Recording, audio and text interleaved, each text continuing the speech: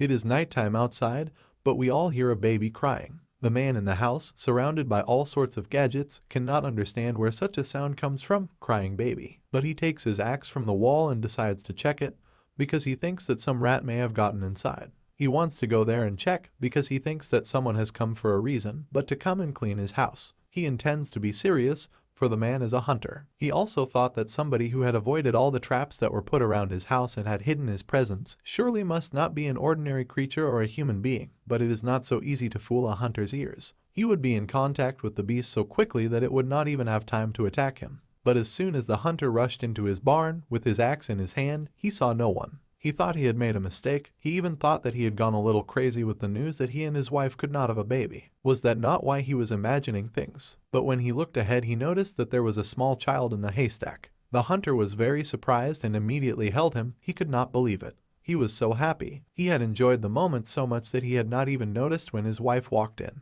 She asked her husband Vincent what had happened to disturb her in the middle of the night. He asked his wife what had happened, that his dear Alina had woken up. But she immediately went to him and asked what he had in his arms. Was it really a baby? Vincent didn't know what to answer. He ran from side to side. He didn't understand what was going on. But he had come to his senses and decided to say that it must have been his and his wife's baby. We have before our eyes the story that on that day something very like magic had happened, because after he had opened his eyes and waved his hands, the wind had blown from somewhere and the clouds began to gather. Soon it began to rain, and then a sparkle poured out on the completely dry land, and the villagers sang a song of happiness. It was he who protected the village from danger, and it was thanks to him and his mystical power the village found peace and tranquility, no more thirsty for water or gold. But that man could not stop learning for the villagers, and people thought his ability mystical and called him a magician. We are again transported to the present, where our hero is asked, what is he doing? Is he reading a book? In front of our face we see our little white-haired boy, whose name is Arian Shiren, who recently turned 12 years old. And then we see his aging father, Arian Vincent, who had long since turned 30. He was glad his son had finished with the trees so quickly, so he wanted to go home to eat with him. He whirled him around as if he was playing for the last time.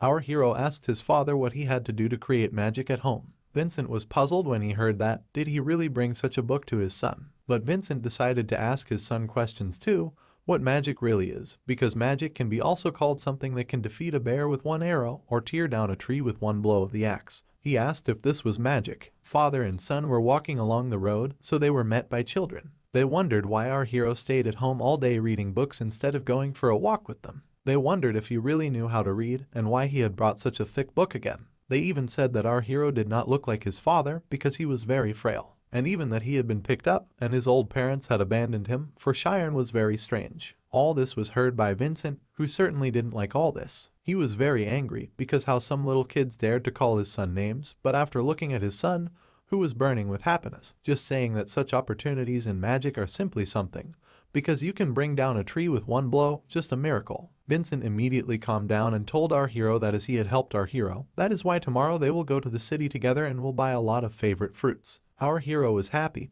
but Vincent was wondering why he was such a good-for-nothing father. But he knew that no one can say that our hero is not his real son, but our hero dreamed of one thing, learning magic. Our heroes had already driven in a cart to a town in the province of Tormia, Krias. Our hero was very happy because he saw the city for the first time. He had seen all the shop windows and the merry people. They were buying clothes, eating and laughing. But his father distracted him and told him that he had to wait for him at Grandpa Martin's store. So until he had finished his business, he must not move from his seat. He had said this to our hero just in case, as he must not go to the back lanes or meet aristocrats. Vincent understood that our hero had always obeyed him, but he still needed to be worried in a city like this. Vincent left on the bandwagon, and our hero remained behind to write the prices of the fruit on the signs. His grandfather praised him, for he had indeed written very well. He also expressed his gratitude, for it was very difficult for Grandpa to work alone these days. Our hero was very happy to have such company, so he said that he was glad to help. Grandpa was looking at him and could not admire, because our hero was indeed very smart.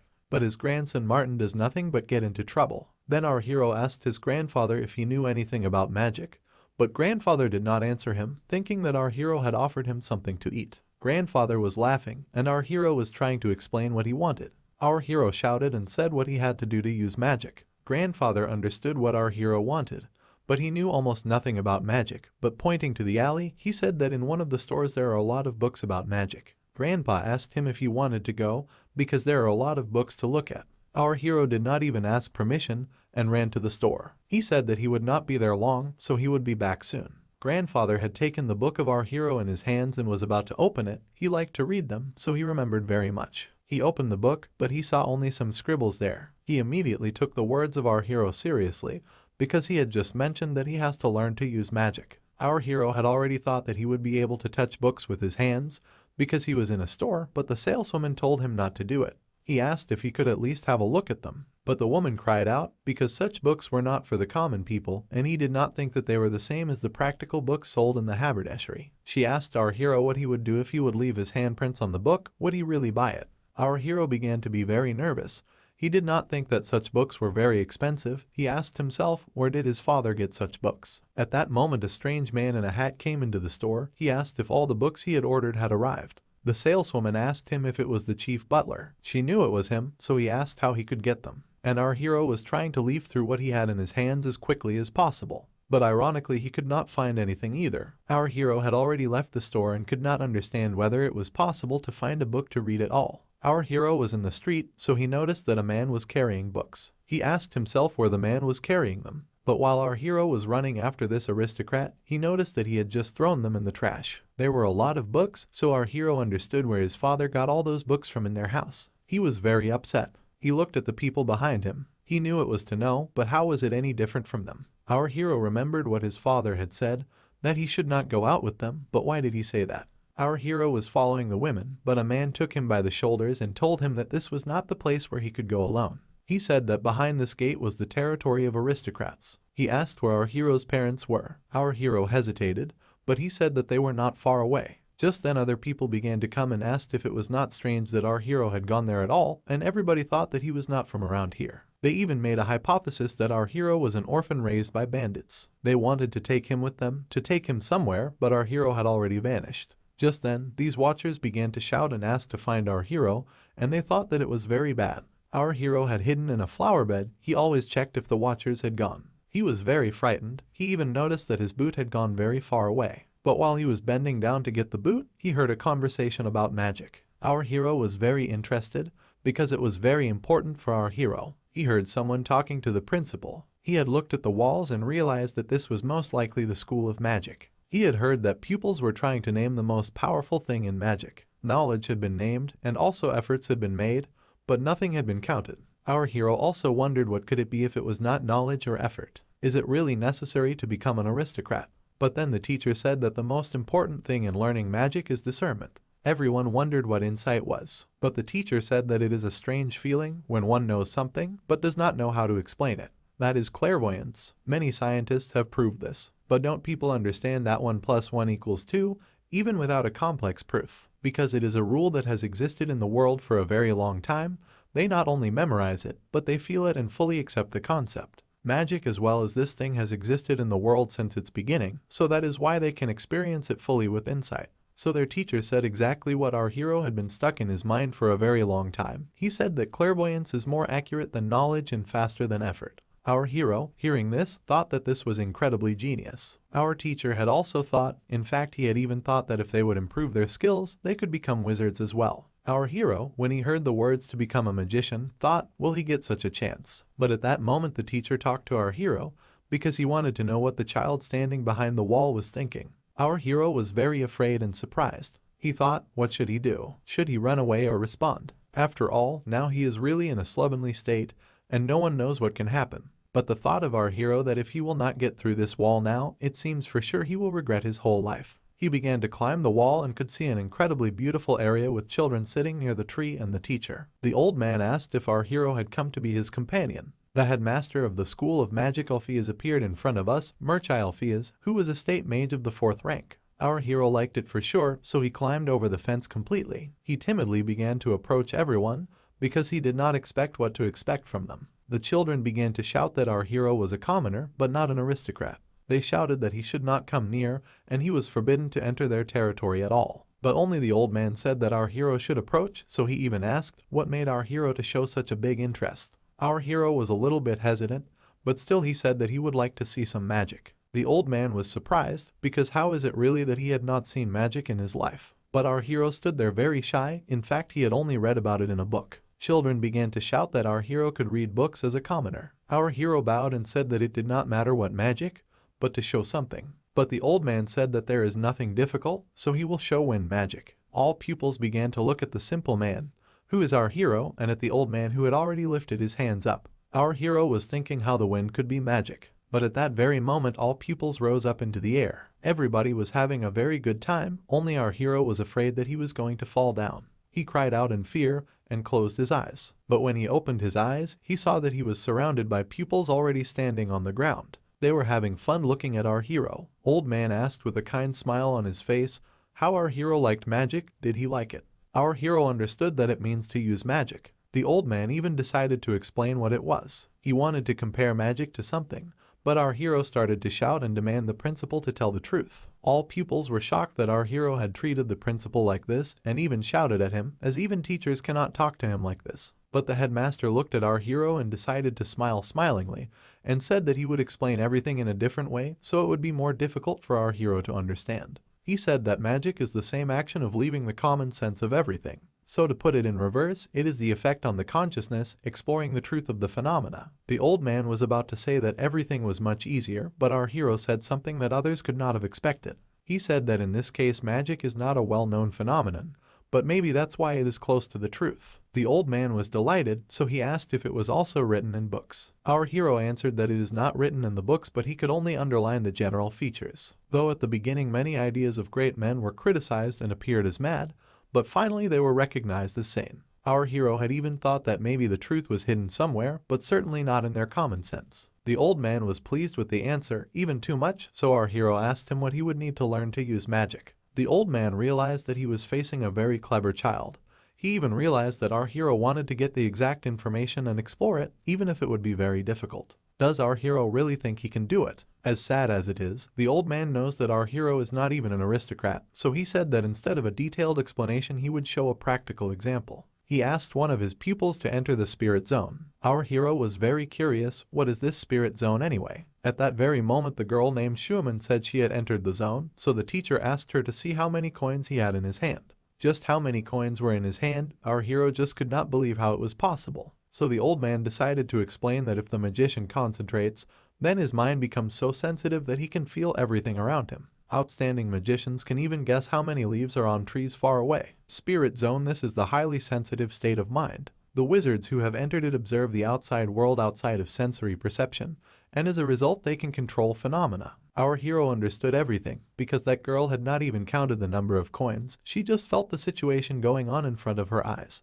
Our hero had already wanted to think that he could do it too, so the old man even said that anyone can do it. He asked our hero to practice in a quiet place, but first he would have to feel himself and then just to feel himself. But the old man thought that anyone can do it, but not just anyone. The old man even said that if he succeeds, then a different world will be opened before him. Our hero immediately said that it is clear, if no one can do it, then he will not be able to win. The old man liked our hero more and more, so he was very interested if he could do it. He understood that if our hero cannot enter the spirit zone, then he will definitely be unable to learn magic. Our hero stood in a quiet pose and began to feel everything around him, but he began to wonder, what is me? Is it not a brain? But it is definitely not, it is only an organ of the physical body, and feelings and reality that he feels, which simply cannot go beyond the concept of the brain. Our hero understood that he was not giving a definition, but he felt that he was removing little by little what he felt under the concept of himself. He did not feel what is called him becoming sensitive, but what remains is only a sensitive spirit.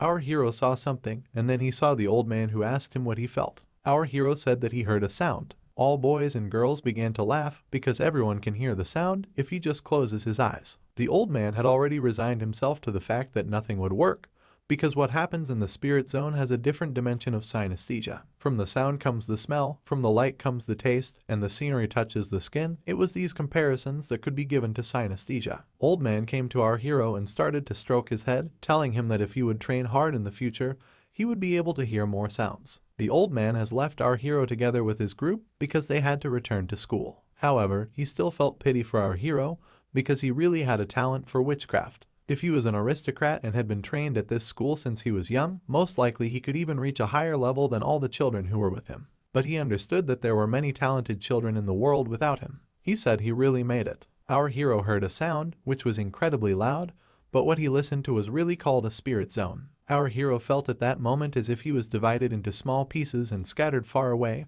all over the world. Our hero understood that at that moment he was all this world. Our hero cried at this, he trembled at the greatness of this infinity, but even though it was only one moment he was able to leave the mainland and become infinite. While he was running down the street and thinking about all this, he bumped into some strange and angry people. They didn't like it much that our hero had bumped into one of them. They took him by the scruff of the neck and wanted to beat him because the answer to a punch. But at that moment, behind all the people who asked what they were doing, but when they turned around they saw a girl whose name was Mrs. Amy. Our hero was looking at her and wondering if she was an aristocrat. But they began to justify themselves by saying that our hero wanted to kill them, so they wanted to take care of him. Our hero shouted that he had just bumped into him. But of course they started to hit him back. Our hero was lying on the floor and coughing, while the men were saying that our hero would have to pay him back. They even told our hero to bring his mother to answer for him. Our hero did not answer, but they started beating him again with their feet and laughing. At that moment, Izum asked everyone to stop and came up to our hero, asking if he was okay. Our hero was lying there saying that he hadn't done anything, but the girl Amy said that it's time to quit fooling around because our hero can be shaken up and then sold to the South Village. And because he's a commoner, there wouldn't be any consequences. Our hero was very afraid and called his father, but after looking at Amy, who also dreamed of a slave, she was just beside herself with joy. Immediately the men threw themselves on him, saying that his mistress wanted to see him naked. They began to get to him, but at that moment, Amy began to think about the state of our hero, because she just wanted to torture him to the extent and then let him go, had our hero gone crazy. And our hero, at this time our hero was in the spirit zone, but he did not realize it himself. He saw that very tree in front of him, near which our teacher had shown him the magic of wind. He understood that now he was seeing the same skill of the wind in his own memories. Bandits were shaking him, but only Amy noticed something wrong. She asked everybody to leave, but our hero could use wind magic without even knowing it. He looked up where his offenders were flying, but in a moment they were already lying on the floor with smashed legs and arms. Amy started to run at our hero and ask him who he was and how did he learn magic in the first place. Many people started running to the place where there was a surge of mana, so Amy immediately left the scene. Our hero turned around and saw the result of his magic. He understood that if people come here, they will certainly not listen to our hero or exactly what he has to say. Our hero ran as fast as he could and called his father, but deep in his heart he realized that this world is very cold. Here we see the first-ranked nobles, the Karmi's family, and the same Amy, who had told her father that they had been beaten by a boy, had arrived. But he only said she was wounded and that his daughter had most likely skipped her lessons. But she said that all that she had to learn, she had learned, so she was not even having fun. Her father asked her when she will grow up, because even if she is a genius, she will be very carefree. Amy went upstairs very menacingly, but her father's words that one day she will be stabbed in the back made her very sad and thoughtful. She looked at her father at one point and asked if he had any acquaintance at the School of Magic, because if so, she asked him to introduce her to him. But winter had already come, so we saw our hero's house again. His father called him and asked where he was, but his mother said that their son had gone to the woods to cut down trees. He wondered what he was doing there because it had not even stopped snowing. He even went into the woods to look for him. His father, while walking in the snowy woods, thought about that spring when he took his son Cheyenne to the woods for the first time. He almost lost him because he said that he was shocked, but it was clear that something was wrong. Our hero stood in front of the tree with his axe in his hands. One could think that he was chopping a tree, but he was thinking about the same magic that he had activated on that fateful day. Our hero simply could not use it afterwards, for it is the magic in which he excelled, being unconscious. He cannot use his clairvoyance to know what happened in the past, all because he has no knowledge of magic, but he can still enter the spirit zone. Being in this state, our hero could feel absolutely everything that was around him, touch, forms, smells. He could know everything at once about every tree he looked at. He saw a strange glow, but could not understand what it was. Yet he just took it and struck that strange glow. He just felt it. But when he hit that spot, he realized that he could cut down a tree with one blow. Our hero realized that that was magic. But his father, who was standing behind another tree, could not understand what had happened, and what did he see? In fact, what he just saw was nothing but a thunderstorm. Our hero was thinking that he had brought him down in one of 100 blows with the axe, just like with the magic that day. Our hero understood that it was not luck that was needed there, but the exact knowledge of the South, so that tomorrow and again tomorrow he would repeat everything without stopping. It would all be for chance, which would one day have to come to him. 3 years later, in the fall, our hero had grown up. Our hero understood that you can't and shouldn't see with your eyes, you have to feel with them. Our hero could cut down trees with one blow at the first time. Our hero almost did not go home after meditation, even though about 5 hours had already passed. All sensations told our hero that he had become a nature.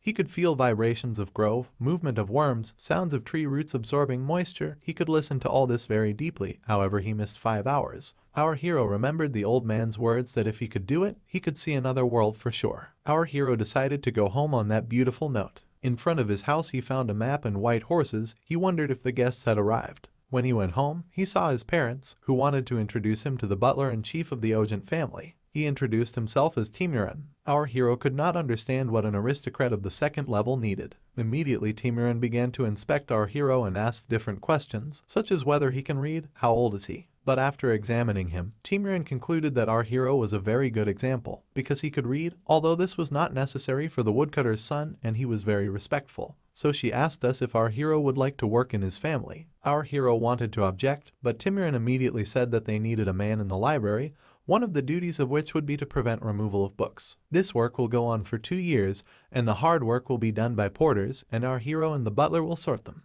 Our hero is very hooked by the fact that he will be working in the library, because he believes that in the library the family will accumulate a lot of high-level knowledge necessary for a magician, but the fact that this work will know only the family of our hero and himself. And books should not be taken out for any reason, and no one should know that they were taken out. If it happens, then he and his family will die. Our hero understood that most likely his parents had such expressions because this work was putting their lives on the line, even though the pay would be good. Temuarn even dared to say that such a sum would be very hard to earn, even if someone tried to hunt to the breaking of the bones. So he advised our hero's father to send his son to a better place. But our hero's father said that he listened to Timurin only because he wants our hero to have all his dreams come true. But Timurin laughed at that. Doesn't our hero's father think that our hero will succeed in something? Most likely he gives him to earn money and nothing else. His father objected. It was clear to Timurin that our hero could read, but nevertheless the butler made it clear that he did not believe in our hero's ability to understand everything perfectly. But if he wanted to fulfill his son's dreams, then why did he lie to him all the time?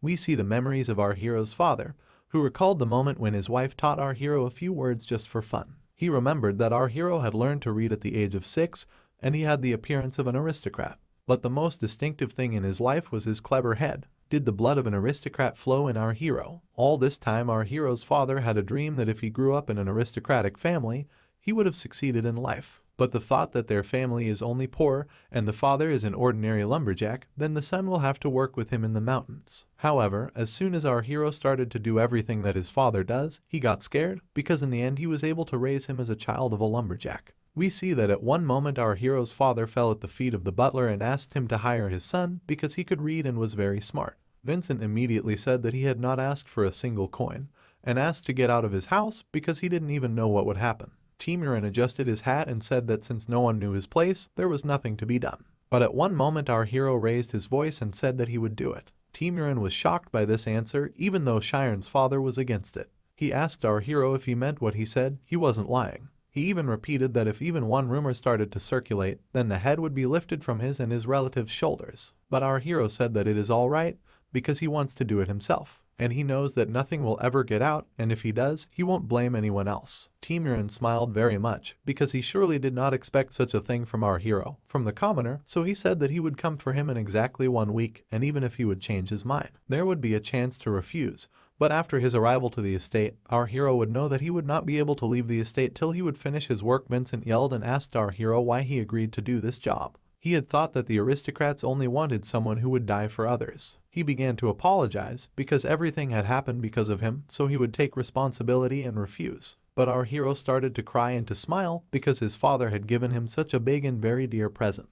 He went into embrace with his father, who was also in tears, but not from joy, but from horror. But his father soon said that he would take care of their mother because that was his task as head of the family. He asked his son to come back as soon as possible, for they still needed him. Vincent was at this time wondering if he had finally done anything worthwhile as a father. Everyone was very happy. A week later a carriage came to pick up our hero, and at the same time his father was signing a contract, apparently to put our hero in foster care. As soon as he signed it, they snatched it out of his hands and led our hero to the carriage. They were in a big hurry. The carriage closed and the coachman decided to have a chat, and our hero, with his incredible sense of environment, could see his parents very sad and crying. He stretched out his hand to them, but he understood that he should not hesitate now, because it was his only chance in his life and a double-edged sword. He did not understand if he could hold out for 2 years among the people who had great power. When you come to the kingdom of Tormia, you see that the Ojent family is the main family of Kriya's, the kingdom of Tormia. It's a family of warriors who have produced state swordsmen since antiquity. The former head of the family is a general and a third-rate state swordsman,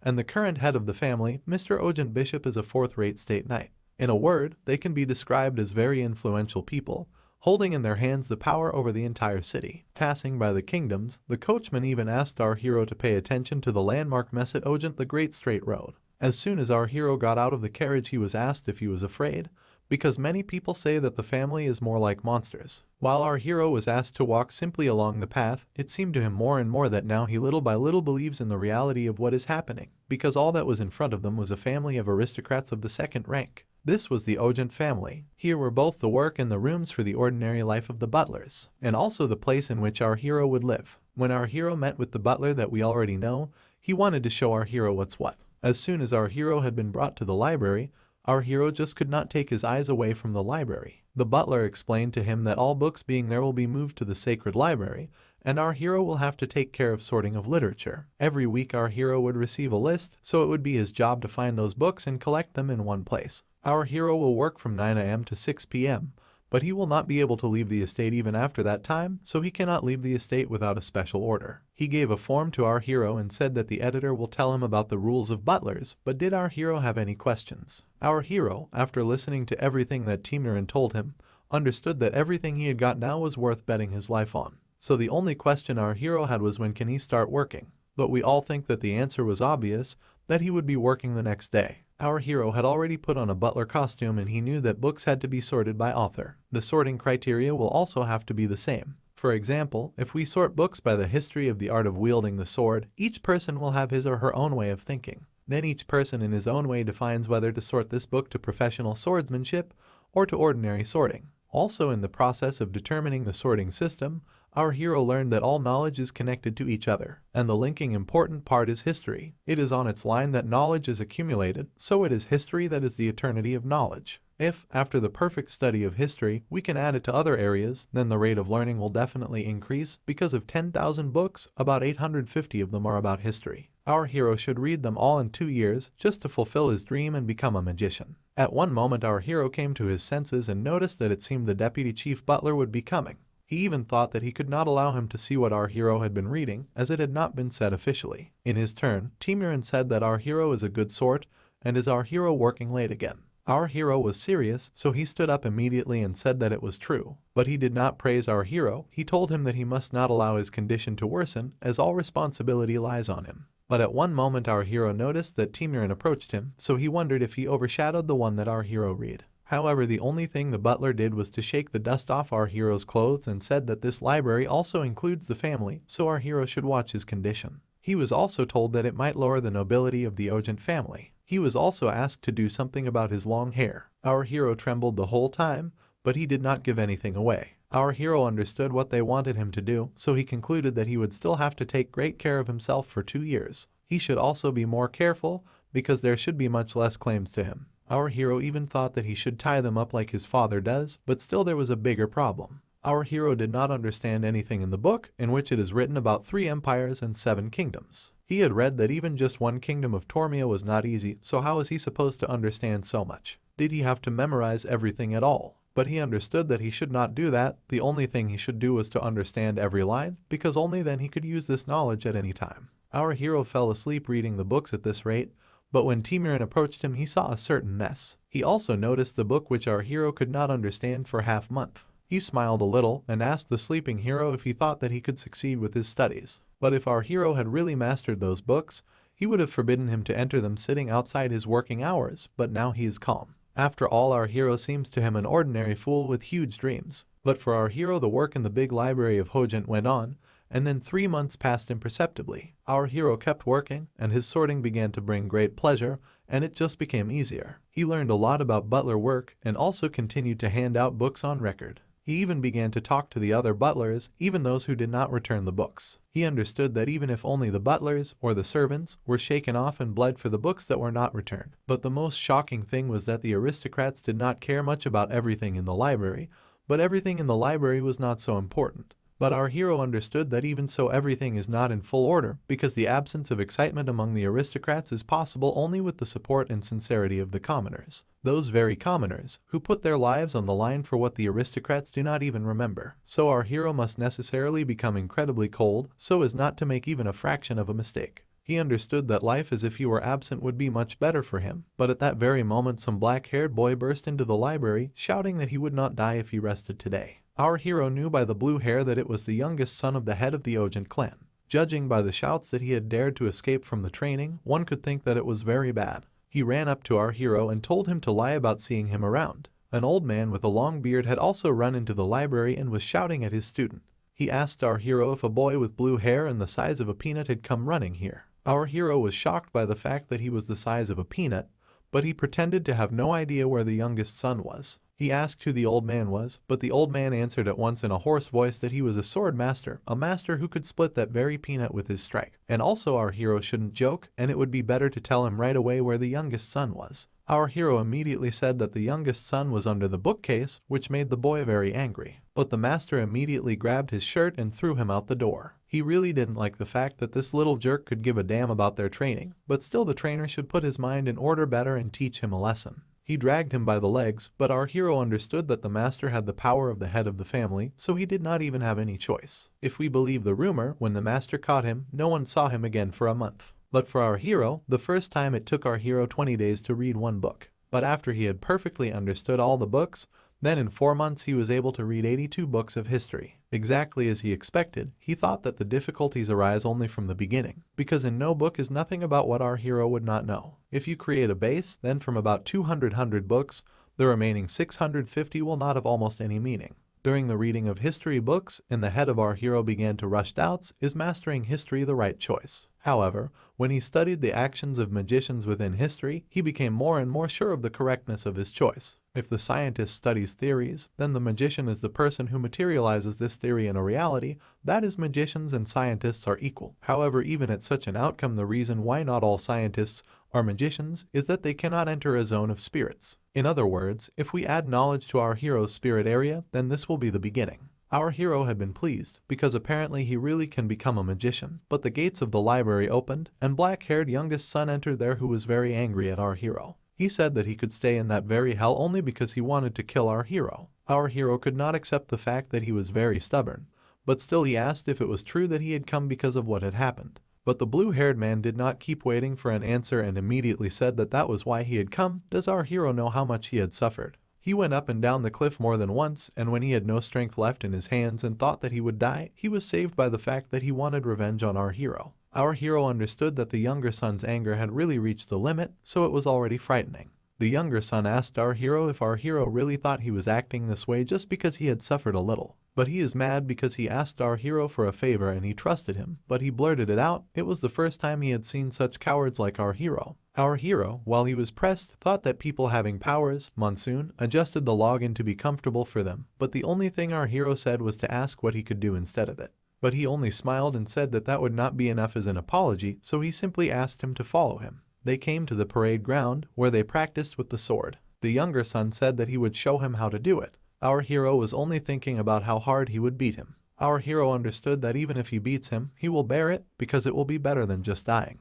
He could not spoil the chance given to him by his parents, for he had put his life on the line for him. Our hero had been thrown a sword, and his younger son told him that it was a duel, and now he would show how badly he had been treated. Our hero did not understand why he was called a coward all the time, but the younger son was angry, because it was our hero who allowed him to be beaten by the master. He was able to turn his back on a man in distress. Our hero noticed that his look had changed, and he went on to say that no matter how his family ignored him, he was not one to be put in anything, even a man like our hero, so he asked to attack and he would consider the difference in strength and would start after 3 blows received. Our hero understood that he is a man of the Ojnath clan, but he also understood that the wooden sword they have in their hands is strong, so if he breaks his bones, then our hero will have to go home. How will our hero survive? Our hero, however, realized that he would have to use all of the skills that he had learned, and he has 3 tries. The first blow of our hero did not pass.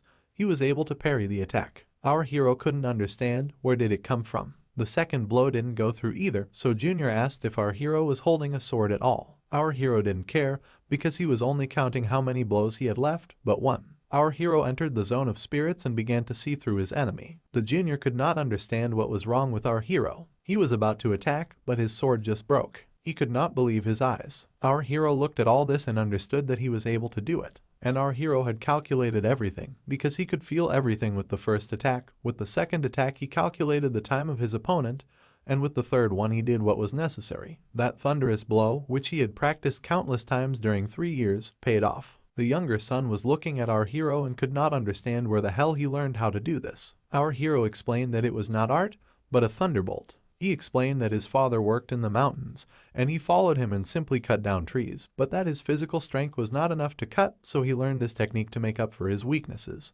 Among lumberjacks this is called a thunderbolt. But my youngest son did not understand how he could just cut down trees and learn it himself. After all, holding a sword for 15 years, such a technique is simply impossible to obtain simply by cutting down trees. My youngest son's memories came back to us. He remembered that once upon a time someone else had also been able to do it when he was 12 years old. They were able to explore the ability of their family. They even realized at that moment that the ability of the second master was too great for his peers. So the son named Rai adopted all the genius of his father, and everyone decided to celebrate it. But Rai all the time just could not catch up with his brother, which really pissed him off. He was looking at our hero and saw his brother in him. He began to behave aggressively, and our hero did not understand what he had done. Was he tactless? But the younger son asked him to shut up and took his iron sword from its sheath and threw it to our hero. He said that as their weapons were out of order, the victory was not yet decided, and if he learned how to destroy the sword, the younger son should deal with our hero according to his level. He told our hero that they will decide the winner in a month, only with real swords. Our hero was holding a sword in his hands and his hands were shaking, because he could really die.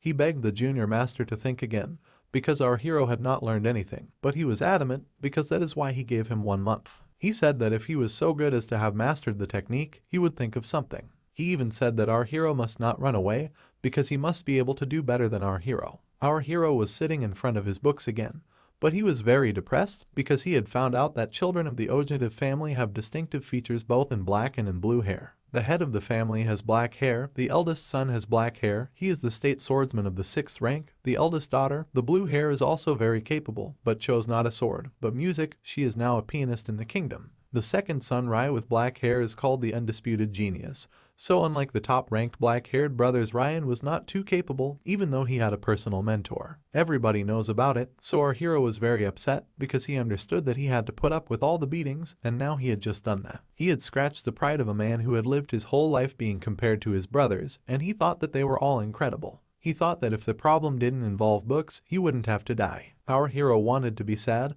but he needed to think of something, because he should think about becoming a mage. He had lived in the mountains, so he was confident in his endurance, and if he had learned at least a way of protection, he would probably be able to survive. So it was at this point our hero realized that he needed to do all that he could do. At the same time Ryan was training and he had already run the 100th lap. The coach was pleased because the record time had been reduced. He even asked if something had happened to make him train so obediently. However, at that moment Ryan asked what it was it training? But he was still standing on his 2 legs, so he asked for something more powerful. The old man thought about it, he knew that something had happened. But from the old man's eyes he thought that it was because of his elder brother Rai.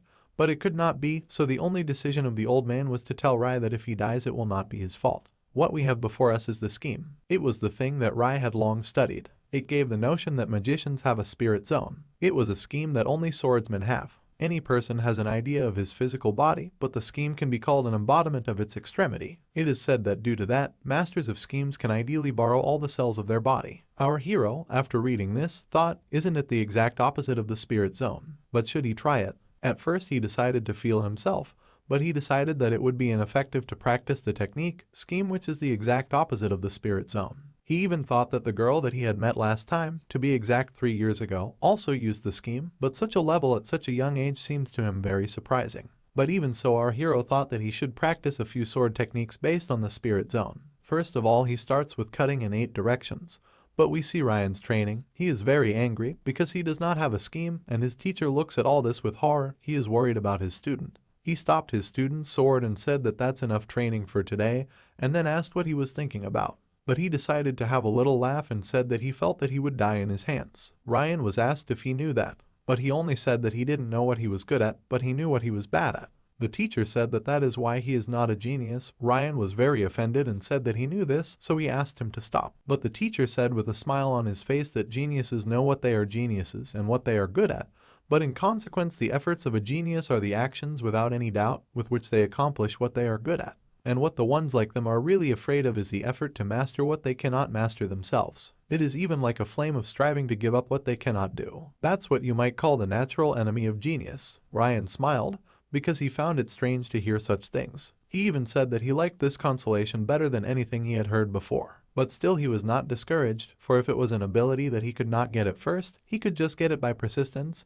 He would win for sure. So exactly what is called the art of the sword is a set of dynamic sports that sets the goal of getting rid of a living being. However, on the flip side it is more filled with the psychology of chopping up a living being. Our hero's only thing to do is to provide an imaginary opponent, though it seems that the enemy will attack him in many different ways, but in fact the attacks come mainly from 8 directions. Consequently, the young hero only needed to cut and block in these 8 directions. That's what he has been perfecting during this month. Our hero repeated them day after day.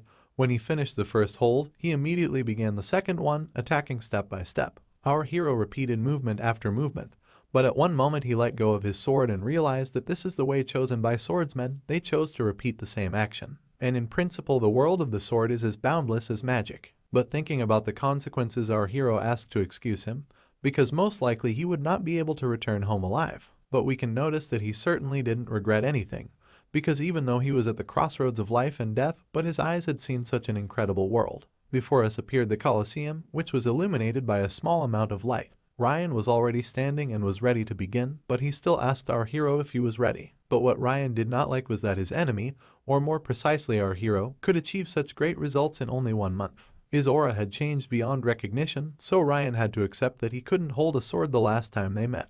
And on top of that, he was so calm, although he took a real sword in his hands, getting ready to fight to the death. Ryan began to get even more wound up and wondered if our hero had the same talent as his brother, a genius. However, as soon as he thought about it, he decided to start his attack, because there was no such a variant where he would lose. Our hero watched Ryan attacking him and understood that his level differed from his. There was not the slightest doubt.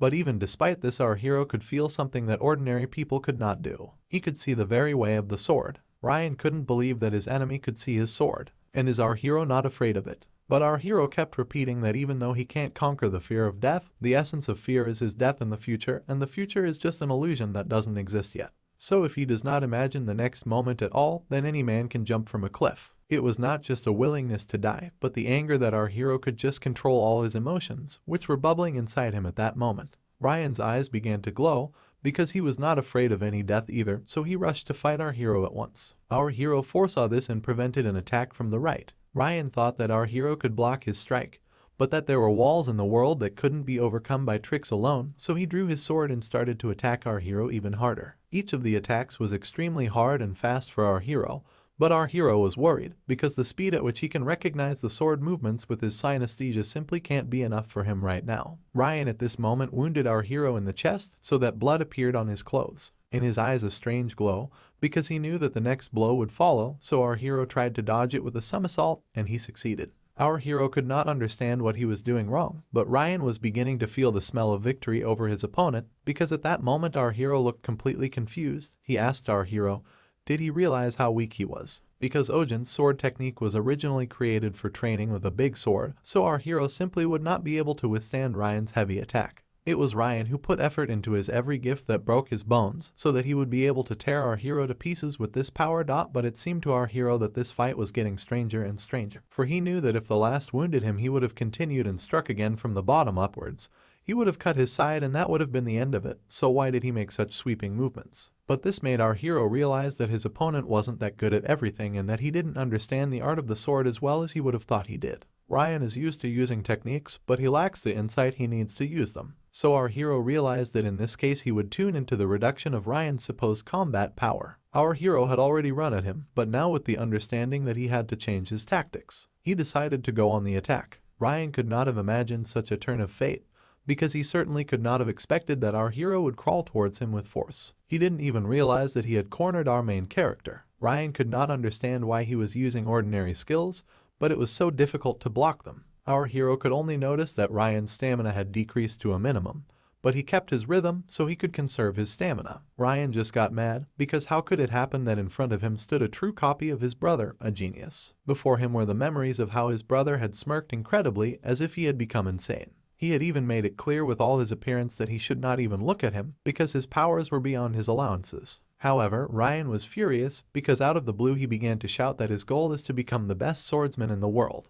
He rushed at our hero. Our hero could not understand what he was doing. Does he not think at all? But looking closer he noticed that the movements of his opponent's sword were impossible to read. He couldn't see them. They were so fast and chaotic that our hero could not take anything against such tactics. He even understood that there were unbelievably many options in front of him now. Our hero had already received the last blow, which he had only noticed at the very last moment. At that very moment there was such a blow that our hero's sword simply fell out of his hands. But actually it was not the sword of our hero, but the sword of Rihanna, who could not believe what had happened at all. He realized that at that very last moment our hero was able to change his grip and beat back the blow. Ryan could not believe his eyes and thoughts. He had only one question in his head: so what is our hero? But our hero could not believe himself, because how is it that he was still able to win this hard battle? But what will happen next? Because even though this is a duel, an aristocrat is standing in front of him, and since our hero had once again struck his pride, it was impossible to imagine what would happen. Our hero stood with his sword drawn at Ryan,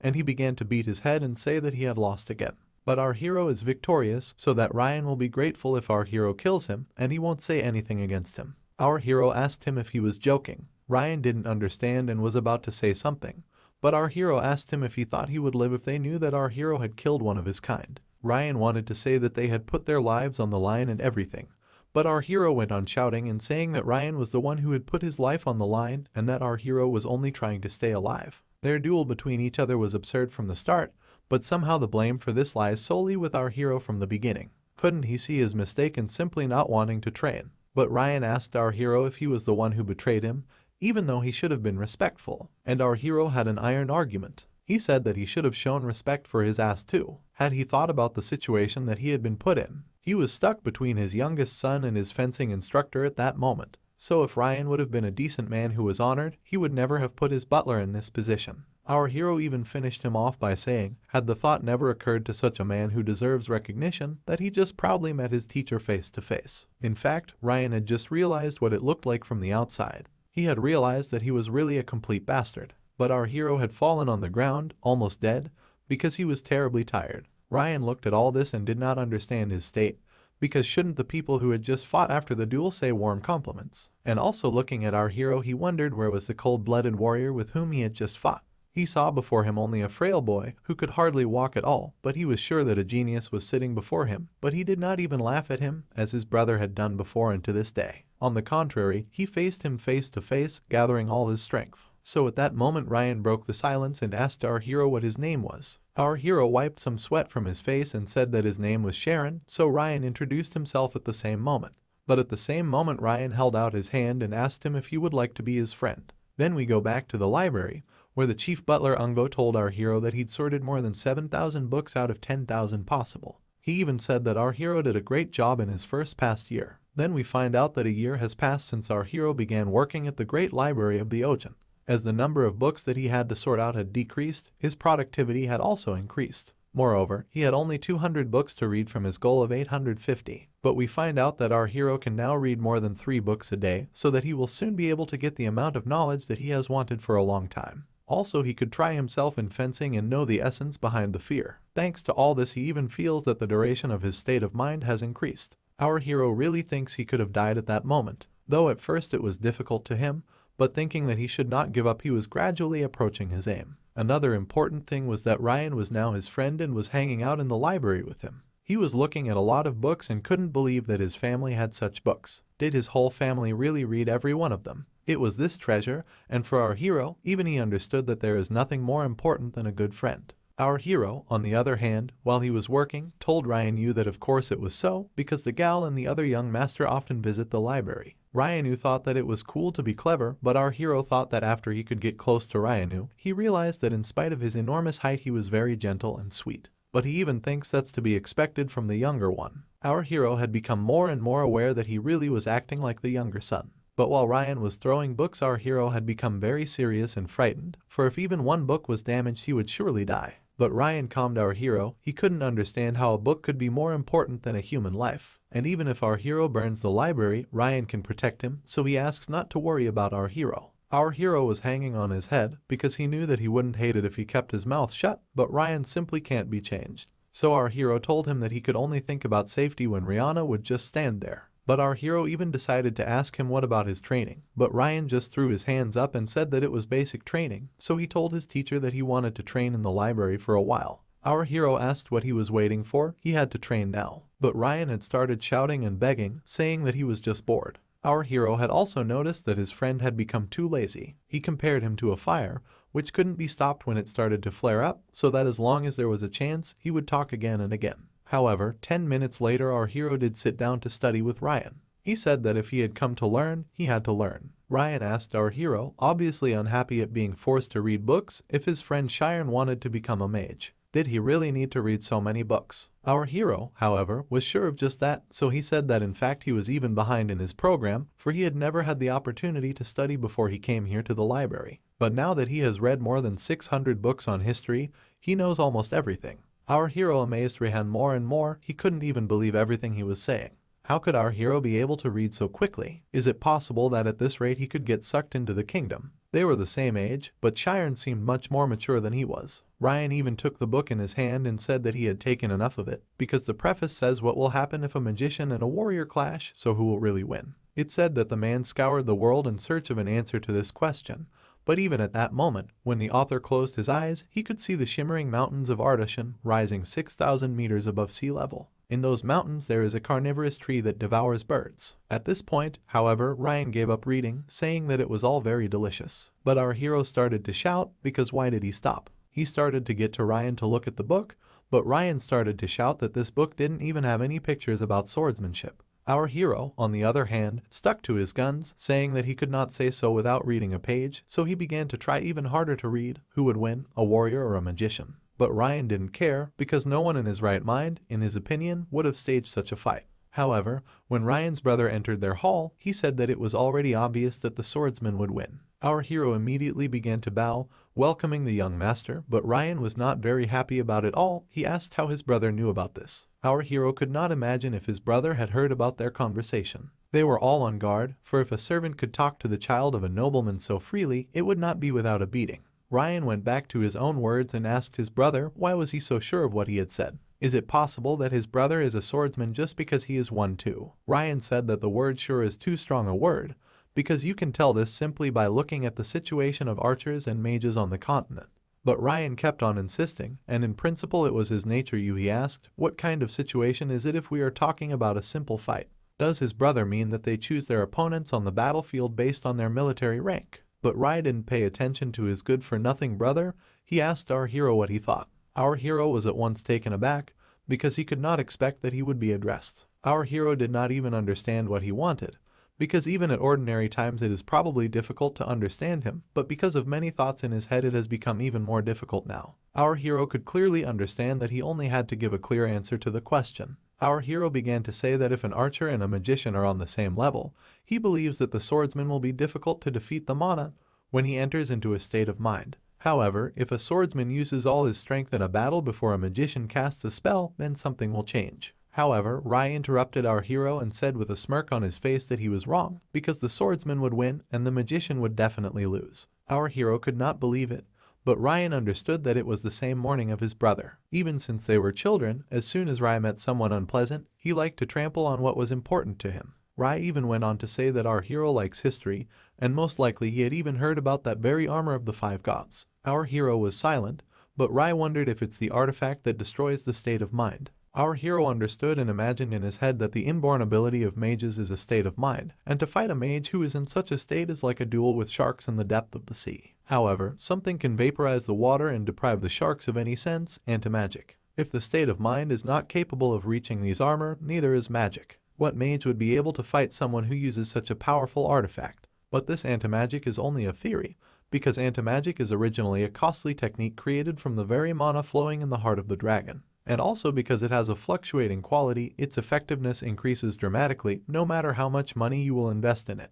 Even Yakra, master of the oscillation equation, was only able to reveal 65% of the full potential of the armor of the 5 gods. That's why its price is simply unaffordable. After all, each element is worth an entire kingdom's annual budget. Ryan was not happy with this information, because what the hell was it, then how will the swordsman be stronger? But Ryan said that the problem was that those who had created anti-magic were mages. Ryan couldn't understand why they would even need such a thing. But Rai had made a point of showing off by saying that it was obvious that since there was a great demand for it, they could make an enormous fortune out of it. Wizards are even literally lining up to be used. That's why there is no need at all to buy such a priceless artifact. Rai made his familiar smirk and asked if everyone understood what he was talking about. Mage were in his opinion just a miserable class of people selling the weakness of their people for profit. Ryan wanted to object, but our hero simply began to shine and said that that was the essence of magicians. Ryan could not believe his ears, so he asked again what our hero had said. But our hero was not silent. She began to say that, as they had mentioned, anti-magic was created by wizards and they used it to limit magical activity in places where it is prohibited.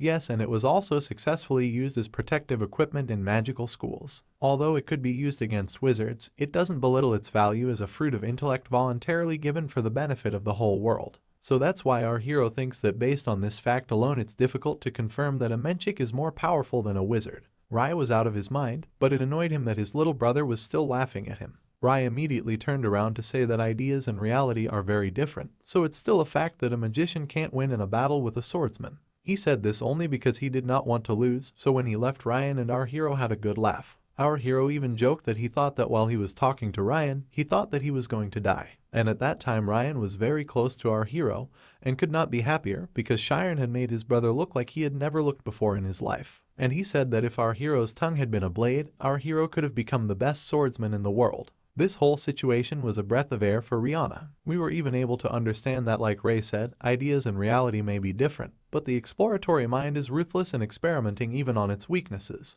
Is it possible to say that this same intelligence exists for the sake of world peace? 6 months have passed since the last event, at which point the chief butler says that they have finished much faster than expected. All the wonderful moving of the books had been done 6 months earlier, but he was most moved by the fact that the books, which had been neglected for 20 years, had now been perfectly sorted. But another butler asked if Timirin had felt sorry for letting such a good worker go. Surely they could have used some excuse to prolong his contract. But Timirin just said that a man in front of him is just talking nonsense. But, on the other hand, Timirin thought about our hero, who was sitting in the library, and thought that it is easy to close a book, but it is quite another to close a book after having read hundreds of pages. And his dream had finally come true, but he could not rejoice for long, because Ryan had run into his room, and asked our hero if he had finished his work, and if he had, would he be ready to leave. But at that moment Ryan had noticed that he had really finished his books. Our hero had even said that there was nothing left to read. It was simply unbelievable for Ryan to sit with our hero, because he thought that the person who had shocked our hero was simply not on the planet.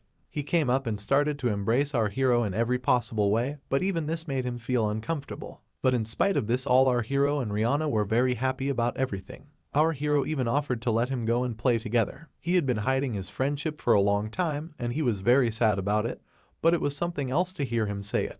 Our hero could not believe that Ryan was so worried about it, and in fact he was very sorry too. They had met in the library most of the time and had hardly spent any time together. Our hero was incredibly curious about what his friend did with his life. But Ryan immediately said that now he could show everything, and even more, because today all his family had gone away. Our hero went outside, where a huge mansion had appeared in front of his face. He was frightened by such a big building, but our hero still could not believe whether he really could enter it, even through the main gate. But Ryan was sure that nothing would happen because his family would only arrive in the evening. So when they went into the mansion itself, our hero noticed that it was very quiet, and also that one room in the castle was equal to his whole house. He could not believe that such a man as Ryan was from a wealthy family, but he must have been mistaken, for Ryan's room was the smallest room at the end of the corridor. It looked like a small room where you go after the training, and Ryan lived there. Our heroes were having fun for the last time. They were playing cards. Ryan didn't like that our hero was winning at cards. He even suspected that our hero was using his state of mind. But our hero said that his friend only has a habit of putting the card forward when he takes an ace,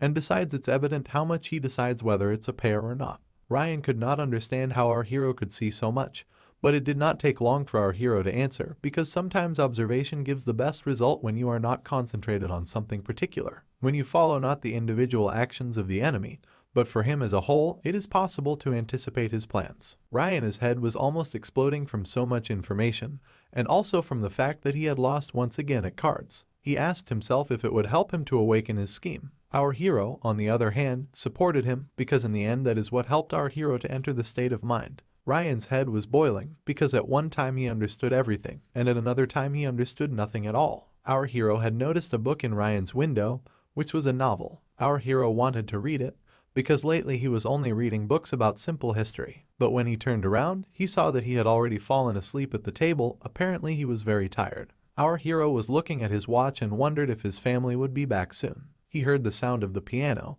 but after some thought, he remembered that there was only one person who could play that instrument, and that was the court pianist and Rihanna Ogent, Rihanna's older sister. She turned around and asked how our hero sounded at all. How did he like the piano sonata? But our hero was very nervous. He thought that they would not be able to notice him. Our hero went into the room and they asked him if he was new, but our hero decided that he should tell her that he had been sorting books in the library for a year. Judging by his sister's reaction, she knew our hero from rumors. She even knew that our hero was smart beyond his years. But did our hero play the piano even once? But our hero didn't want to let his guard down. There was a professional sitting in front of him who uses a scheme when he acts, and also Ryan says that the worst person on the estate is his sister. She invited our hero to sit down so that she could teach him the game. Our hero couldn't understand if she was really asking him to go and sit down right next to her. But his sister let him know that it was all right and that no one would scold him because she had allowed him to sit down beside her. Our hero understood that she was insistent and he was not in a position to refuse. Besides, when else would he have a chance to sit at the piano? His sister was teaching him different notes and how to work with them. She showed him how to press, in what sequence, and our hero liked to listen. He liked it very much. Our hero was praised, but at one point he asked if he could play it. She comforted him saying that everybody had started by saying that they had failed.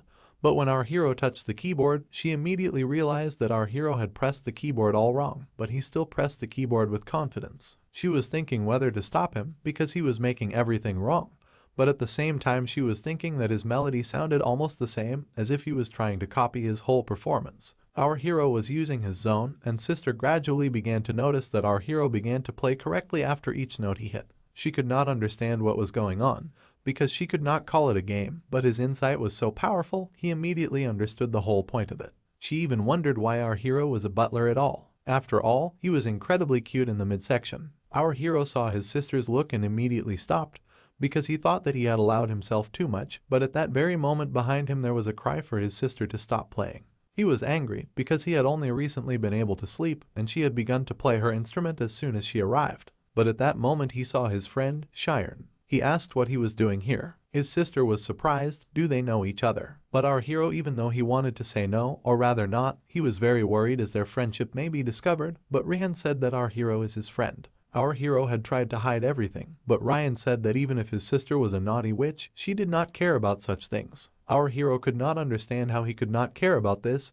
He was just in shock. But at that very moment he saw his sister in front of him and she said that there was nothing bad in it, because if her brother said that they are friends, then let it be so. She had said that her brother was a pitiful man, but he always takes responsibility for his words. But she asked him what our hero was thinking while he was playing the piano. Our hero could not understand anything, because the whole wall of common sense, built for 16 years, had been completely destroyed. Madame does not even care about her brother's friendship with the peasant, so that our hero even began to ask Ryan why he lied, calling his sister a nasty witch, when his elder sister is a good and beautiful lady. At this very moment Ryan seemed to be covered with cold sweat.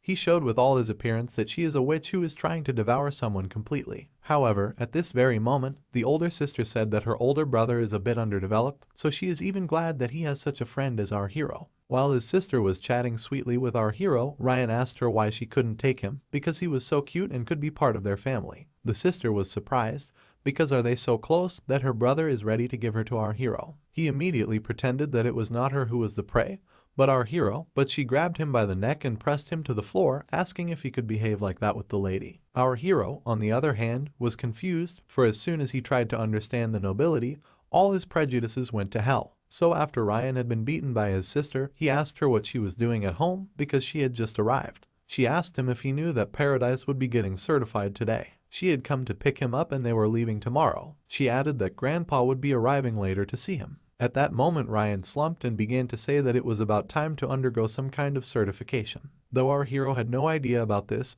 but he had seen how sad his friend was. But we see that the certification license is the standard and order for archers and mages, which is recognized not only in the kingdom, but also on the entire continent. Each year about 1,000 people pass the test, but about 20 pass. There are also non-certified licenses, so if someone graduated from a kingdom-approved institute, such as the Academy of Magic Alpheus, then everyone can become a non-certified mage of the 10th rank, and they can increase their rank by gaining achievement points through associations and guilds. But people usually gather where there is money and fame, so even in spite of the existence of uncertified license, there is still a constant demand for certification tests. It is surprising that Ryan's brother, Rai, would take it at such a young age, at 18. Ryan says that geniuses are different. After all, the family will fully support them. But my sister did not laugh at her brother, on the contrary, told him to be strong, and said she would go to cook something for dinner. She patted his head and said that the seafood had come from the king's palace, so she had to cook it herself, but she had not forgotten about our hero when she left. She told him that it was very nice to meet him and asked him if they would meet again.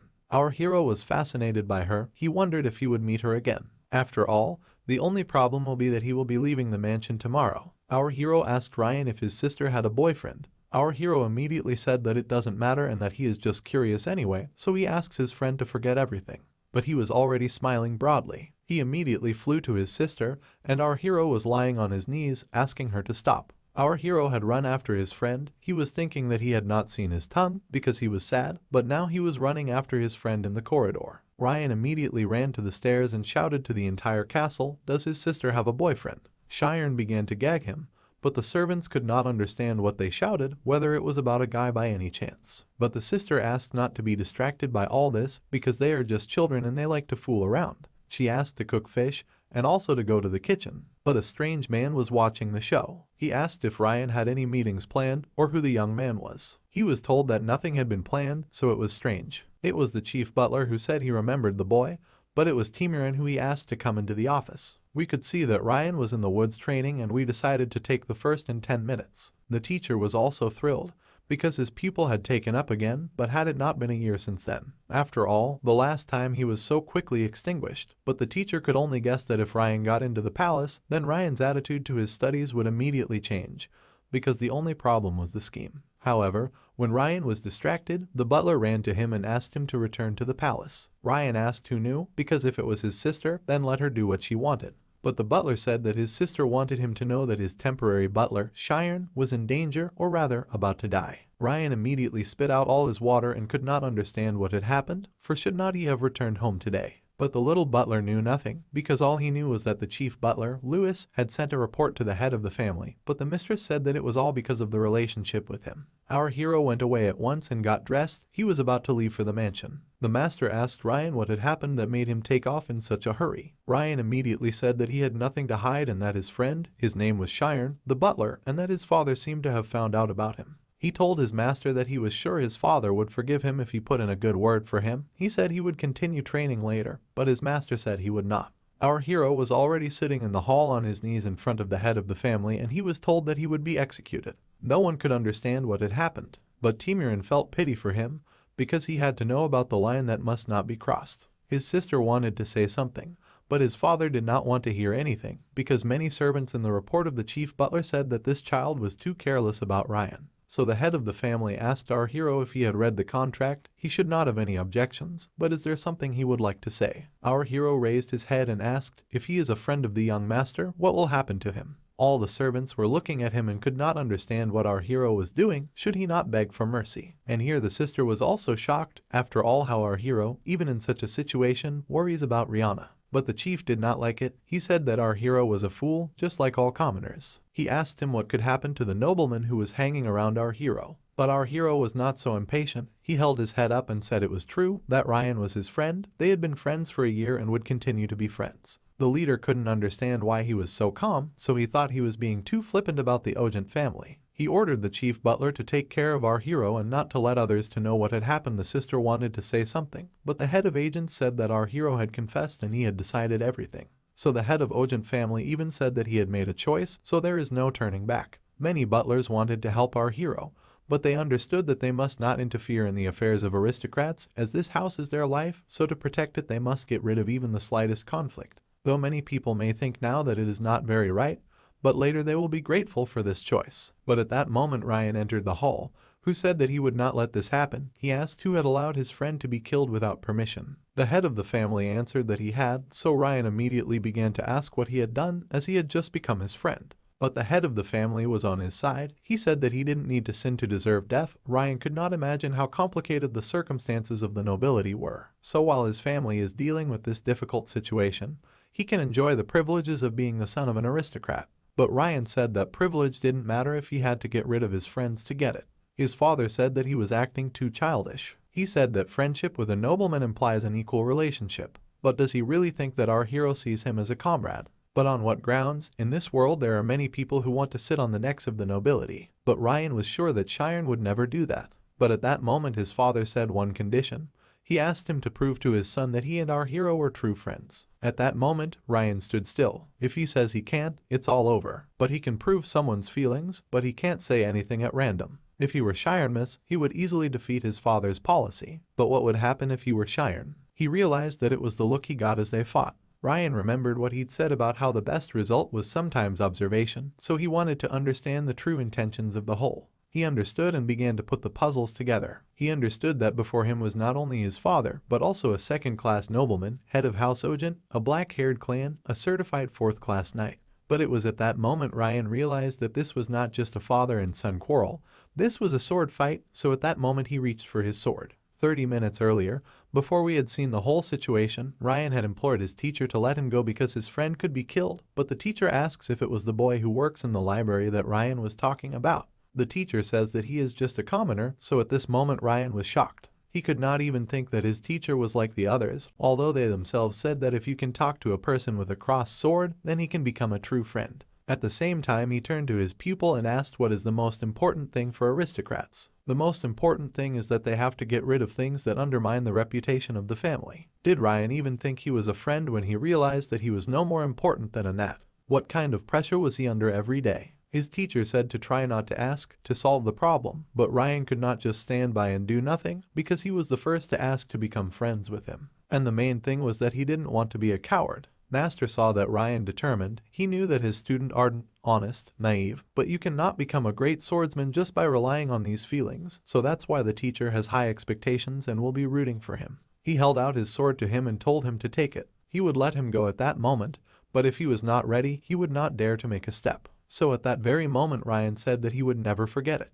And the teacher had the last word. He said that to leave his friend is like leaving a part of himself. But Ryan knew that this was a sword fight and that his life was at stake. Ryan laughed, because it seemed that his father had almost defeated him again. But if he wanted proof, Ryan simply believed that the fact that he was his friend was the proof. The head said that it's not about wealth, and even now the reputation of the nobility is falling to the bottom, and he is ready to give up his son just to prevent the fall of the family. Everyone was shocked by the Lord's words, but Ryan began to bow and said that if it was necessary to protect his friend, he would be happy to leave. Father asked him to raise his sword, because if he really considered our hero to be his friend, he would risk his life. At this very moment Ryan began to draw his sword from its sheath, which threw my father off balance. He couldn't imagine his son ever raising the sword against him. But Ryan said that he was not pointing it at him, he was just showing his confidence. But the father could not understand how it happened, because his younger son doesn't make friends with other noblemen.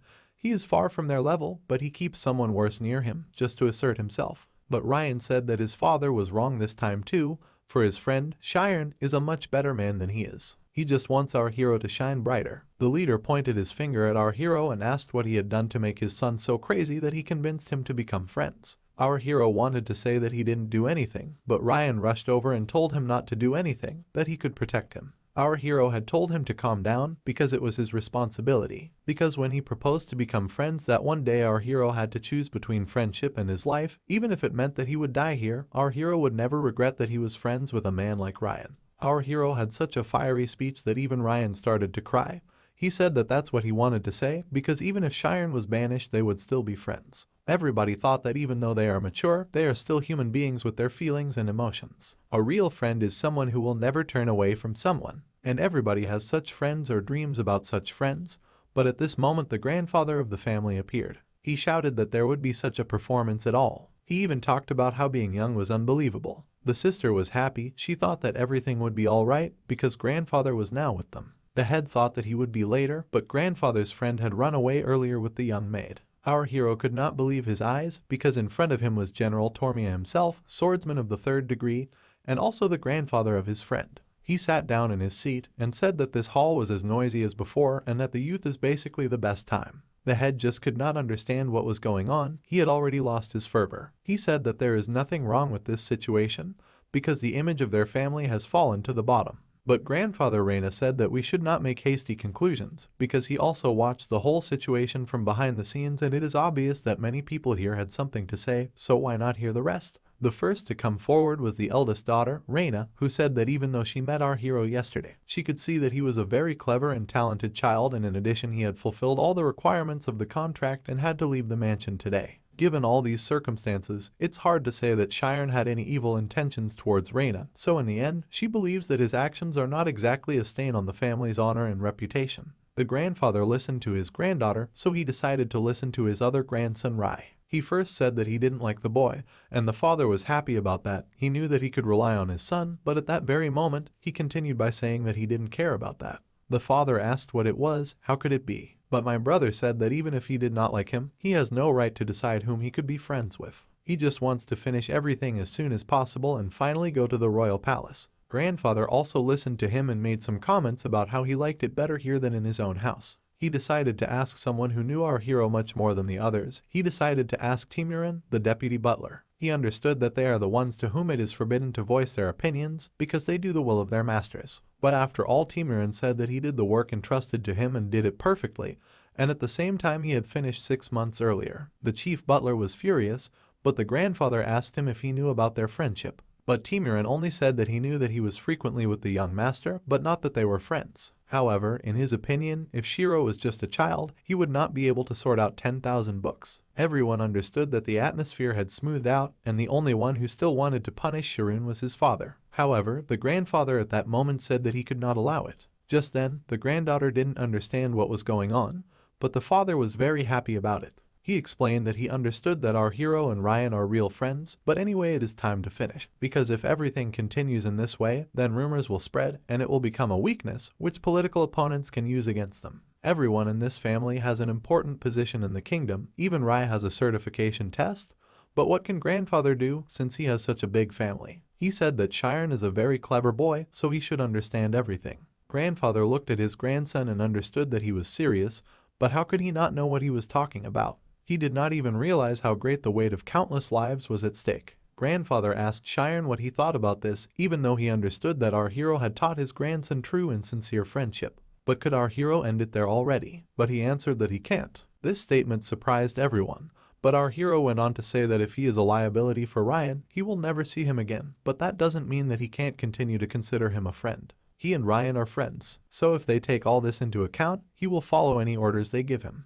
Ryan was very sad and worried at this moment. He knew that even if Chiron didn't die, it would be a relief. That was what he thought in his heart, but he already knew that leaving his friend would be like leaving himself. But in any case it was impossible to agree on that, so he raised his sword up. His sister shouted to her board not to do it, but it was already too late. He plunged his sword into the floor and said that he is the real Ryan Ogent, the third son of the Ogent family from now on. Becomes the sword of Chiron. The father cried out loudly, saying that his son was a complete fool. We are given to understand that the history of the Oath of Knighthood goes back to the formation of the Kingdom of Tormia. In the years of chaos, both small and large countries were fighting for territories. Athalphus, the first of the strongest, succeeded in uniting and creating Tormia, but this new kingdom had to rebel against the strong neighboring countries, so instead of banishment, the defeated kings were allowed to rule their own territories, and in the process came the legendary knightly oath. As a reward for the obligation to become the only sword of the Lord, they were given the status of nobility, so that is how the nobility was born. So to take the oath means to be worse than an embroidered sow. Everybody was shocked, but Ryan was in a good mood, because now he won't be able to take the oath back. Our hero went to him and asked what he had done, but the grandfather was serious, because if his grandson really said that he would be his sword, then our hero is so clever. He asked if our hero is that clever. He asked what it is about him that makes him shine in his eyes, and Ryan is not. Ryan smiled and said that the sword does not judge, it only protects. Grandfather laughed with all his might and said that immature people need to do at least that to reach the heights. He even smiled, because Ryan is good only in words, but with such disgusting swordsmanship skills he felt sorry for our hero that he has such a sword as Ryan. Grandpa stood up and said that enough with Ryan, because it was already over. He said that even if Ryan wasn't the best sword, he would never point his blade at him. He asked to take care of his grandson, to which our hero smiled and thanked him for approving him. He also said that since the two had become sworn friends he couldn't let them go, and he shouted to the chief butler to get a carriage to bring Sharon's parents here as well. Our hero said that he shouldn't have done that, but Ryan said that he didn't do it because they are friends, but because he is different from his brother and he has the power to attract people. That's why Ryan decided to bet his life on a man like our hero. Our hero blushed, because those big words again. He felt that he was under pressure, and also said that Ryan would have to work harder if he decided to protect him. But while they were talking, his sister came in to ask if it was true that her brother had lost in a duel. But she saw her brother on the floor. He shouted at her to get out as well, but our hero said that his sister had helped them tremendously this time. Ryan asked what his father and grandfather were doing, but his sister said that it's no good, because he had sworn an oath of knighthood. They are thinking over a plan of actions. But in any case his father wants to enroll them in the Kaizen Swordsmanship Academy, because Ryan had said before that our hero has a talent for swordsmanship. Our hero wondered if it was true, but his sister said that he was almost part of the family because she had told him about his abilities. Apparently the whole family wants to make Sharon more successful than Ryan. He shouted that he was sent to school just when he could play with Sharon all day long. However, while his sister was beating him, he said that Sharon will be a mage because he discovered the spirit state. The sister was surprised at first and then thought a little bit, did he not accidentally swear to a future mage? Could not a swordsman be weaker than a wizard? But to this he said only that she should get out of the room. That's when the sister realized that the last time our hero fought Ryan, he was able to use the spirit zone. That's why he won, because he could anticipate all of his opponent's blows. Sister highly praised this way of winning, because even he could not have guessed it before. Our hero had wondered how it was possible. So the sister said that our hero is simply amazing, because she had heard at school that the higher is the level of concentration, the stronger is his spirit zone. And moreover it is amazing that our hero has reached this level of concentration with a sword in his hands. Our hero was confused, but both agents understood that while our hero stays like this, he will never be able to have a girlfriend. So his sister decided to break the silence and said that she would talk about it with his grandfather. After all, Sharon's career will only depend on whether Ryan will attend fencing school or not. Ryan immediately stood up and asked, so what would happen to his old teacher? But his sister said that Master Keat knew everything.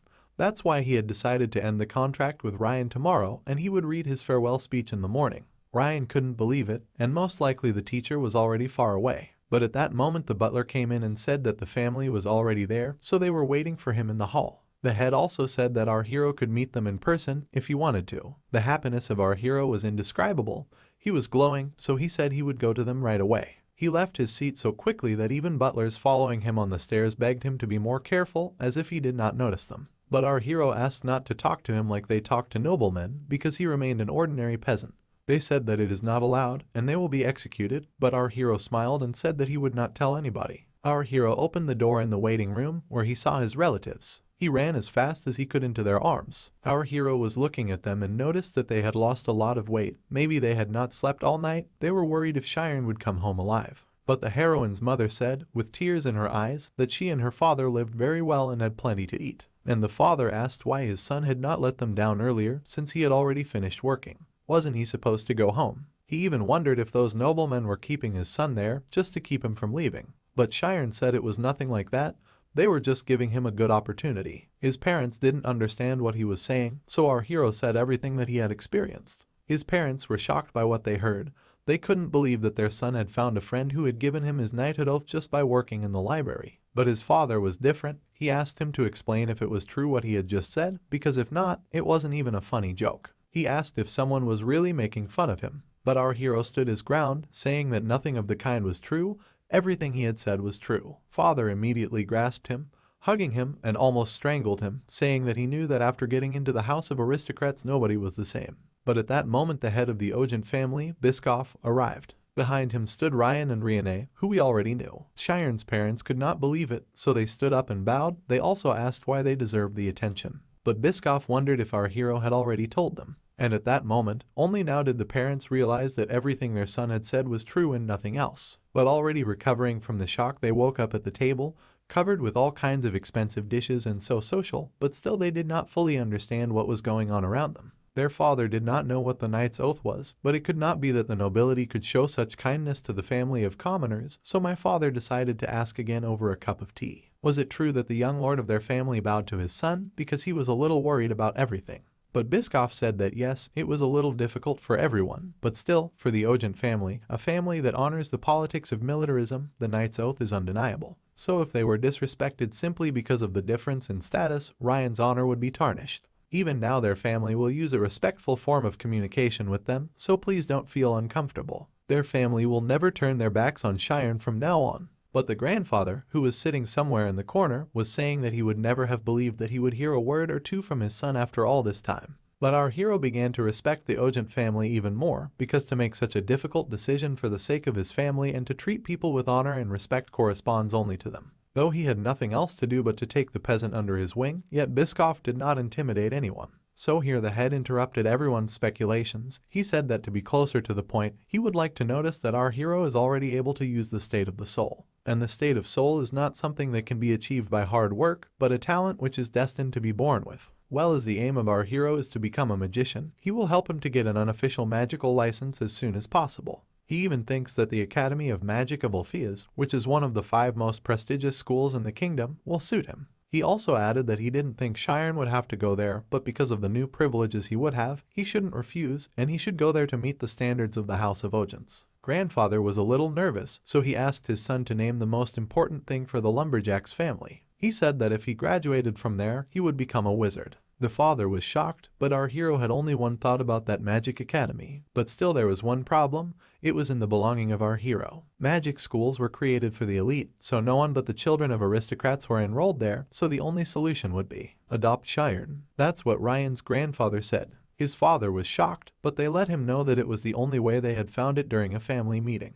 They gave a document to our hero's parents and told him that they have a young cousin who does not have children yet, so if they add our hero's name to the roster, the problem will be solved immediately. They also explained that they do not have any intention to steal the child, because everything will be on paper. This is the only way for our hero to become a nobleman. Cheyenne's father could not believe that his son would become a nobleman, because no one even knows who on earth will have a chance to change his origins, and even if it seems that they allow them to steal their child. The father turned to his son, as if he was asking with all his appearance, what should he do? But what if our hero had already made up his mind beforehand? But our hero held his father's hand and told him that he could not become someone else's adopted son. His father looked at him with eyes full of hope, but his older sister said that it would only be a document and nothing will change, but our hero can achieve his dream. His grandfather was looking at him and told that not everybody had such a chance in the world, but our hero stood his ground. He said that if he had to change his father, it would be better for him to live as a peasant.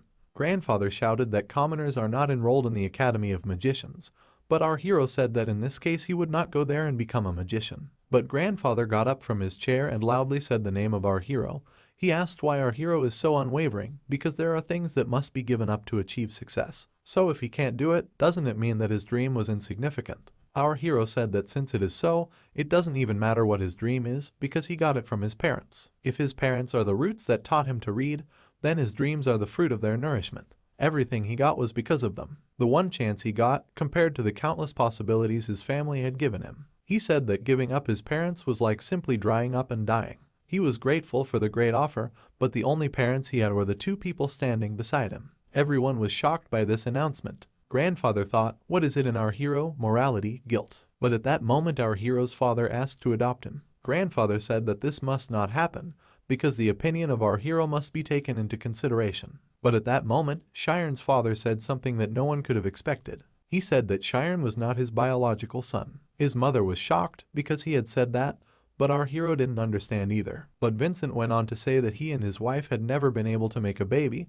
but at one point, Cheyenne was with them. He was sure his son was from a noble family, but it was Vincent who did not deserve such a beautiful son. He said that even if he went to another family, it would not mean that he would abandon his roots. Biscoff wondered if it was true, though on reflection everyone was sure that our hero was definitely not the son of a family of woodcutters. After all, it was Cheyenne who was not like his parents, but wasn't this message a rejection of his son? Our hero at this moment asked his father how could he say such a thing without discussing it with his son and the other members of his family. But he said that since his son had grown up he should know about it. But our hero asked his father if he thought that our hero did not know. On the contrary, he didn't ask because that's the only way a man can have two real parents. But now his father wants him to have six. But his father got covered with sweat and started to cry because he did not want our hero to give up his dream. But our hero didn't refuse it either, it's just that if he tries, he will have opportunities. But has he ever thought about how a child who has been abandoned by his parents twice will feel? Vincent immediately hugged his son and told him to forgive him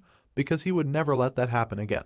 He wouldn't leave his son for sure, he said, to forgive a father who was as stupid as he was. Everyone in the room knew that the things they do for their children hurt them, because being a parent has never been easy. But they suffer sometimes, too, trying to raise their children without help. So Biscoff, after looking at the whole situation from the outside, said that at the Academy of Magic Alpheus there are some special agreements about which his father might agree. Grandfather did not understand how a man like him could ever agree on anything, but he asked, how is it that Alpheus is not indebted to him? But the grandfather smiled at that moment and said that for a man who can push his ears, his son was a perfect example. So it was after this comment, 3 days later, while Ryan was still on his way to fencing school, that, thanks to the grace of the Odin's family, his family was able to stay at their house for a while. Even though his father apologized to Shiren, he wondered how long he could hold out this time. But there was also the advantage of the fact that now he and Ryan had a lot of free time, and then, 3 days later, Ryan had to leave after all. He cried, because now he would have to get in a carriage and go to fencing school. Why couldn't he just enroll, just like our hero, and enroll the next year? But our hero said that even they didn't know if he would get in, so he said that he would write a letter every day and offered to meet him during the vacations. But at that moment Ryan put his hand on his friend's shoulder and said that he had to become a magician, because he would become the strongest knight and the sword that could protect Shiren.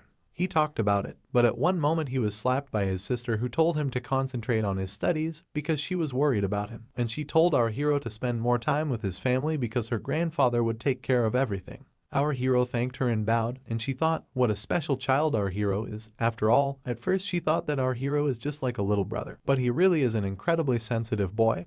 Even in such terrible situations he could not refuse his beliefs. So she said that he just needed to try because she should become a mage and also take care of her brother. Our hero also got in the carriage with his folks, but he heard from the other map that our hero had to lie to everyone when he got to the Academy of Magic, and our hero also told his friend to do it. It is the meeting of such people as Rihanna Ogent and Shiren Arian, such ardent young men, that will remain in history as the beginning of the incident that shattered the structure of their world. We saw in front of us this time the Academy of Magic of Alpheus. Grandpa Ogenta was sitting at his mug of tea and asked what was there because someone had been thinking for half an hour. But the old man, whom we met a long time ago, said that even though he had been a good friend for 50 years, he could not accept his request. He had suffered much because of him in his youth, and he had the courage to refuse his request. But the old man said that somehow or other the agreements were not created as a backup for the plans of the nobility, because many applications come every year, but the special agreements have their own requirements too. Ogent thought that his interlocutor was really stubborn and harmful, because he made him wait, but he did not even think for a moment, so that Ogent said that our hero was not quite an ordinary boy. The headmaster got curious, so he said with his arms crossed that he didn't ask to see some strange child. On the contrary, he asked to see a friend of his youngest grandson, and he was really something.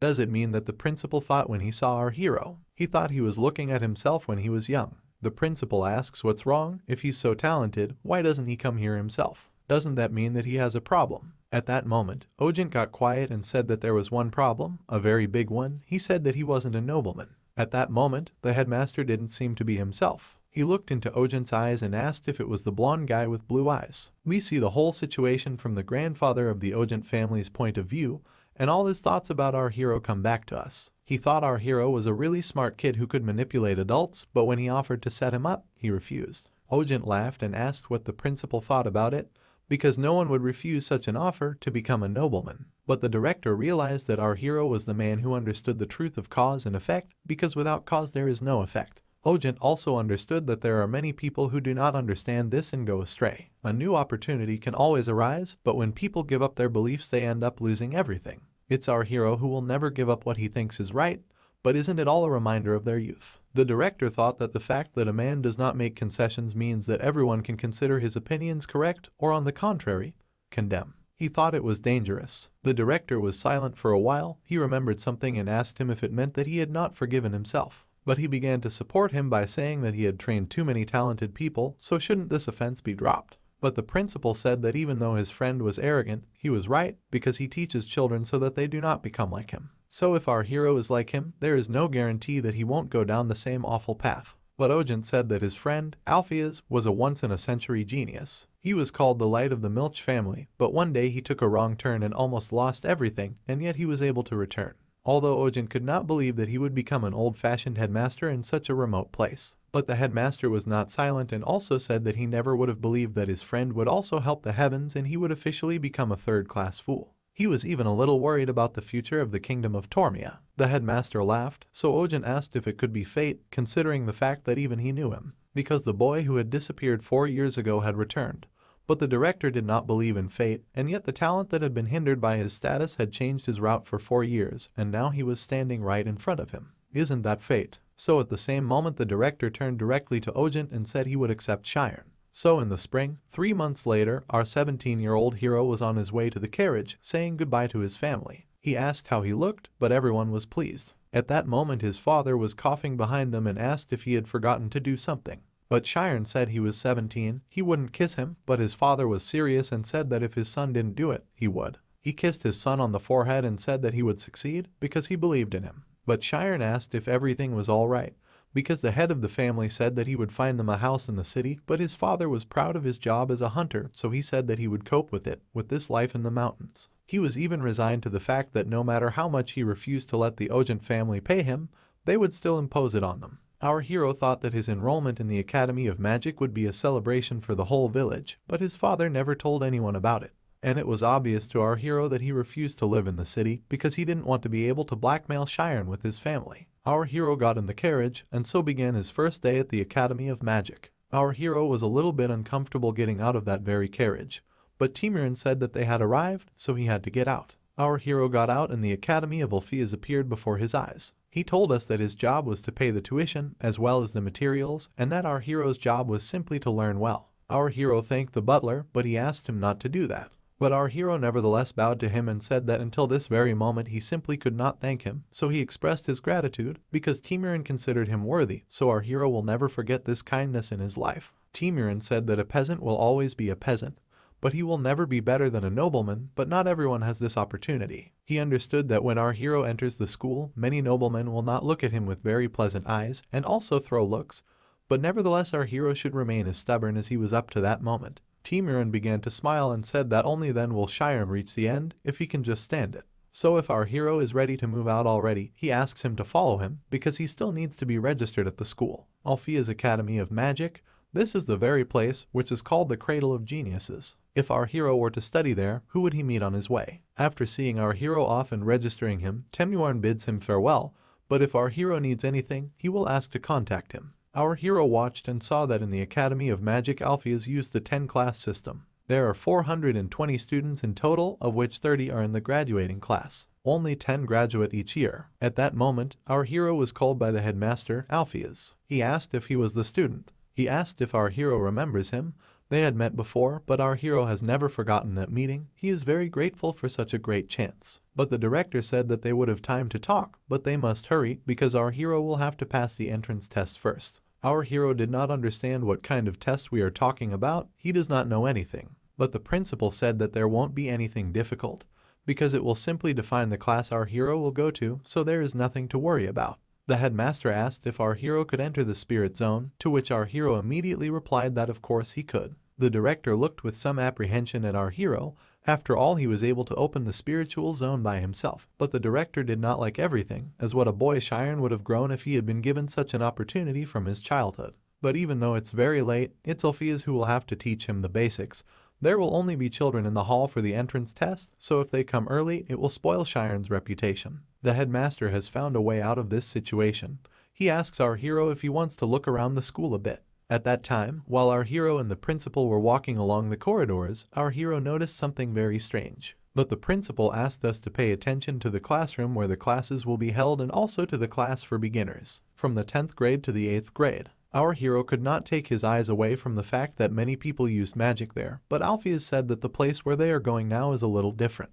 We could see the highest ranked class next, classes 7 to 4. Our hero noticed that the atmosphere was very different, because most likely there were peers around him. But what were they talking so animatedly about? They were talking about energy and the state of the points. Our hero didn't understand what they were talking about, so he was very scared. It is as if they all spoke the same language, but he did not understand, so what is it? At one point someone even undermined our hero, and that made the director smile on his face. She said that she had miscalculated a little somewhere, so the director gave her advice right away. Our hero could not understand how such things can be allowed, does not anyone care. What's more, the director did not stop anyone, but asked them to do it again. Our hero seemed to be in another world, but at one point we were able to meet a familiar face that we did not see, or just did not notice our hero. Our hero, walking farther and farther down the corridors of the school, noticed a board with notices where there was an allocation of the entire middle class. In the first place, our hero noticed a noblewoman of the first class. Our hero was delighted because all of those listed there had the same abilities as our hero,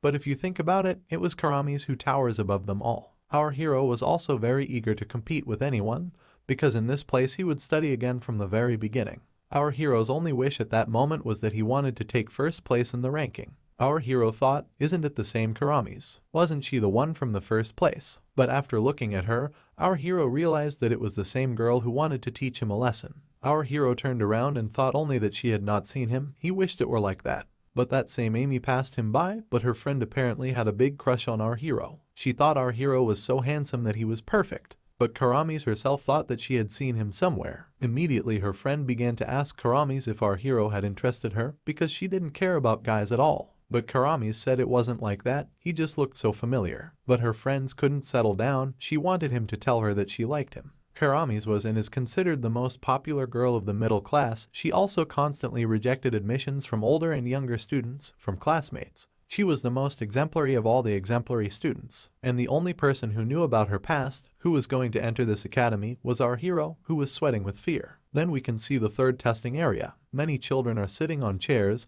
and it looks like they have already finished everything. So the director immediately asked our hero to keep an eye on what the other kid who was a little farther away was doing. The child who was standing on the stove in the middle was asked to enter into a spirit zone and to feel that the letters on the floor had changed. The jury asked him to say what he was feeling, because only then they would be able to determine the strength and mobility of his spirit zone. The director told our hero that he must just answer the teacher's questions honestly. He was also asked if he could do magic, and he answered that he could lift things up into the air. Apparently, the more you can do, the higher your score will be. At that moment the child was asked what was the furthest number. He answered that it was 6. This answer surprised the teachers. Then the principal explained that the number the child had just said indicated the diameter of his or her spirit zone. The next question was about the color, to which the child replied that he saw red. It was this color that determined him to be a divergent type, which meant that his spirit zone was quite high for his age. They began to ask him about the distance of objects, their appearance, and their temperature. All the answers of this boy incredibly surprised teachers, and in principle all the students this year were amazing. So the next student to be tested was our hero, who was encouraged by the principal. He asked him not to be afraid and just give it his all. Teachers were looking at him questioningly, because he was the same boy who had got into their academy through a special selection. However, it seemed to them that our hero is a strange choice, because at this age it is quite late to start learning. Our hero also borrowed the name of the Ojent family, which seemed a rather strange gesture. Is our hero's family really that unknown? Many people thought that our hero's talent had been discovered too late, but even so, he would quickly be buried in this school. Our hero was asked if he could do magic. But our hero didn't even study anything, because he doesn't know how. The teacher got nervous at once, because if he hadn't studied anything, he should know some basic things, right? The headmaster thought that that would be what they would think, because magic is the release of knowledge from the mind. Noble children are taught many things and they naturally come to use magic, but our hero has no such knowledge. Our hero was immediately asked to enter the same circle and use the zone. Our hero entered the zone, and immediately a lot of things appeared in front of him that he did not notice when he was not in the circle. He was asked to name the farthest number, but our hero was silent. Everybody thought that our hero was embarrassed, so even the director said that our hero should be more honest, because they were not comparing him with others, they were just looking for an appropriate teaching image. Our hero said that he could see the number, but it was so far away that he couldn't see it. They told him that our hero should see it, because that is the only way for them to determine something. But our hero said that that was not the case. He could see and feel the number, but its value continued to grow with each passing second. The teacher said that this is normal, so he asked us to start with the first digits that our hero sees. Our hero began by saying that the row begins with 3.14. Then the teacher started to say that there are no such numbers, but is our hero sure? But our hero was absolutely sure that he could see it. The teacher realized that this could be possible because there had been several cases where the number began to show the number pi. However, this only means that the zone is too large for the given values. Could it be that the zone of our hero exceeded the frame of 30 meters? Then the next question was, which color does our hero feel the strongest? Cheyenne answered that it was blue, which surprised everyone even more. It was then that the director understood why his friend had been so insistent on our hero being taken. But he wondered with horror if there was a level for such a talent as our hero. Even the teacher asked how many spheres were floating around our hero. Our hero saw them and already wanted to count them, but he realized that he could just feel them. So our hero named the number of 867 spheres. But the principal had grown much paler because he understood that all of this was very dangerous. At that moment another teacher asked how cold our hero was. Our hero said at once that he was very cold, for he was frozen. Our hero had an abnormally high value, so they asked him to leave peacefully, because now they, the teachers, will have a meeting about where to send our hero and all those who have passed the test. But as soon as our hero came out of the door, everyone started to discuss him. They could not make a single thought, because how can a 17-year-old boy reach a diameter of more than 30 meters? The size of the zone exceeded his concentration, but the concentration of our hero was 86.7%. And moreover it was a pure concentration without using any strengthening skills. Our hero was even compared to a monk who trained in the forest for a long time. But at one moment another teacher who did not like our hero asked if it was possible, and our hero lied, because all the clues that our hero had named the 17-year-old boy who did not know magic was simply nonsense. Could it be that he just called random numbers? But the teacher with purple hair said that there is no point in lying to the students, as this test determines where they will get. Moreover, it seems that even the teachers had forgotten that the number pi is displayed as a wrong code. They thought that our hero was not such an ordinary student, and he was not doing it for attention. But at that moment the principal came up to them, who asked, so where to send our hero? The teacher said that since they study theory in the 6th grade, they began to teach magic in the 5th grade. So, considering that our hero's spiritual zone is developed, she recommended the 5th grade. It was Sina Oliver, a certified mage of the 6th rank. However, another magician, Ted, objected to this decision, because our hero was only a 17-year-old boy who did not know magic. He thought that if they sent him to such a class, he would not be able to cope with his duties. But Oliver said that even if he did, not all students are like him. But Ted was angry because he thought that Oliver wanted him because she was the one who was in charge of the 5th grade. There was a dispute between them, so the other teachers decided to confer without them. They knew our hero had talent, but he was still a student, so they thought about teaching him step by step from the 10th grade. But if they sent him to the kids, he would just lose any motivation to learn. But another elderly woman suggested the 7th grade, because it was a high-level class where the basics of the zone are taught, so if our hero is so talented, he could easily be transferred to an older class. The principal at this very moment decided that the old teacher was right, so our hero will study in the 7th grade. Once again, we can see what the 10-class system is. It consists in the fact that depending on the grade, students are divided into 10 classes of different levels of difficulty. It is then they are divided into 3 main groups: U primary classes from 10th to 8th. Their students are simply focused on the development of the zone. Then there are high-level classes from 7th to 4th, where students gain knowledge for the use of magic in the zone. And finally, graduating classes 3 to 1. There they undergo stern training to prepare professional mages. But at this point our hero had already made his way to his class. The teacher introduced our hero to everyone. Many students had a strange opinion of him, because it seems that our hero was too old, but he was immediately enrolled in the middle class. Our hero was glad, because finally he was able to go where he wanted to go all his life. He got into the Academy of Magic. This particular academy occupies 75.42 kilometers of mountainous territory. Including the dormitory, it has more than 33 buildings and 40 training centers. Even though it's only allowed to leave its territory during vacations, this doesn't cause the slightest discomfort, as everything is necessary in the school. Classes end at 5 p.m. and then students have free time. They go to around-the-clock Bible study, or just form research groups with similar interests with other students, fueling their thirst for learning. All of this was the driving force behind the creation of this prestigious school. Yes, and our hero thought that everything was as he expected, because the classes are difficult, and there are many subjects that require a huge baggage of knowledge.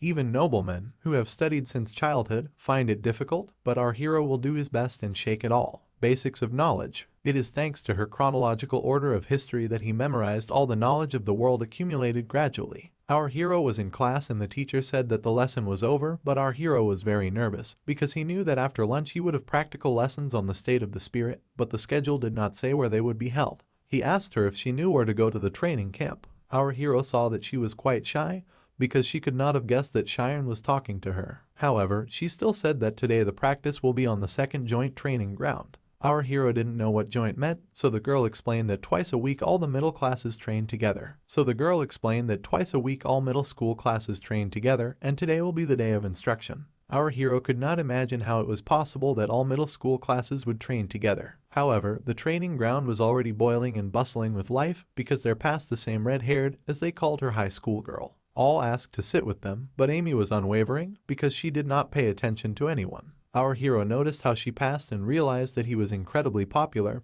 He certainly would not want to run into her. However, to his misfortune, they have such joint classes twice a week. However, our hero wondered if he would be able to fit in as well as be unnoticed. But at that moment a teacher had already arrived. Her name was Atella Romy. She was a mage of the 6th rank. She asked if it was true that many people were here for the first time this year. So even if it was, she would be giving them classes like this from now on. She said that even this year they had a newcomer, our hero, and everyone rushed to him. She asked if our hero would like to stand up and greet everyone else. He got up and said hello to everybody and then said some words to himself. But then he stopped because he did not even know how to begin to say something right. At that moment Amy and her friend were sitting and said that our hero was the man whom they had seen yesterday. But Amy herself could not understand who our hero was because he looked familiar, but she could not remember, although she had seen him with her red eyes. And at one point Amy's friend was approached by another student. She asked if she knew our hero. If not, even so he is incredible, because now the teacher's attention is tightly fixed on him. They say that his results on the entrance exam were unbelievable and astonishing. Everyone was wondering what kind of destiny he was from. However, just at that moment Amy remembered who that new pupil was. He remembered him and she felt very uncomfortable. Further, we see that the family Karmi is considered a generation of geniuses. They say that their unique ability, red eyes, is betrayed only to the heirs of Karmis. It allows them to remember with pinpoint accuracy specific events, so that's why the concept of learning is useless for them. Karmi's youngest daughter, Amy, was recognized as the most talented daughter of the family in principle. She might even have inherited Karmi's genius completely. All her childhood she was bored, she was always winning. She was very angry because the family is a family, but they were not involved in her efforts. She thought she could do anything she wanted. But one day her whole life was turned upside down. The moment she accidentally met the peasant boy in the alley. All her friends looked at Amy and did not understand what was wrong, but she immediately said that just shoes are very uncomfortable. She again turned her gaze to our hero and could not believe it, because all the memories of self-discovery of the red eye simply cannot be wrong. All the time she thought that our hero was a nobleman, but it seemed that he was a commoner. How did he even get into the academy? But she immediately began to think that all was lost, for to May her past was her dark, shameful secret. She immediately floated, because she made sure that not a single little thing reminded her of her past. However, does our hero not remember her? All memories of what she had done with our hero, and also possible fragments of the future where our hero is telling about his past, came to her mind moment by moment. But most of all she was afraid that everybody would find out that she was very interested in boys. She even wanted to undress him. But Karmis immediately realized that she should somehow prevent everything. But our hero, on the other hand, felt a chill, for he could probably feel her gaze on him. But the teacher decided to continue the lesson, saying that the zone is the mental state of the magician. Its first form is the form of a sphere, as it is easier and easier to concentrate on it, but it is in practice that it may be ineffective. Exactly at this moment it will show everyone in the visible zone. Our hero also saw the zone of the whole teacher. She went on to say that it is so, that the basic form is a sphere, so as she said, she is barely taken, so she will lead by example. She was able to create a target next to her and then just use magic to hit outside of it. She explained that since the diameter of her zone is 10 meters and her target is 20 meters away, she uses a fireball, fire-type magic. Our hero could not tear himself away because now he could see how they use magic. The teacher had created a small fireball and then tried to hit the target, but in the end it could not reach it. She made it clear that most magic is not able to go outside the zone, so it keeps its form inside the zone. However, everyone can expand the area in the direction she showed and everything will work out. Our hero, just like all the other children in the 7th grade, was incredibly surprised by such a sight. He did not even know that it is so fashionable to change the shape of the zone. However, the teacher said that this method has a disadvantage as well. She said that changing the form of their zone requires enormous concentration, and in a real battle every second is counted. Constantly changing the spiritual zone is just ineffective, so that in battles, many simply use 4 forms. Form of defense, attack, target, evasion. The teacher decided to start with the defensive form, which was presented in the form of a cube and prevented the destruction of the zone from attacking. She said that the more faces, the higher the protective function. Next is the star shape, which is a form of attack, which allows you to catch the movement of the target, and also this form is most useful in a battle with many enemies. Next is a form of target, which was designed for long-distance battles. However, it is still not very good against fast-moving targets. After all, the main thing to worry about when using it is the speed of rotation. The students wondered how the teacher could change the form so quickly. Could they do the same? But our hero thought that using the same method it was possible to use the spiritual zone with a diameter of 10 meters in real battles. The teacher said that it was not a secret that even 5th graders had difficulty using it, so I decided to start with an example. The pupils who sat behind our hero thought that if they could cope at once they would pass the advanced classes. But as soon as the teacher used the form, all the students were shocked because the form went beyond the body. The teacher was not able to understand how it could be so because the zone was a mental state of the magician. But is it possible to separate thoughts from the body at all? Our hero wondered what was in the center of the zone. But the teacher said that the form of evasion is insanely difficult to use, so much so that only specially trained mages do it. Its advantage is that as long as the wizard is not in the center, the zone has no restrictions on movement. Thus there is no need for instantaneous application, and the range of influence is infinitely huge. At that moment, the students who were sitting behind our hero wondered how their teachers were able to do that. Our hero had also thought that behind such a nice appearance hides great skills. The teacher also asked if they would be disappointed if they missed the practice in the first lesson, so she asked to call them Amy, the very outstanding student. Everyone immediately shouted that they were very happy, but when Amy's friends looked at her, she was not in the best of spirits. It is at this point that she did not want to be the center of attention. So it is Amy who will show the shape of the target, because this shape is one of the 4 forms of zone. Its advantage is that it is very effective at long range, but as already said before against moving targets as well as a large number of opponents. However, if it is supported by someone who is able to simultaneously rotate the zone and control it at high speed, almost all of the under-deliveries disappear. After all, it is this form that will be the most insurmountable force for enemies at long range. All watched as Amy worked and they were very surprised by everything she did. Although most speed training participants use all 4 forms of the zone, in spite of this, many always lured the first place using only the form of the target. Our hero couldn't think of anything other than the fact that Amy's thesis is simply unbeatable, because not only does she turn the zone while stationary, but she also sweeps away everything in her path. She even smashed the targets in one fell swoop and her expression on her face said she had the freedom to do so. She was elegant in almost every move she made. Our hero constantly heard that many people wanted to go out with her, but many said that she was not even interested in them. Our hero at that moment understood why almost all the boys were crazy about her. She was not only a beautiful aristocrat, but also excellent in everything. She was just an incredible person. But he wondered, why was she hanging out with those thugs? Amy finished her performance and her speed shooting was finished in 20 seconds, and she was able to reach level 9. She stood on the spot and immediately threw a glance at our hero. Our hero did not understand what that meant, but everyone just exploded, because never before had Amy looked at someone like that. Everyone realized that she was looking at the newcomer. But Amy did not even want to look at him. She did it without thinking and began to worry very much. But our hero was sitting in a cold sweat and nobody could understand if they knew each other. Both people were confident that each remembered the other. Amy sat down at her desk and realized that if our hero let the rumors about her, then her reputation would be ruined and whether it is necessary to shut him up.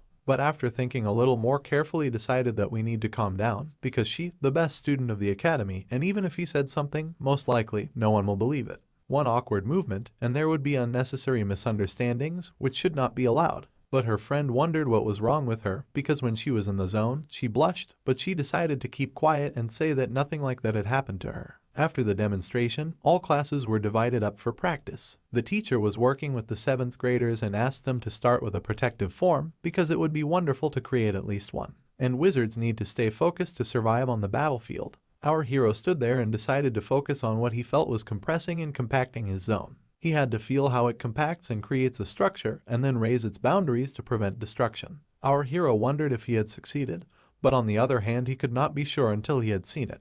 Our hero thought that it would be much easier if he could use the same visible zone that his teacher had used at the beginning.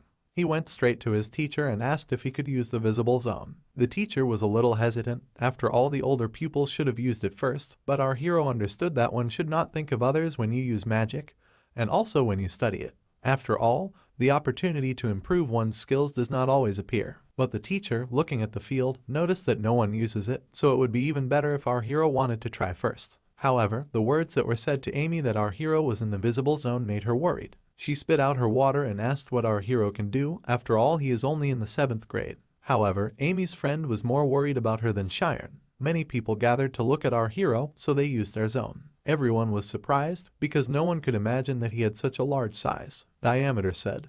But our hero only now began to think about it, because how big will be his diameter? Many people couldn't believe that the diameter of someone would be 20, isn't it maximum 13? But our hero understood that his diameter is much bigger than one could imagine, so with all his strength he tried to shrink it like a soap bubble to its minimum value. On his first day of training he definitely did not want to attract more attention from outside. He wanted to create a protective form, but on the contrary all his boundaries began to collapse instead of rising. Our hero did not understand what had just happened. Was he not afraid? But when he came to his senses he understood that his attention would not be disturbed by this, because what is the difference between what is happening outside and inside the zone? He understood that something must have caused it, but he realized that he had made a mistake because the teacher had shown everything so calmly. At this moment, everyone is concentrating when they change the shape of the zone, so when our hero is trying to reduce it, he is concentrating as well. So if the problem is that he is making his zone smaller than it is, then he just needs the normal size. Immediately our hero's zone began to gain momentum, which began to surprise everyone even more. Figures reached 41 meters, so even Amy was a little shocked. She could not imagine how big our hero's zone could be. So it was at this point our hero was relieved that his zone aspired to one size. He decided to surrender it, so all the students noticed that our hero was able to create one of the forms on the first day. Our hero watched it all and thought that he was in the center of the jewel. The teacher was as surprised as the others. She had even heard that it was Cheyenne who had astonished all the teachers in the entrance exam. Red-haired friend of Amy asked her if our hero is really such a unique. After all, not everyone can do such a thing on his first day. And our hero is pretty cute. But Amy was as if all alone. She was pale as the moon, and on her face dripped with sweat. Amy realized at that moment that it was our hero who had become the bastard who had begun all her humiliations. And looking at him now, she thought that someone had helped him, because how could such a man as our hero be so skillful? But still she understood that our hero could catch up with the difference in college incredibly fast and his influence would only grow, so the only plan that she had left was simply that she would have to get close to our hero. The teacher was also shocked, because the omnipotence of our hero was truly superb, as if he had spent his whole life training in the mountains. But our hero raised his voice, so the teacher decided to distract her mind a little. Our hero asked what to do, because the size of his zone had decreased. But the teacher said not to worry, because that is how it should be, because when the zone is reduced, the density increases. At such a density as our hero's, his form will withstand almost any physical influence, therefore he will be able to withstand magic as well. Our hero was praised by his teacher, so she asked him to leave the zone. But as soon as our hero started to understand what was going on around him, he immediately heard that many children said that he was cool. But he did not understand why everyone started to look at him so intently. So he thanked everyone for the kind words and immediately decided to go away. The teacher was also smiling, because she could recognize the shrewdness of our hero in creating the protective form, but she also understood that he was clearly helped by his convergent type and by the unusual size of his zone. So the only thing she decided to continue doing was just to keep watching Cheyenne, who was leaving incredibly embarrassed. After all, it was on our hero that countless stars were directed, expressing all kinds of feelings, and also the thirst for competition, interest and admiration, envy, but most importantly, the creepy look May. The next day another gaze was again on our hero. This time the teacher was that frightening teacher from the entrance test, Sina Oliver. Cheyenne didn't know that she was actually a 5th grade teacher. She would intentionally devote her free time to the 7th grade. While the teacher was spreading her materials on the table, she thought that Ted was an incredibly strange teacher, because they could have sent our hero to the 5th grade, and he would have caught up with the material sooner or later. So Sina Oliver has decided to take on our hero and promote him quickly. Cheyenne also noticed that Sina's eyes were fixed on him, but he decided to write it off as just imagining things for himself. She smiled and decided to recreate a spell in her hand, a small block of ice that smelled cold. She asked if anyone could explain the spell she had just used. After all, what is cold and what is freezing? The classroom became cold and the pupils began to freeze,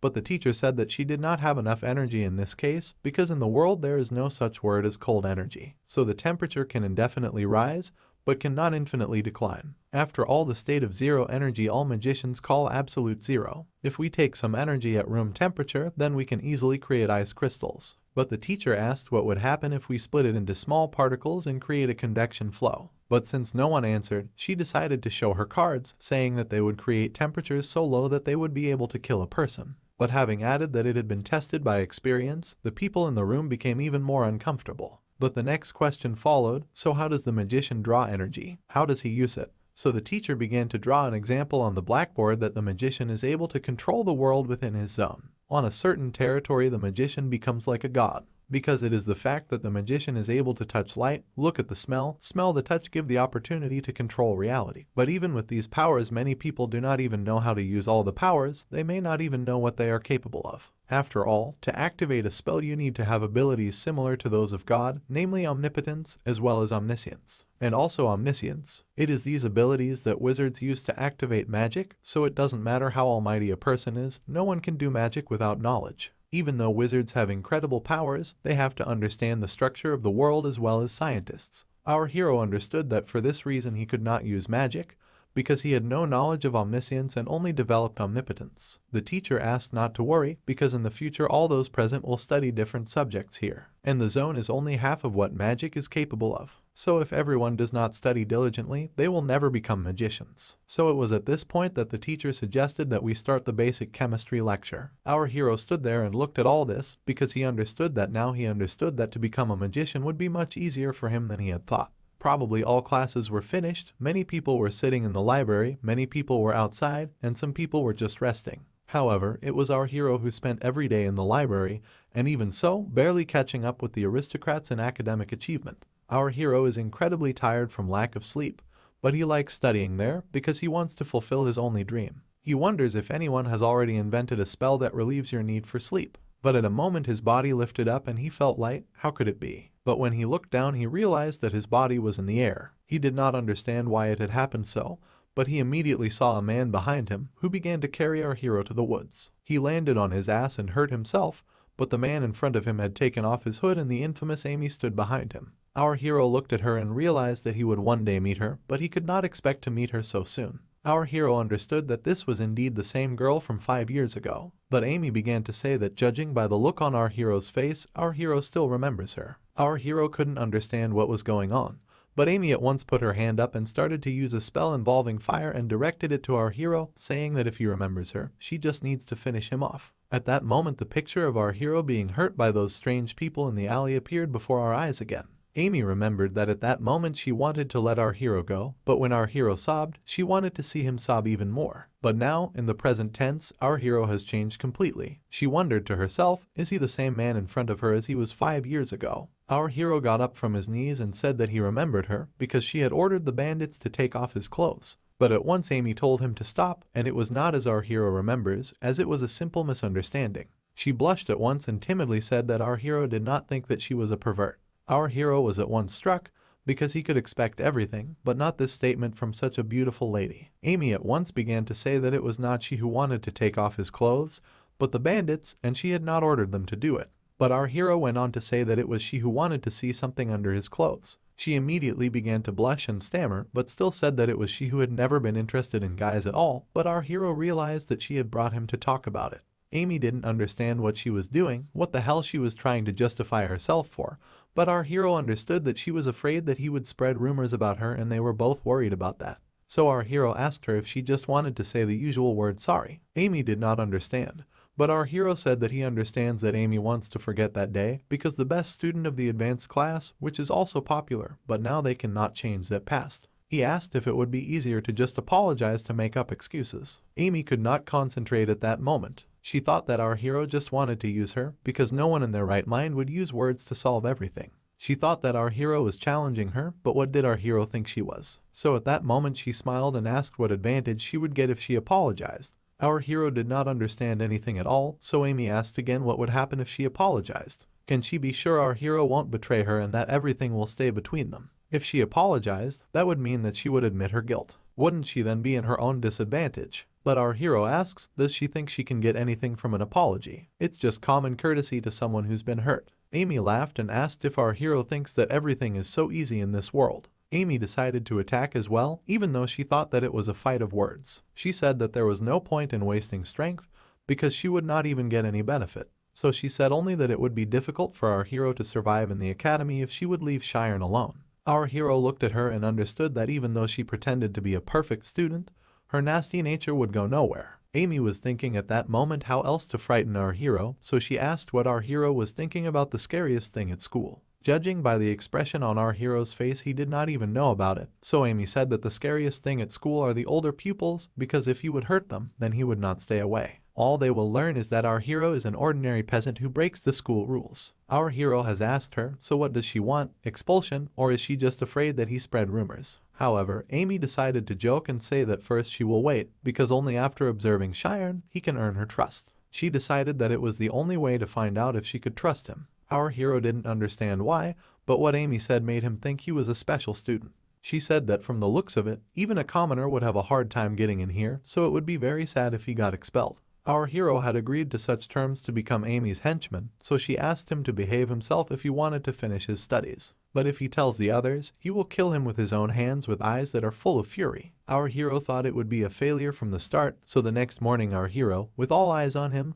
went to bring some coffee. Amy was smiling, and all her friends were burning. She did not understand what was going on. Amy immediately took the coffee from the hands of our hero, almost dropped it, and then she left. Her friend asked if she would say something in return, but she had to go to school. Our hero stood with outstretched arms, blushing, as many said, that he had most likely confessed to Amy. Amy's friend asked her what was going on, was she really his type? But Amy said she was only bringing up another youngster. But in fact she was not as calm as one could guess. She liked to humiliate our hero very much, or she just liked our hero. She thought that our hero could turn into a stereotypical junior high school boy who was unrequitedly in love with her, so that he wouldn't say anything, she wouldn't believe him. She wondered if there could be a better revenge than this, because all the experiences of 5 years have immediately evaporated, and she feels great.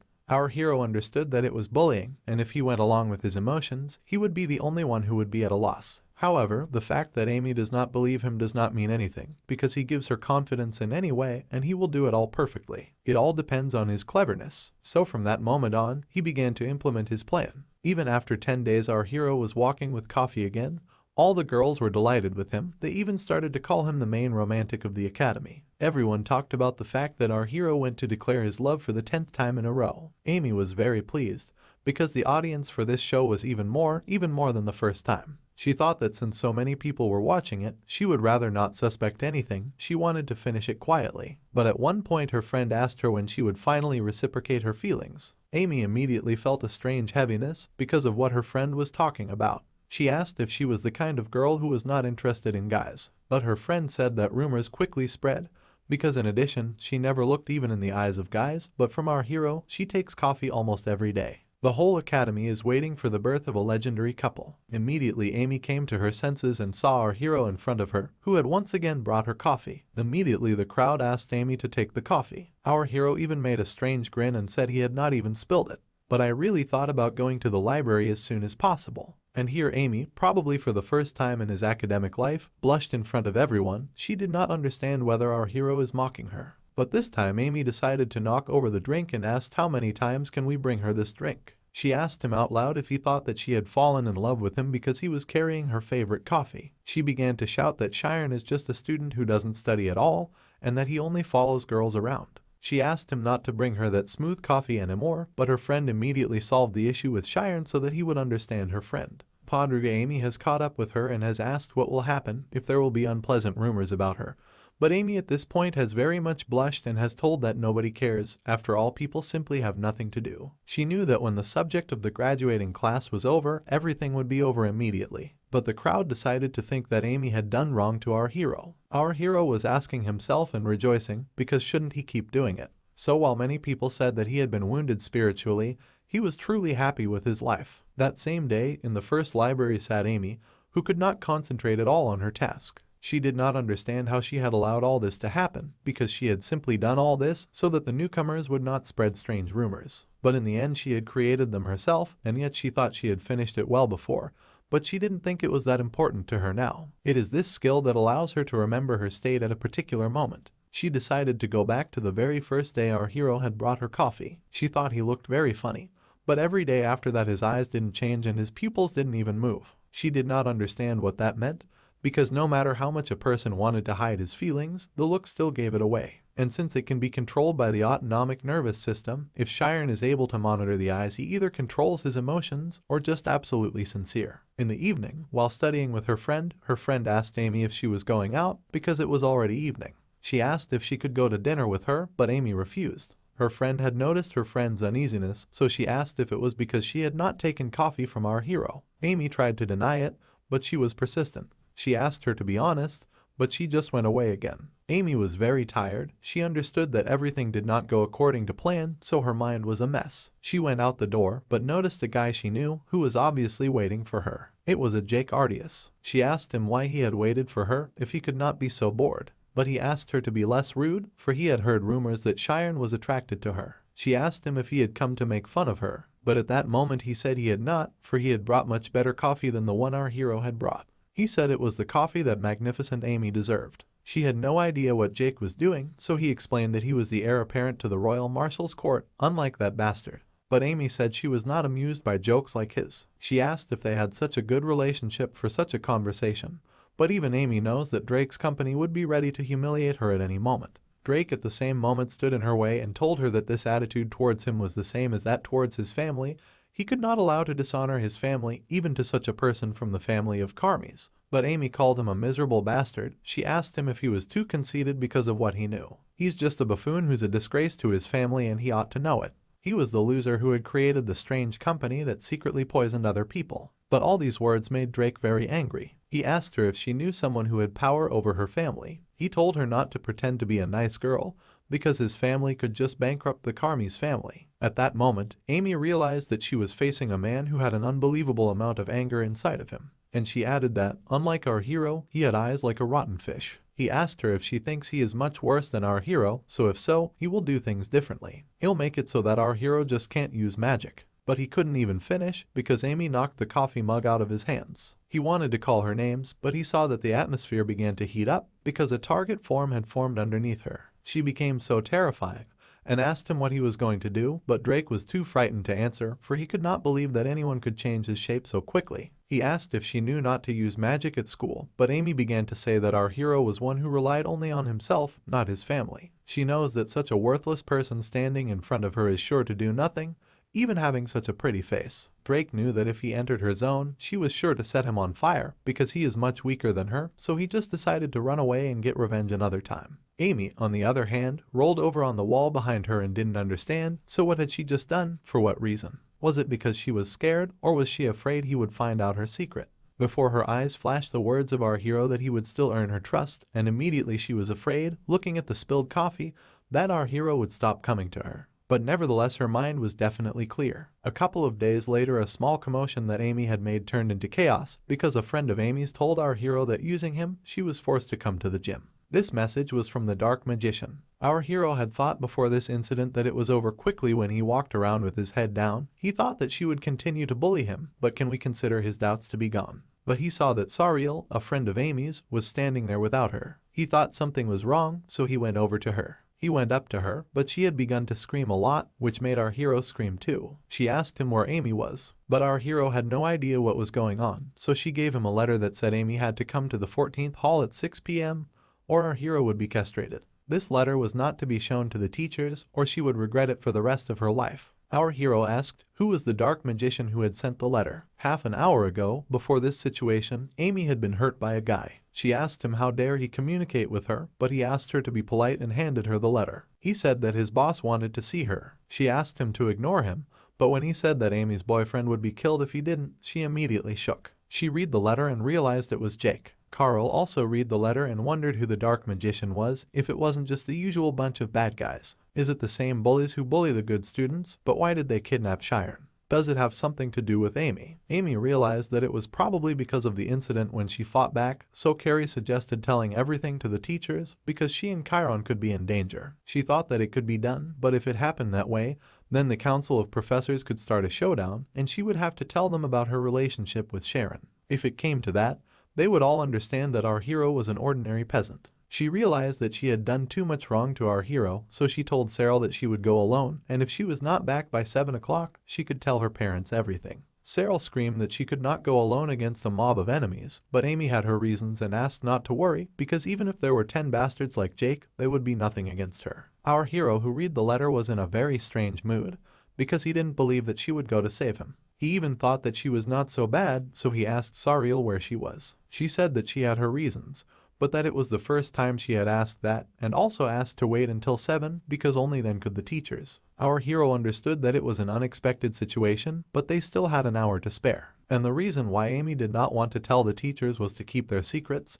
They are interconnected, so it made our hero think that she did it to keep his secret too. He gave his bag to Samuel and told her to wait until the appointed time and he would leave on his own. He wanted to run away, but she had to catch him and carry him. She said that if our hero ran away, he would not make it. She also said that they will be transported there by photons, so she asked them to hold on tight. At that moment they were covered by a yellow glow, and immediately they were transported to the forest at great speed. Upon landing, our hero threw up, but Sariel continued to run towards the training ground. She looked and saw that no one was there. Was it because they were 10 minutes early? But our hero said that they were probably in another place because they could have taken into consideration telling the teachers. But our hero realized that Amy would definitely be here. He realized that the mystery of his past did not matter now because Amy would be in more danger than they were, so he asked Sariel to send and tell his parents she would get there faster than he would. Sariel said that Amy had asked him to wait for her, but our hero said that he was the cause so that nothing would happen if he helped. Sariel was a little confused, but for a moment she was stuck in her head and could not understand if our hero was really the important reason. Could it be that her friend and Sharon had been dating for a long time,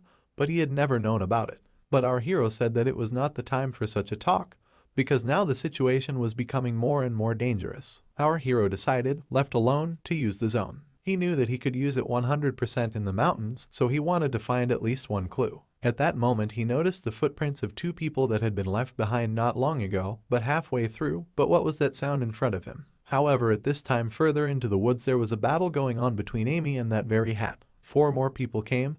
They were surprised that Amy had come to them, just as their boss had said. But Jake said they should be more careful with important guests like Amy. Amy didn't like it. She thought there were too many kids who had nothing better to do, and Jake was joking about it because did she really come alone? Did she really value Sharon enough to come alone? But Amy said there was no need to set the whole house on fire to catch the rats. These words hurt Jake, because she did not think Amy would be so faithful, but this time he had a plan, so Amy asked where our hero was. But there was laughter, which made it clear that our hero probably wasn't there at all. They were making fun of Sharon, for he would probably have continued to sit at his books as he had done all along. But Amy laughed and said that since Sharon was gone, it would be easy for her to get rid of them all. At this point Jake couldn't believe it, for wasn't she really going to attack them? But the fire that flew from all sides and set everyone on fire made it clear that Amy was not ready to accept such a dinner. Jake said that the target's form was weak, so they would just have to move fast and hold their ground. But Amy was hitting them anyway. Who would let them dodge their attacks? She is the girl who knows how to use target form without flaws. She thought that what we are doing now is very different from what she did in the training room, as she really had experience in real battles. But Jake was sure that no matter how good the technique was, there would always be a weak spot. He decided to use a vertical attack and throw the wind blade at her. He thought he had it, but Amy dodged the attack and said it was a scheme. She immediately counterattacked and launched a fiery attack right at Jake. He called Amy a mad steer and told her he had such shitty grades that he was wasting his time with stupid things. Jake pointed his hand at her and told her that she would pay, but Zhmi was sure that his taunts were useless and she would not let him go so easily. But the spell Jake had used immediately struck a chord in her eye. She did not understand what was happening because she felt unbearable pain, but all the people who surrounded her laughed because they managed to catch her. They thought she would go crazy if she didn't clear her zone, because right now she was under the anti-magic. Amy did not understand how such a jerk could use the forbidden magic on her. Amy understood that she was in a very bad situation, because she could not even recover with her red eyes. Then Amy was lifted into the air and bound with wind vapor. Jake immediately asked her if she was going to take him up on his offer yesterday. After all, it was in her best interest to answer correctly. After all, it was Jake who was very interested in doing something with her. But Amy was nervous because she couldn't do anything. Her circuitry also failed because she had stopped training after 12 years. She thought for sure there was a way out, but Jake kept saying that she didn't realize how badly she was doing, and that basically all guys were clingy. But he said he would only have to fix her face and then no one would chase her. He put his dagger right up to her face. Amy had her eyes closed. She was ready for something awful to happen. Because her strength was deserting her, she understood how our hero felt when he was held. But then our hero appeared and told everyone to stop. He was even holding a stick in his hand. Jake couldn't understand who this guy was. But even though Amy saw him, Jake laughed. Our hero was alone. They even laughed that he looked like a prince who came to fight with a stick. Amy shouted at him that he was an idiot. But our hero was sure that even if there were more of them, it was impossible to suppose that they could defeat the best pupil of his academy so easily. However, our hero's task at that moment was to extend as much time as possible, because he was able to defeat Ryan in a duel, so he can cope here as well. He immediately pointed his stick at the boys and told them to leave, but Jake didn't want to do that. At that moment our hero ran to them, but at that very moment the boys used anti-magic. That turned off our hero. They started laughing because they expected our hero to drown. They knew that he would not do anything with that stick. And Amy shouted that our hero had to get out of the zone because it was anti-magic. She shouted that if our hero did not stop, he could lose his magic and go crazy. The consciousness of our hero was blurring with every second. It seemed to him that it was splitting into pieces. But at one moment the words of his teacher came to his mind. She said that wizards just need to concentrate. Our hero understood that it was his form of protection that could protect him. After all, anti-magic and zone are waves, so if he could increase his density so much that they couldn't get inside, then he would succeed. All the guys immediately started noticing that our hero is trying to resist it. But they didn't believe in our hero, they just started increasing the power, but Amy started shouting even harder so that he would just give up. But at that moment our hero succeeded. But he didn't want to stop there, he wanted more and more facets for his form. At that moment Jake began to realize that all waves of anti-magic reflect in them, so he asked everyone to concentrate, because excitement of his guys would not let our hero win.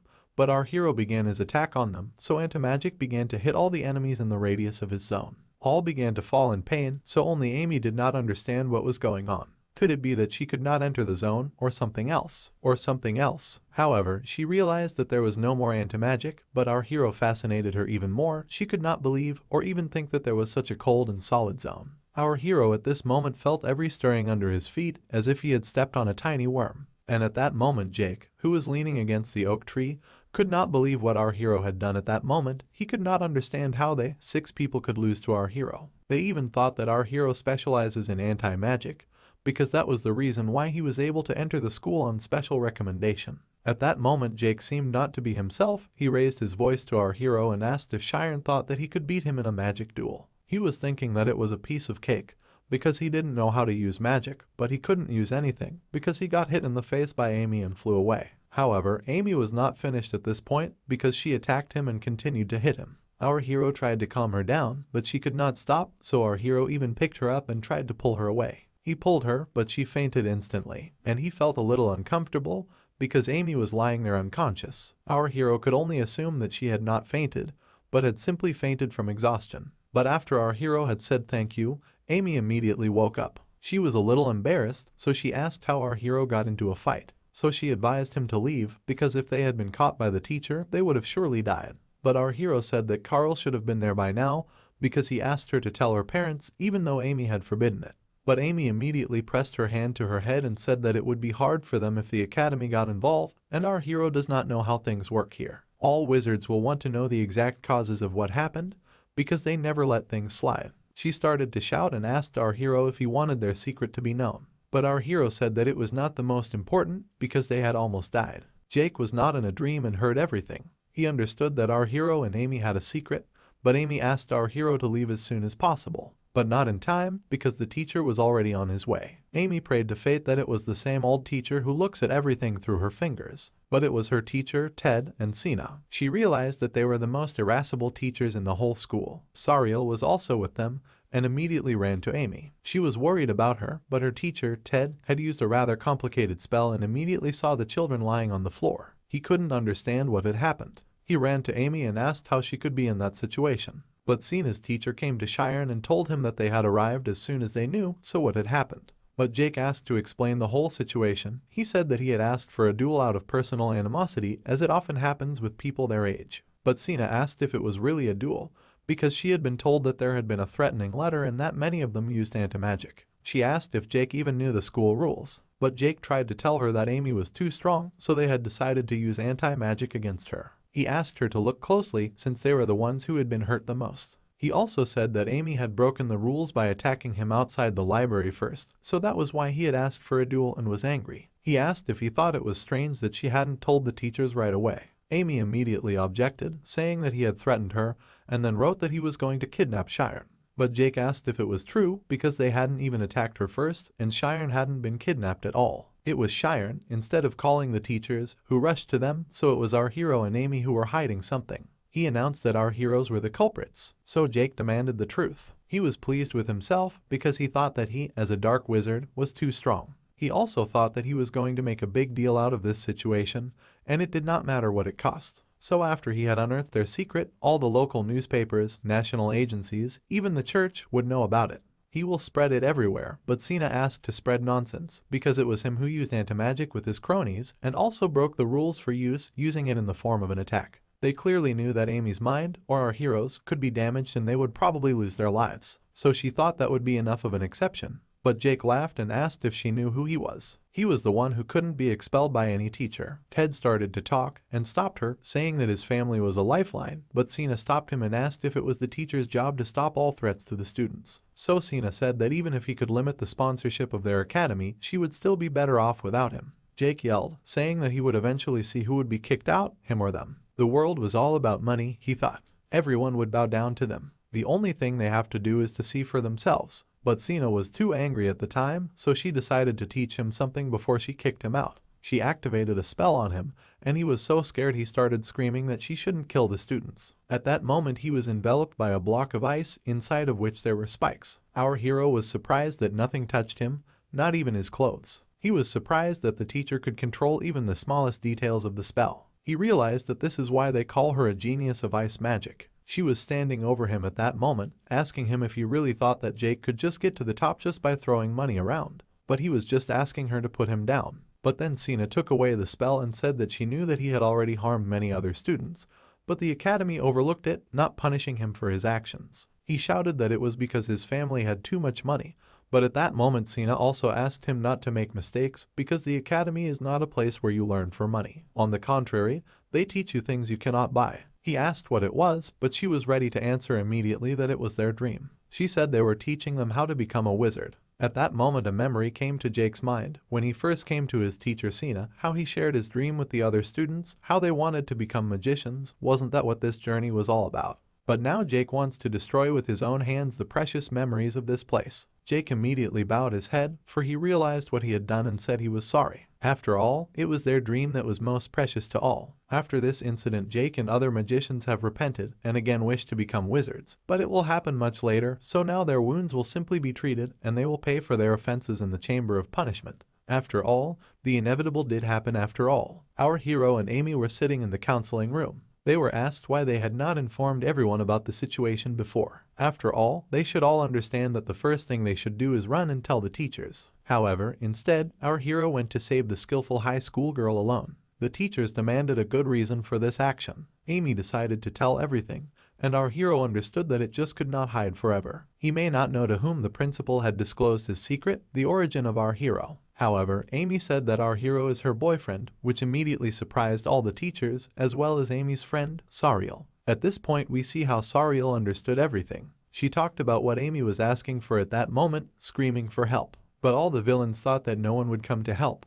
But at that moment, on a white horse, Shiren rode up and knocked down all the enemies with a single blow of his foot. He turned to Amy and said he was ready to go to the end of the world for her. He took her by the arms and put them in his arms, because how a lady can move after this, and then even almost kissed her. All girls shouted with delight, because Carl assured that she had seen everything with her own eyes. But at that moment Amy came up behind her and asked her what kind of rumors she was spreading. The whole school shouted and wrote about our hero's new relationship with Amy. But Amy asked her friend not to spread rumors, because it was not so. But she was so surprised and happy with this turn, because the only thing she should know is that our hero and her best friend may meet. She even thought that at least they had kissed. And in the end Amy herself should be happy, because everything turned out and now she will not be pestered by annoying guys. However, Amy that day was questioned by the teachers. They asked if it was true, because she had never been interested in a guy since she got to the academy. However, Amy said that she had seen Shiren before she was at the academy and they were younger, so it seemed like fate to meet within the walls of such a magical academy. She looked at Shiren with a very strange look that made her break out in a sweat. She tapped his foot under the table to make him understand her hint, so that he immediately confirmed what she had said. Teachers have decided to accept this version, because if so, it is clear why our hero rushed to save Amy. Amy understood that it would be better than to expose her and Shiren's past. Amy sat brooding all the time, But Sariel even shouted at dinner because she had thought so from the beginning. She even said that today was the class together so that she could see Shiren. She went into the hall and immediately began to pelt her friend with questions. Will she go to meet her after the bunks, or maybe have dinner together, or even a date in the library? However, Amy laughed, of course, pretending, and also said that they want to focus on their studies as students are supposed to. But that didn't exactly solve the problem, because she was the one who wanted the show and she thought it was incredibly boring. Amy thought that he had too much to do, so there was not even time to play fake love with Shiren. Yes, and understood that our hero should have a quiet school life. She even dared to think and smiled a little that our hero was doing well, but at the same moment decided to stop herself and assure that she did not like it even a little bit.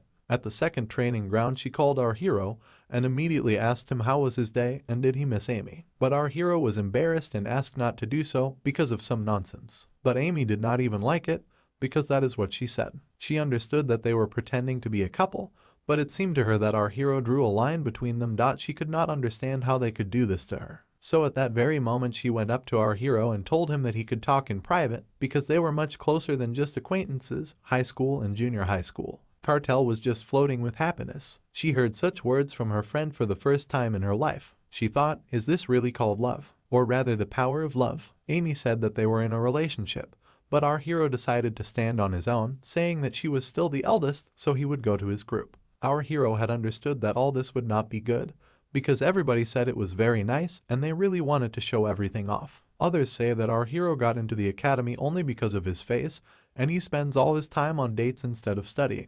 So that is why pupils guessed why our hero cannot use magic yet. Our hero was shaking a lot, because 2 days ago, rumors began to spread that Amy have met our hero. Many cried that they could not get hold of Amy, while others were jealous of the fact that he had attracted attention. However, one of the people decided to stand against our hero, saying that our hero is very strange. He was the last one in the midterm. He was the last in his class and had 30 points in all subjects. No one could believe it, so they asked what it all meant. Pupils understood at once that our hero had been admitted under special conditions. He had just got in because a certain family had told him that he was a genius. After all, our hero just wanted one thing, to get a girl from a famous family. Thereupon there was a rebellion which said that it was unfair to the son from a rich family to enter the academy, although he did not lift a spoon. Yes, and besides I just started to meet with one of the girls. Everyone shouted that all this is very suspicious because it is our hero who does not work as harmful as they do. He said that there is no forgiveness for our hero. Why does the whole academy turn a blind eye to this? But as soon as our hero entered the classroom, everything calmed down. But our hero is sure there was too much noise before he arrived. He tried to ask a boy what they were having in the next class,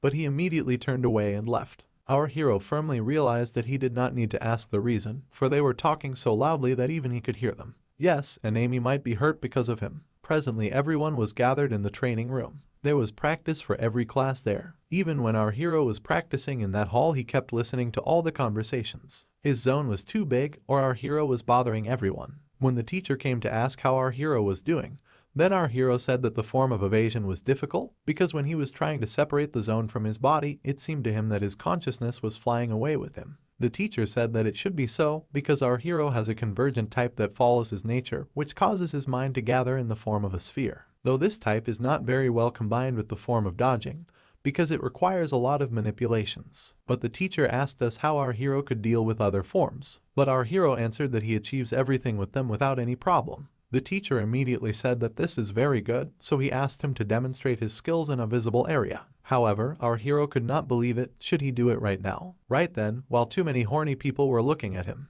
But she said that if our hero is not in the mood today, then we can do it some other time, because our hero is the only 7th grader who can do all 4 shapes, so she wants to see it. The teacher was afraid that our hero was afraid of the reaction of other students, although on the first day he could, and he wanted to use the visible zone. She understood that everyone at his age is sensitive enough, but he who knows his own worth should be unwavering. So at that very moment our hero had the courage to show what he could do and asked his teacher to evaluate it.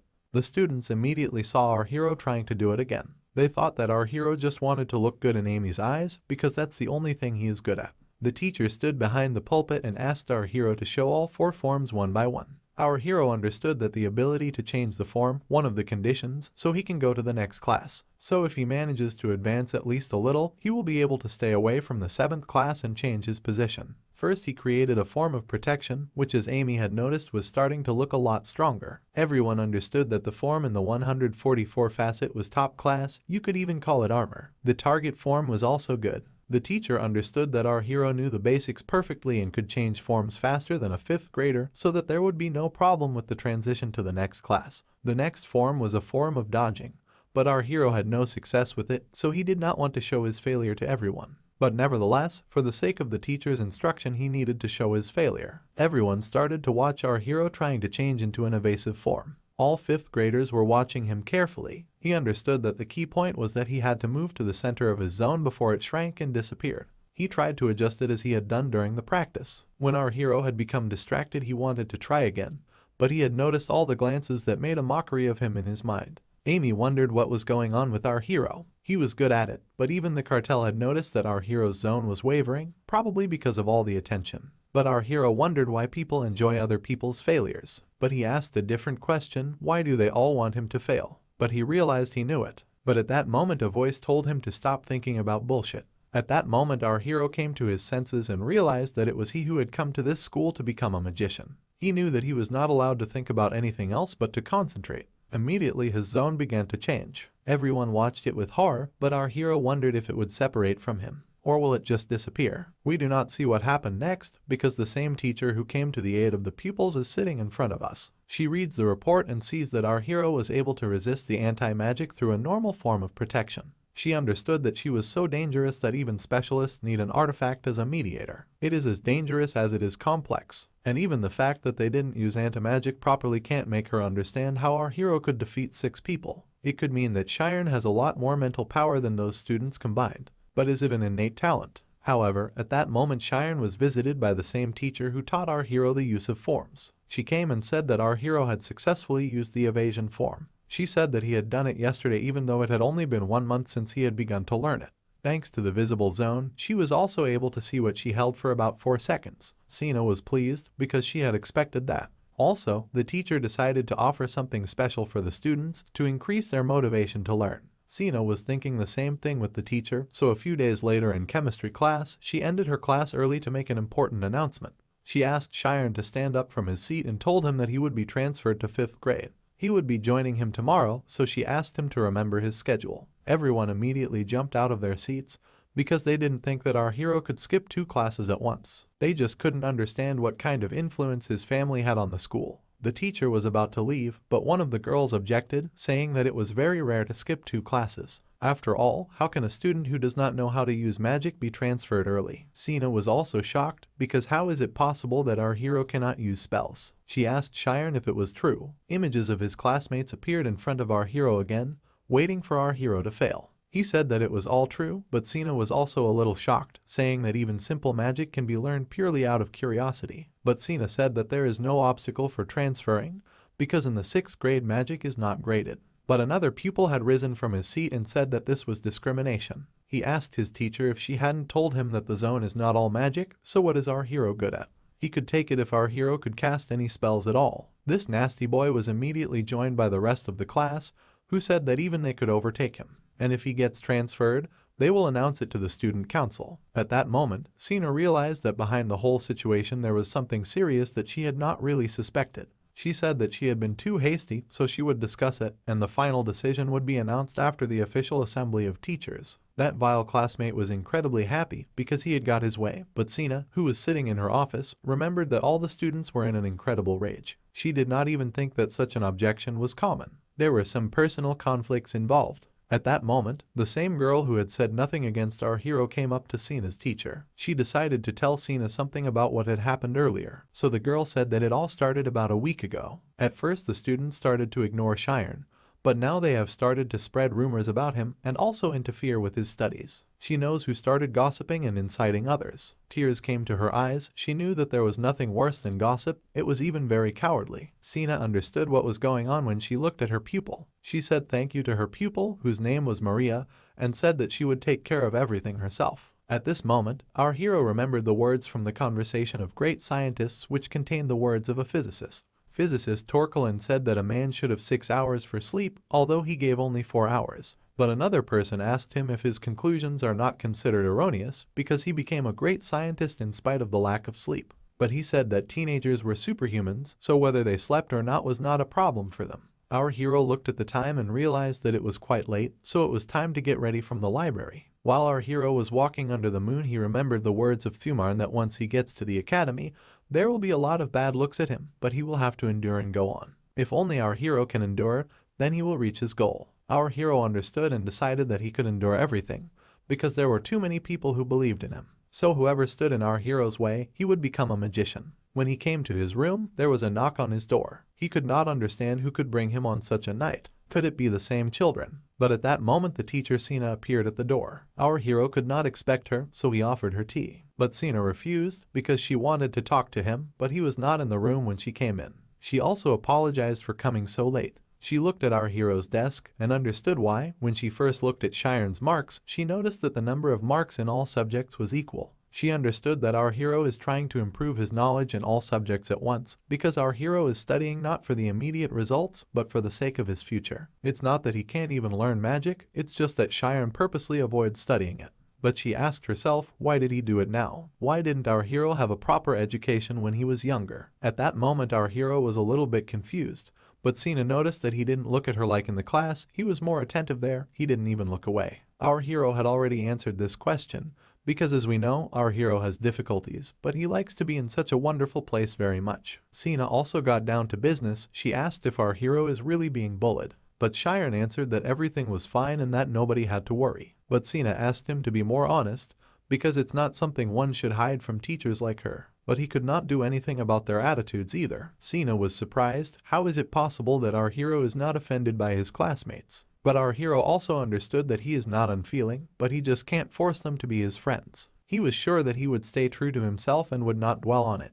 And if you think about it, everyone in his 7th grade class would think he was wrong, and that's just the opinion of 40 people. He believes there is someone in the world who can understand him. Sina smiled and said that she understood Shiren, so she would take that into consideration at the teachers' meeting. At this moment Sina's thoughts moved from that moment in the room and were immediately announced at the teachers' meeting. She said that our hero wanted to transfer early. At that moment, all the teachers were shocked because they could not understand that the whole class was making fun of one student. But then they remembered that mostly in the younger classes there are children who have no talent and skills, so it is clear why everyone does not like our hero. So with all the facts they knew, they were dealing with discrimination in the class. However, they should still agree with Shiren's translation. They even said that our hero could graduate in the next 4 years, so the more young graduates the better. However, teacher Ted stood up this time too, which immediately knocked Sina's legs out. The principal asked him what was the matter, that he didn't want to have him transferred. Ted told him that he knew he was talented, but that the problem was that he didn't know how to use magic. He didn't think it was a good idea to ignore the negative reactions of the other students. But Sina immediately interrupted him, saying that as she had mentioned earlier, Shiren was putting magic aside and aiming to gain more knowledge. It is the teacher who must not interfere with the student's education plan. But Ted interrupted her again, saying that he was not talking about Shiren's methods, and Shiren has too great a predilection for Shiren. Sina could not accept this fact, so Ted continued by saying that probably the other students are weaker than Shiren because our hero is more into omnipotence. But he's stronger in the institution. It is this decision can negatively affect the students and reduce their motivation to learn. He smiled and asked, is it good to invest in only one student genius? Sina was angry because Ted wanted to ruin such a talented student. All the teachers knew that the same show between Ted and Sina was about to begin again, and they had their hands in their faces. They were surprised that they had become wizards at all with such characters. But the headmaster said that enough was enough because it could just be solved peacefully. He said that both teachers are right, but Sina thinks logically, but Professor Ted's words also make sense because he is concerned about the balance among the students out of love for the academy. It's the principal who understands everything. You can't give preference to students. Ted already thought that he had won, and Sina was sad. But the cheerful face of the headmaster let everyone know that he had thought of something. The next morning, on the bulletin board of the high-level classes, they were shocked because on the board was an announcement that all 7th graders would be allowed to be promoted to the next grade. The main criterion would be magic teleportation. However, they thought that teleportation was too difficult an ability, so they were a little afraid. At that time our hero came to the board and realized that from that moment he would try to pass to the next class. So it was the so-called intimidation of the 7th grade loner became widely known even among the older students. After the class at the bulletin board, everyone knew what was going to happen. It was all because of our hero. But Amy, who was able to hear everything, understood that our hero had been bullied because of her. That's why he avoided her, so she wouldn't get involved. Carl, on the other hand, started to think like Sherlock. She knew that the 7th grade students were very immature, so that's why they dragged our hero into it. It could have happened to her too, but she had time to transfer. At that moment Amy went somewhere. Carl shouted at her to ask where she was going. She only said that she was going to hit him hard. How dare our hero keep quiet about such a thing? And on top of that, she's gathering everyone from the 7th grade. She asked her not to do it, but Amy asked her if she really wanted the man she loved to become an outcast. Sariel said she would hurt his pride even more. But Amy didn't care. Our hero probably doesn't like her, but why would he choose to hide it? She was talking about that teleportation, so it shook Amy to think that this teleportation is too complicated, and moreover just very dangerous, for those who have not studied magic until this moment. Cariel had suggested that Amy teach our hero the magic of teleportation, but as usual she did not have enough time for exams, and even if he could not learn it, he was not worthy to be her boyfriend. However, in the evening, Amy was flying around the turrets to get to the room of our hero. She assured herself that she was not doing it for him, but just because she had something to do with it. But first she wanted our hero to beg for her forgiveness. Immediately she flew into the window of our hero and gagged him so he wouldn't scream. She said she was the one who would kick his ass, but at that moment she noticed our hero's teacher Sina sitting in his room. She asked Amy if that's how they see each other. Does Amy sneak into his dorm room every night? But then Amy blushed and said that it is not so, because it is a misunderstanding. Sina said she understood why Cheyenne and Amy were so quiet and didn't even see each other that often, but Amy went on to say that this was the first time she had ever done this. And it was Cheyenne who told her that they should not meet at school, but she asked herself, what is the teacher doing in his room at night? Sina said that she had come to give some advice for the exam, because the situation in the class was rather difficult. Our hero did not waste any time and handed the tea to Amy, which was very pleasant to her nose. However, she immediately began to shout at him, because why the hell he allows himself to humiliate? And why did he not tell her about it in the first place? But Sina immediately offered to sit down and discuss everything, because the exam is more important. Our hero was sitting and could not understand what was going on, because his girlfriend and teacher were sitting beside him. Amy asked him if it was not dangerous to practice teleportation, because our hero had never learned magic. But Sina said that it was the principal's decision, and she was a little worried for everyone too. But that decision was not made without a reason. Amy did not understand how such things can be a joke for the director, and our hero at this time asked if it is all very dangerous. But Amy asked, does our hero know that teleportation uses the attribute of light? If so, he must understand that light has absolute speed, so that no matter in the world can surpass it. The teleportation spell uses this speed to overcome the boundaries of space and time. Our hero listened to everything and asked if it was really possible to turn a body into light. But Sina said that even if it seems crazy, teleportation can be mastered even by a beginner. And according to the theory that the teacher explained, the speed of light is divided into 4 categories. She explained that in order to teleportation one needs and will need the magic of light. However, it is because of this that the mass of the body is greatly reduced. Our hero understood that because his body would become lighter there would be a danger of collision. The teacher praised our hero because he always catches everything on the fly. But Amy was jealous because how come Cheyenne and the teacher so easily bonded? Has she always been so friendly? And at this point our hero asked, how do teachers want to conduct such a dangerous exam? But Amy decided to interrupt her teacher to point out that she was not so useless and our hero could ask her anything he wanted. She said that the teacher would just prepare the place without any obstacles. Our hero had asked if there was such a place, but Amy immediately pointed upwards, which made it clear that their training ground would be the mountains. And the teacher said that they would compete on the speed of moving from one mountain top to another. Our hero immediately laughed madly and quietly, because now there will be no obstacles, but one can fall from there and lose his life. Amy asked, while our hero was going crazy, who would win in this exam? He who would cross the finish line first. But Amy said that was the case, and even if no one crosses it, the one who counts the longest distance will be chosen. But of course the first level of difficulty of the training ground will be set so that the necessary measures are taken to avoid danger. But teachers are only worried about the students because if their thirst for victory will reach the limit, then all will attack each other. So Amy realized that Cheyenne would become a target for the other boys. Cheyenne, meanwhile, wondered if he could do it at all. After all, he doesn't care much about the difficulty of the exam, but he doesn't want to face the whole class alone. And he does not like the fact that someone could be injured, so is it right to agree to it? But Sina had interrupted our hero's thinking by saying that she had wanted him in the 5th grade from the beginning, but apparently her greed had only made things worse. Our hero immediately began to say that it was not so, and said that from now on she would teach him personally. But then Amy got nervous and asked why the teacher was going so far. But Sina did not see anything wrong in it. In fact, she just felt guilty for the unreasonable complexity of the upcoming exam and plans to do everything in her power. However, at this moment Amy has lit up and has told that it will be only worse, after all, considering how important this exam is. After all, if even one person finds out that Shiren is Shiren's trainer, his chances of winning will immediately disappear. So Amy will take over Shiren's training. If the difficulty is set to the 1st level, she is the ideal person to train him. Our hero and Sina were shocked, because how come she is not mad at him anymore? But Sina said that she even remembers that she wanted to pass the exam beforehand, so does she have time to train with our hero? Our hero was surprised, because if you think about it, the graduating class is the time when almost every pupil can envy you. It is precisely such students who are recommended as professional magicians. Their level is also considered sub-professional, and considering that they study in a respected institution, they get written about them in the magazine of the Royal Academy of Magic. However, once you cross the threshold of the class, then you can forget about the idle life, because all that awaits you, it's endless competition and a hell of a lot of training. From the very beginning, Amy just wanted to get there before all the students at the academy. But our hero immediately began to pester her, which caused her cheeks to flush red in the face. He asked if it was too early for their age. However, Amy said that it was because of him, because he is so fast progress that she can escape from him only at graduation. Our hero is like looking at the most beautiful creature in the world. He thought that Amy is so cool that she just need to be first among the high-level classes, and Amy does not care about the subsequent tests, and she has the courage to go to them. He is surprised, however, because at such an important time in her life, she still came to help Shiren.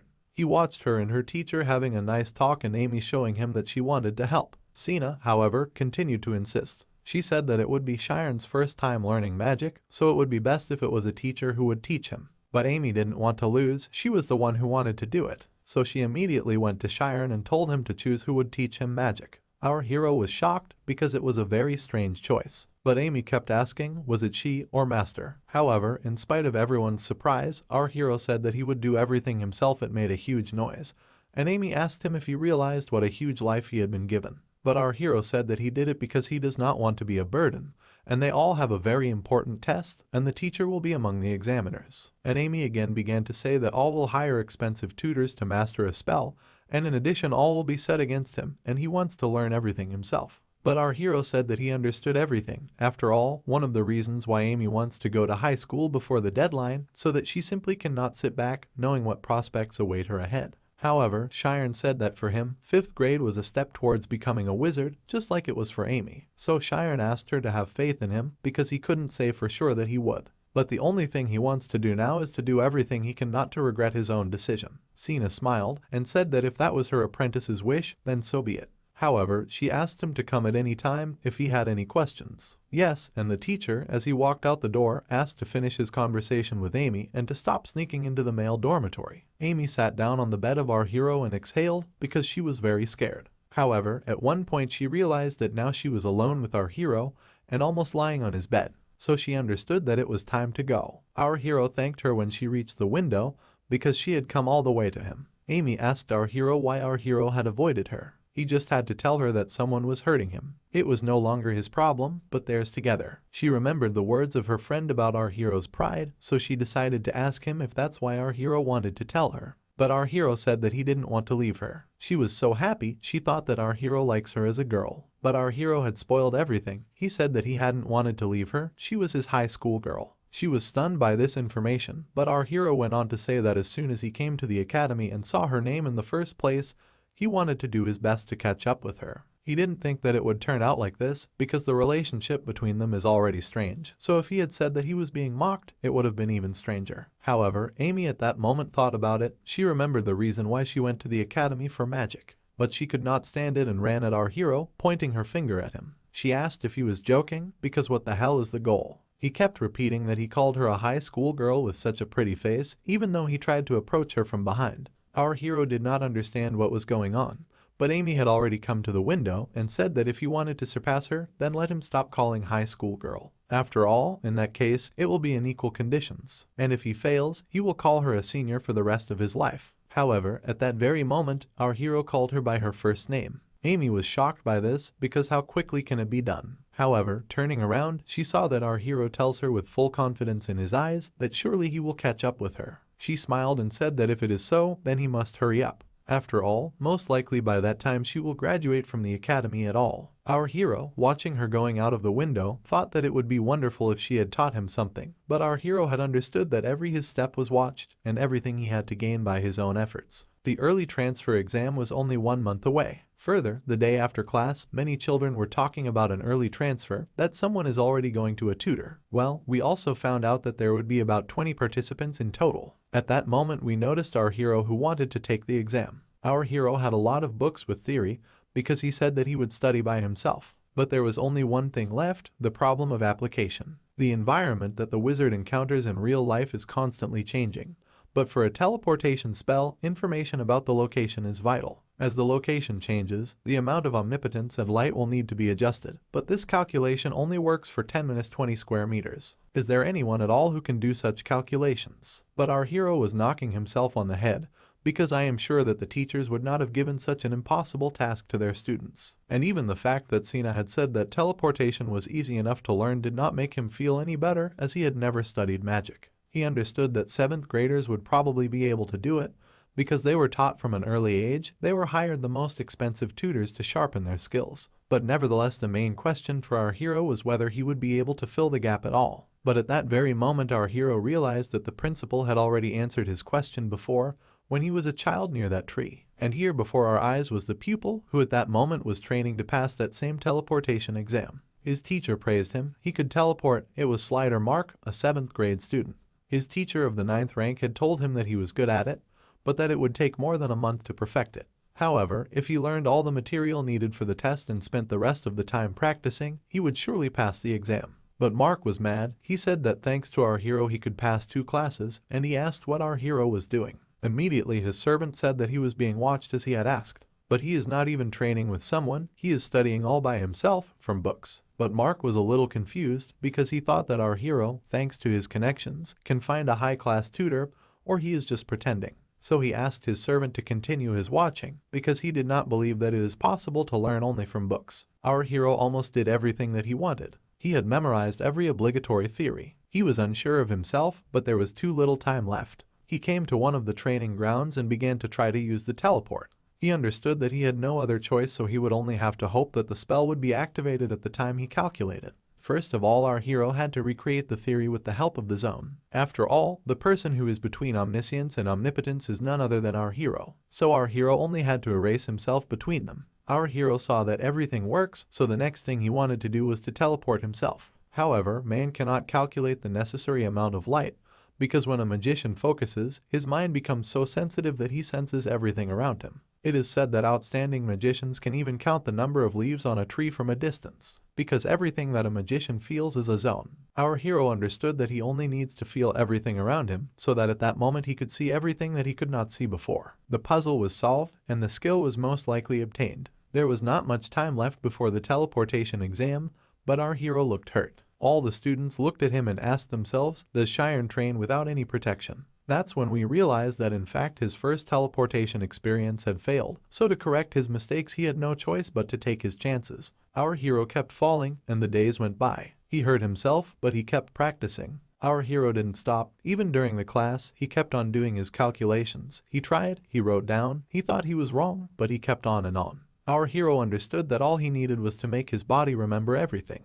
The exam was 1 day away. Our hero had fallen again, and realized that as soon as he had corrected one mistake, another one occurred. However, at one moment he realized that he could not make more changes, so it had to work. He pulled himself together and used teleportation. And it worked, even though he had fallen a little. But how far would our hero get with that? He didn't even have time to lie down. He understood that now he had to practice binding the spell together. He wanted to practice, but he fell asleep on the floor from fatigue. We see Mark again, who thought he was enjoying himself. Today was going to be the historic day when he would go to the 5th grade. He thought the 700 meters was nothing for him. At school, while all the students were sitting in class, Mark met Maria. He asked her if she wanted to skip the exam. She got nervous and asked what she was doing. Why wasn't she on the playground? But Mark asked her if she really believed that someone like him could not pass the exam. So he asked her what she was doing at the door. She was as bad as her grades, so she should have seen what was going on in the playground. She was about to wish her luck, but Mark immediately said that she was probably laughing because she was a teacher rat. She couldn't understand how he knew, but Mark was only trying to take her for a bet. He said that's where she was burned. He said everyone already knew she was weird and modest, so it wasn't a surprise that she ratted them all out. He even pushed her to the wall and said that he had been good to her all this time because they were classmates. But he asked her if she knew what would happen when he was in high school. But he looked at her and knew that he had driven her away, so he just left. He could not understand that such a coward as she wanted to become a magician at all. She was sitting in tears, but Mark went into the classroom and asked if their plan was ready. Immediately the guys said it would be as planned. 2 of them would stick to Cheyenne at the start, and then 2 people would guard him. So they have exactly 2 opportunities to eliminate our hero. Mark said that in the first stage the distance of the jump was 10 meters, so let them hold him until at least 10 people have passed ahead. However, the students wondered if Mark would really do all that he had promised. But Mark said that he would do everything. He would find them all tutors, because his father is a technical advisor for the Association of Magicians. So if they did well, he would never forget what they had done for him. He would help them in any way he could. He knew in his heart that the plan would not change at all, for a genie should not let his guard down. At this very moment all the 7th classes had assembled on that mountain. They had not expected that so many people would gather there, especially the 5th classes. They thought only that if someone new joins them, it must be super cute. It was even all the test takers who had gathered there. The teacher realized that the time had come, for the exam for the 21 test takers would begin in 10 days. Many students had gathered and were very excited. They could not believe that the test was so hard. Even Sariel and Amy came to the test. She couldn't understand why they were there, since they were only 7th graders. However, Sariel said that it was wrong because she had to support her boyfriend to get enough points. Amy said that those who are destined to pass and those who are not will fail. But still she wondered if our hero could teleport. At this point Mark asked where our hero was, but he was told that our hero had not come at all. Our hero was sleeping in the same place where he had fallen. At that moment, Amy also noticed that our hero was really gone, but where is he? Carl was also worried, because she could not find him. Then an idea came to Amy's mind. Could it be that our hero could not teleport? She immediately began to worry because she had to insist on teaching him. Many teachers were looking at it all, as well as students who were ready to begin their test. The teacher told them to follow the signal to the abyss, and if the student who will overcome the greater distance by teleportation will be the winner. But students were very frightened, because if they could not get to the other side, they would fall. They asked if there were any protective measures, but their teacher, Ted, advised them that if they were afraid, they should give up immediately. After all, everyone should be aware that many people who study magic die while they are studying it. And this is all, an early exam for the sake of transfer, necessary for the choice of the student to be worthy to get into the 5th grade. In other words, they were simply advised to only take it if they could defend themselves, and if they were not sufficiently prepared, they should pass it backwards. Ted, however, was pleased with himself since many people had frozen up too much. But he knew that the ones who were dangerous were those who wanted to compete. Mark's classmates laughed, for many had volunteered to take the test, not even sure if they could make it to the finish line. He thought about how those guys would grovel before him in the future. But what was more interesting to him was whether the rumor that the guy with connections had studied teleportation by himself was true. But apparently he had screwed up. But Mark was still happy. The main thing was that his plan was ready. The teacher asked everyone to line up because she was starting the exam.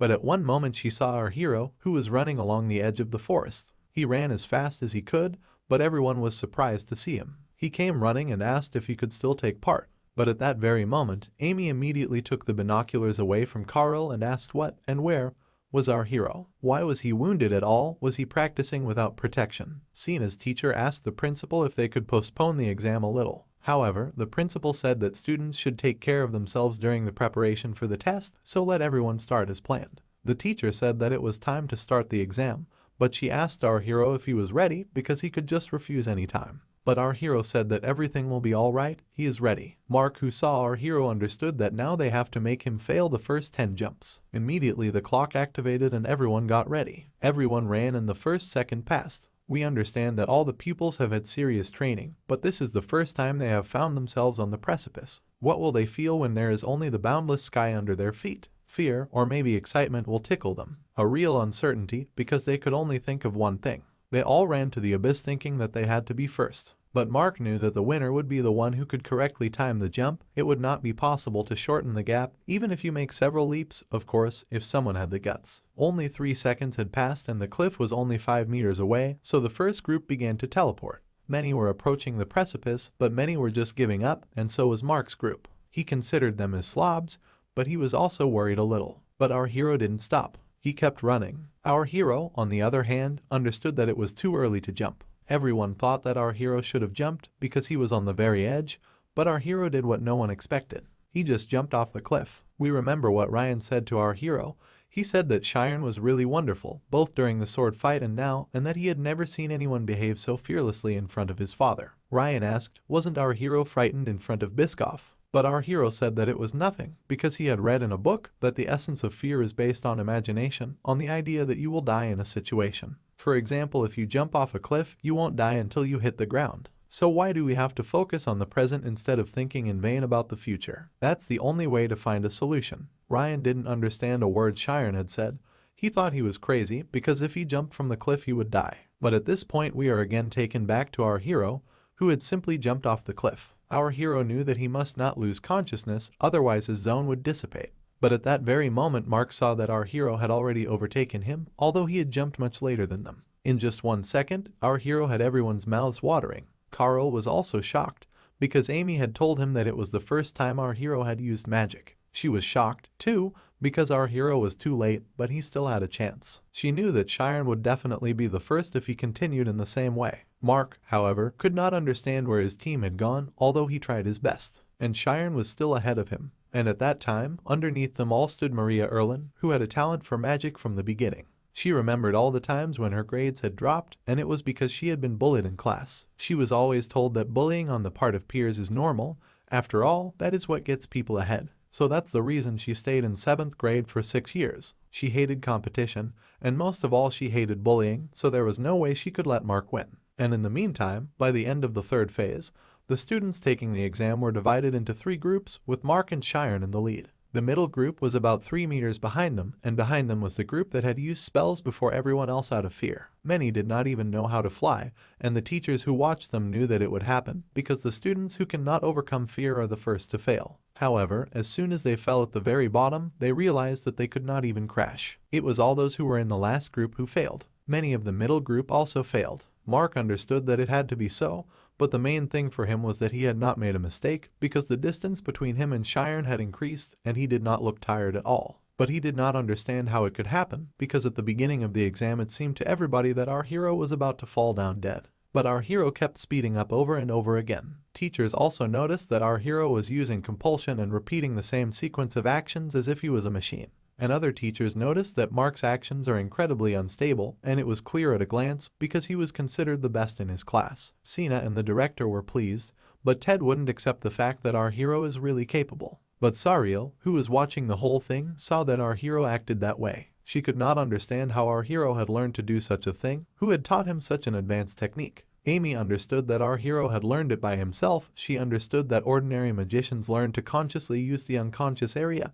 But our hero is somehow different. She even thought that it seems that our hero directly controls the unconscious, but this is definitely not something that can be learned. But at that time Mark had already run out of strength. He shouted out loud for everyone to start. So immediately all the students decided that it was time to squeeze the mental powers out of our hero. Our hero also noticed that something strange was going on, because somebody had broken his sequence, so that immediately some guy rushed in front of his face. This guy had understood that now his life is at stake too, so he wanted to fall down together with our hero. Our hero had realized at that moment that he was really trying to hit him. But when he opened his eyes he saw that our hero had dodged, and at that very moment he was falling. Our hero was not in the best position either. Because of the disorder of the action, all his accumulated tiredness got out at once. He understood that he should not lose consciousness, so our hero just concentrated and got up again. At this time the 5th form was surprised, because what had happened with the 7th form, as their movements seemed to everyone strange. But one of the pupils said that it was for purpose. He wanted to crash into our hero. One person had to block the way, and the other one was just attacking from the side. She also said that it was just a personal tactic, simultaneously blocking both advantages of teleportation, instantaneous movement, and interdimensional jump. So if Cheyenne hadn't gotten out of his seat, something horrible could have happened. But this particular guy could have avoided something like that with movement stabilization. Even though the 5th grade thought the guy had gotten cocky, but they believed that the teachers should have had a plan for this situation. Mark, on the other hand, rushed forward at this point. He thought that now he was in first place, and he would beat everyone, even considering the 6th grade. He thought he was a genius. But our hero understood that Mark is in good shape, so if our hero wants to beat him, he has to get ahead of him. But in order to do that, he would have to break his routine if he would carelessly increase the teleportation distance. Instead, he will increase his speed and become half a second faster than Mark. Immediately, everyone began to support who was who. They saw our hero overtake Mark. But Amy understood that our hero's body was not in perfect condition, so he should not overdo it with magic. But at that very moment, something grabbed Mark. At that moment, the system of the bridge that cannot be crossed mechanism was activated. A 10th level appeared. Ted immediately ran to the control room, because there was no way to activate the 10th level. Sina said that they had had to stop the exam, but another teacher had said that it was a test for advancement to the next 2 levels, because if they cancelled it, they would receive horrible displeasure from all the families. But the principal immediately raised his voice.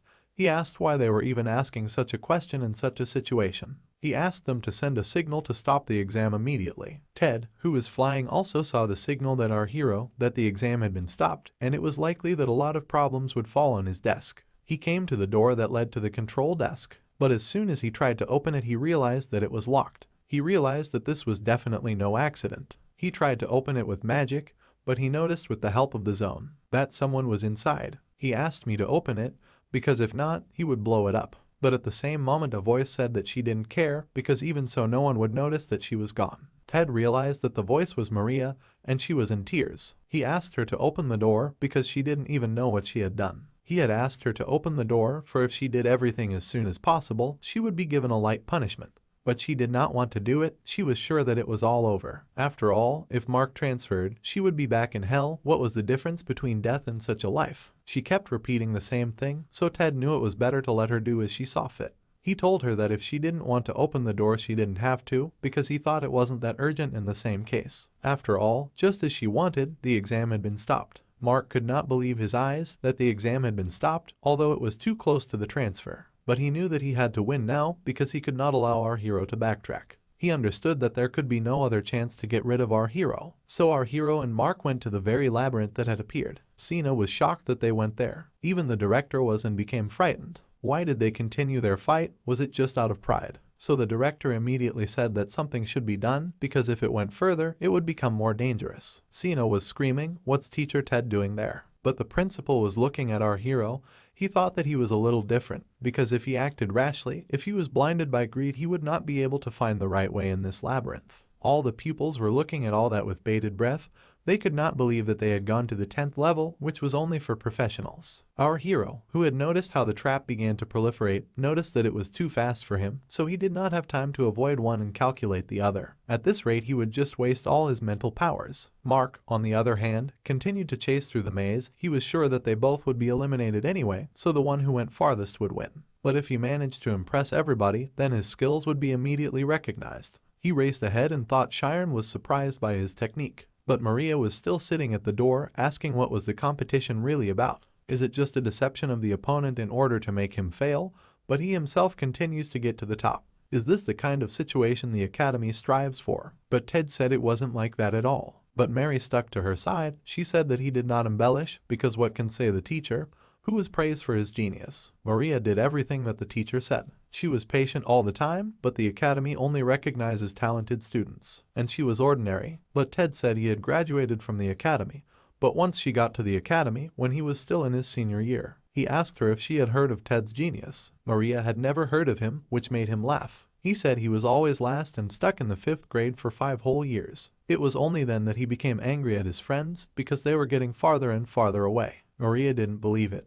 But Ted went on to say that he had even been caught by the principal and scolded him terribly. That day Ted had had a fight with someone, but he did not want to discuss it with the principal. The headmaster told him that one thing a wizard shouldn't do is compare himself to others. He said that a wizard is a person who erases himself. He asked him to just focus on himself. Yes, and when he does, he will actually erase himself. And if he runs forward, looking back at the people behind him, he will surely lose his way. At that moment, Mark, who turned forward, noticed in front of him that the way was blocked. He thought that he should not have flown here. He wondered if he was going to die. He even started screaming to be rescued. Everyone saw him going down and closed their eyes, but at that moment our hero picked him up from above. Everyone saw our hero save Mark. Everyone was shocked that someone had even tried to save someone else who was his rival. However, the others knew that it was definitely not a priority to simply win, and how could our hero make such a move? Mark, while he was being carried, our hero was shouting for help, but our hero asked him to be quiet because he was trying to think. From what he knew at that time, those traps were a kind of labyrinth. So to find the way out, he had to analyze from afar the scheme according to which they were gathered. He went up to look around, but the trap followed him, and the other pupils noticed it.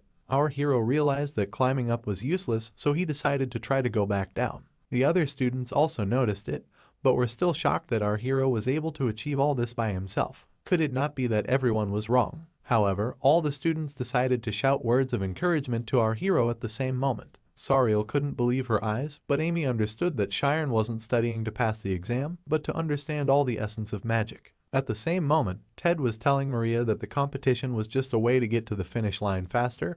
It was normal to move slowly because when everyone crossed the finish line, they became magicians anyway. Maria began to cry because she realized that it wasn't over yet, and Ted would support her at any time. The principal, who had seen the whole thing through, told the teachers to go on with the exam, and he would take all the responsibility. Our hero was incredibly concentrated and realized that the trap looked and moved as if it were alive. He could not even predict anything because the scheme of movement was too chaotic. And because he was trying to save Mark, his situation was getting worse. Even in the meantime, Mark kept screaming. Our hero was not still paying attention to him and understood that he had to feel the whole structure and at the same time concentrate on it. He had done it before, and it all looks like a form of evasion. Our hero immediately decided to accelerate and flew along the same trajectory. He accelerated so hard that even Mark passed out. At that moment, the director could not understand anything, even though he knew that danger increases abilities. But the limit is reached when you are satisfied with your achievements.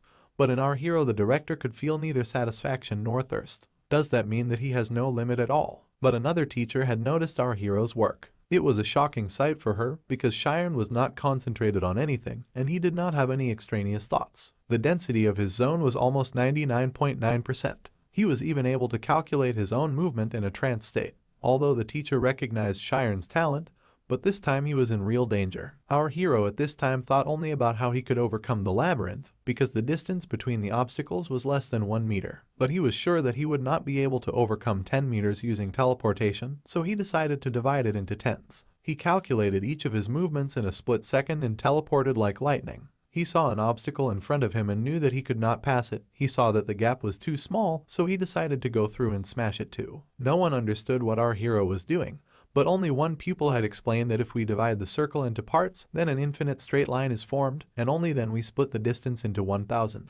No one could believe how it could be calculated at all. However, the student said that it was not a matter of calculation because you would just feel it. In other words, clairvoyance. It made it clear that the level of our hero's omnipotence simply shocked everyone, or simply a genius. Our hero continued going forward, but a new labyrinth appeared in front of him. Teachers called it the Labyrinth of the Dragon. Sina went to Ted's teacher, but at that moment Mark woke up. He began to shake his hands because he was afraid, but our hero tried to do just that, to remember the sequence in which the labyrinth was created. He understood that he had to move exactly in the position that he had seen. But Mark was not in the mood for jokes. He even said that he would be good if Shiren let him down. But Sina had already arrived at Ted's house. She yelled at him because what had he been doing all this time? He answered calmly that there was a problem, but Simone screamed that the device had to be stopped immediately. Ted did not understand, but Sina said that Mark and Shiren were still there. A third teacher came in and said that our hero was already in front of the jaws. Droplets of sweat were dripping from him,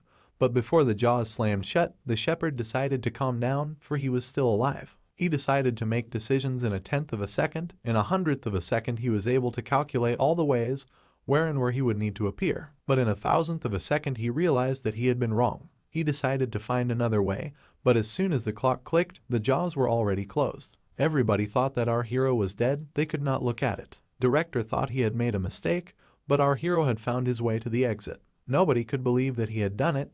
They looked at them as if they were ghosts. And our hero could not understand if he had succeeded, if he could find the way out, because he didn't even remember anything. At the same time, Ted had turned off the system so that the system was set to level 0. The other pupils were looking at all this and could not understand how our hero could pass level 10, because it was for advanced students, those who were professionals already. And our hero did not cry or shout. He just said that he really thought he was going to die. Carl, on the other hand, was rubbing it in Amy's face and saying that he had made it through, he had done it.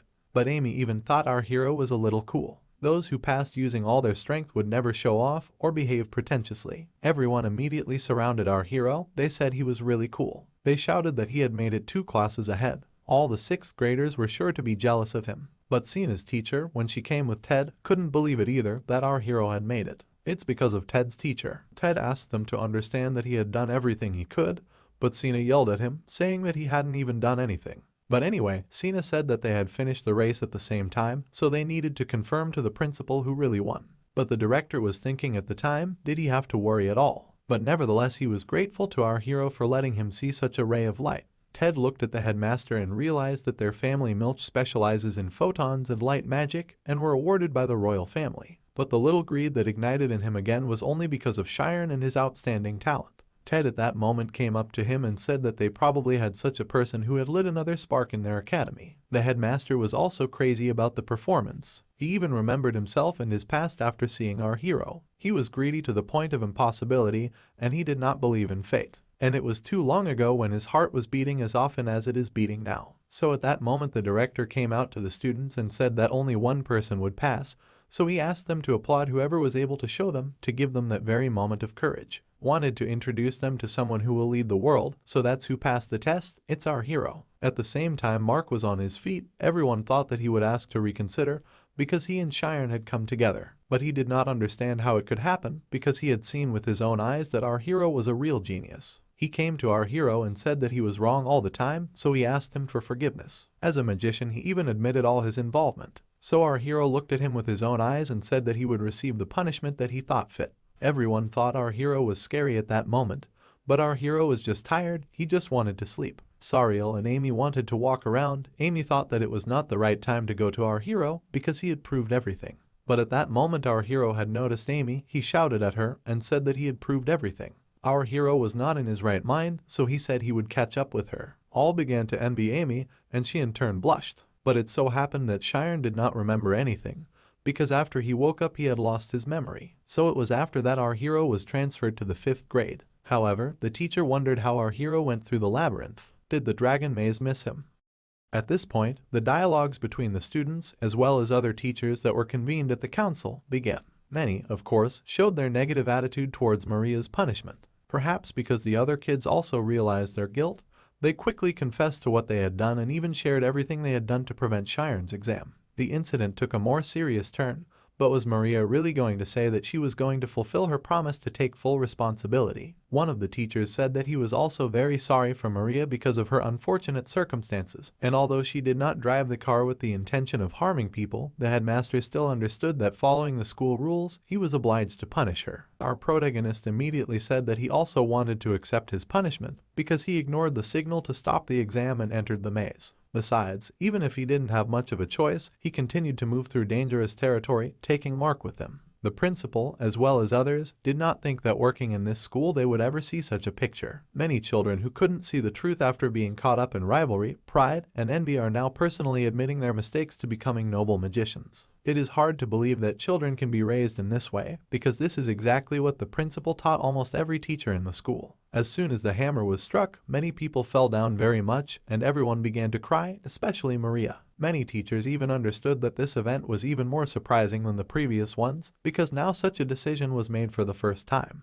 It was even surprising that in the end, everyone present there was punished. Mark and Maria were suspended for 2 months, and the rest of the students were only suspended for a month, so even our head Shiren was punished. He was punished for writing a letter of remorse, but why did he even rush into the maze even after seeing that the exam was failed and suspended? Of course, our hero understood that he did not want to lose. He only thought that he had to solve the maze, although he did not remember everything in detail. The teacher only understood that her student was more belligerent than he appeared, and even outwardly very soft, but was it because he was so soft? However, while our Shiren was sleeping, he had a nightmare in his head about the maze itself, about all the eyes that were looking at him, that everything was following him. However, at one point, he started to hear the sound of the piano, but still woke up. Was it already morning? After all, if everything is so, then he should hurry to study. At one point, he picked apples and even brought Amy apples. However, because of her notes, she became very agitated and immediately ran away. A month later, of course, the attitude towards Shiren even changed, except for his girlfriend. But Amy still pretended to ignore him, so her friend even wondered if they were really dating.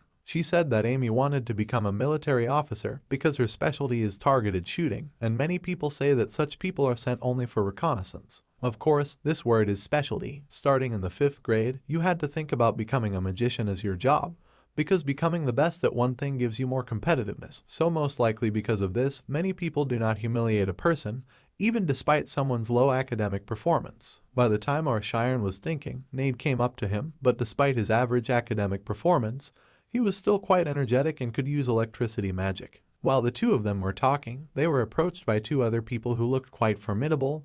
They definitely wanted to discuss, but what was it about? Is it about literature, chemistry, or biology? Of course, our protagonist knew that he would not be able to support the dialogue, but at the same time, the students asked who they liked best, Teacher Sena or Athela. Our hero knew that not everyone would definitely avoid him again because of this, but it was still a rather strange question. Nade immediately asked if they thought it was such a difficult question. Our protagonist wanted to support him in this because it was a rather stupid question, but Nade immediately said that he was on Sena's side. The three of them immediately started talking about all the pros and cons of their teachers, but our hero just realized that there were guys in front of him, schoolchildren in transition, but by the time he thought about it, he was asked who he liked. Of course, Shire knew that if he wanted to live a good school life, he had to get involved in such conversations, but he still adores both teachers, so he was about to say something, but then those students left. Our main protagonist was very upset, but Nade said it was all because of Uruka, who was walking behind them. Of course, Uruki was the same person your character had never met, so at the same time, Uruki introduced himself as an outcast from 5th grade, and it was also the voice he heard when he needed advice so badly. Our Shiren immediately started shaking his hand,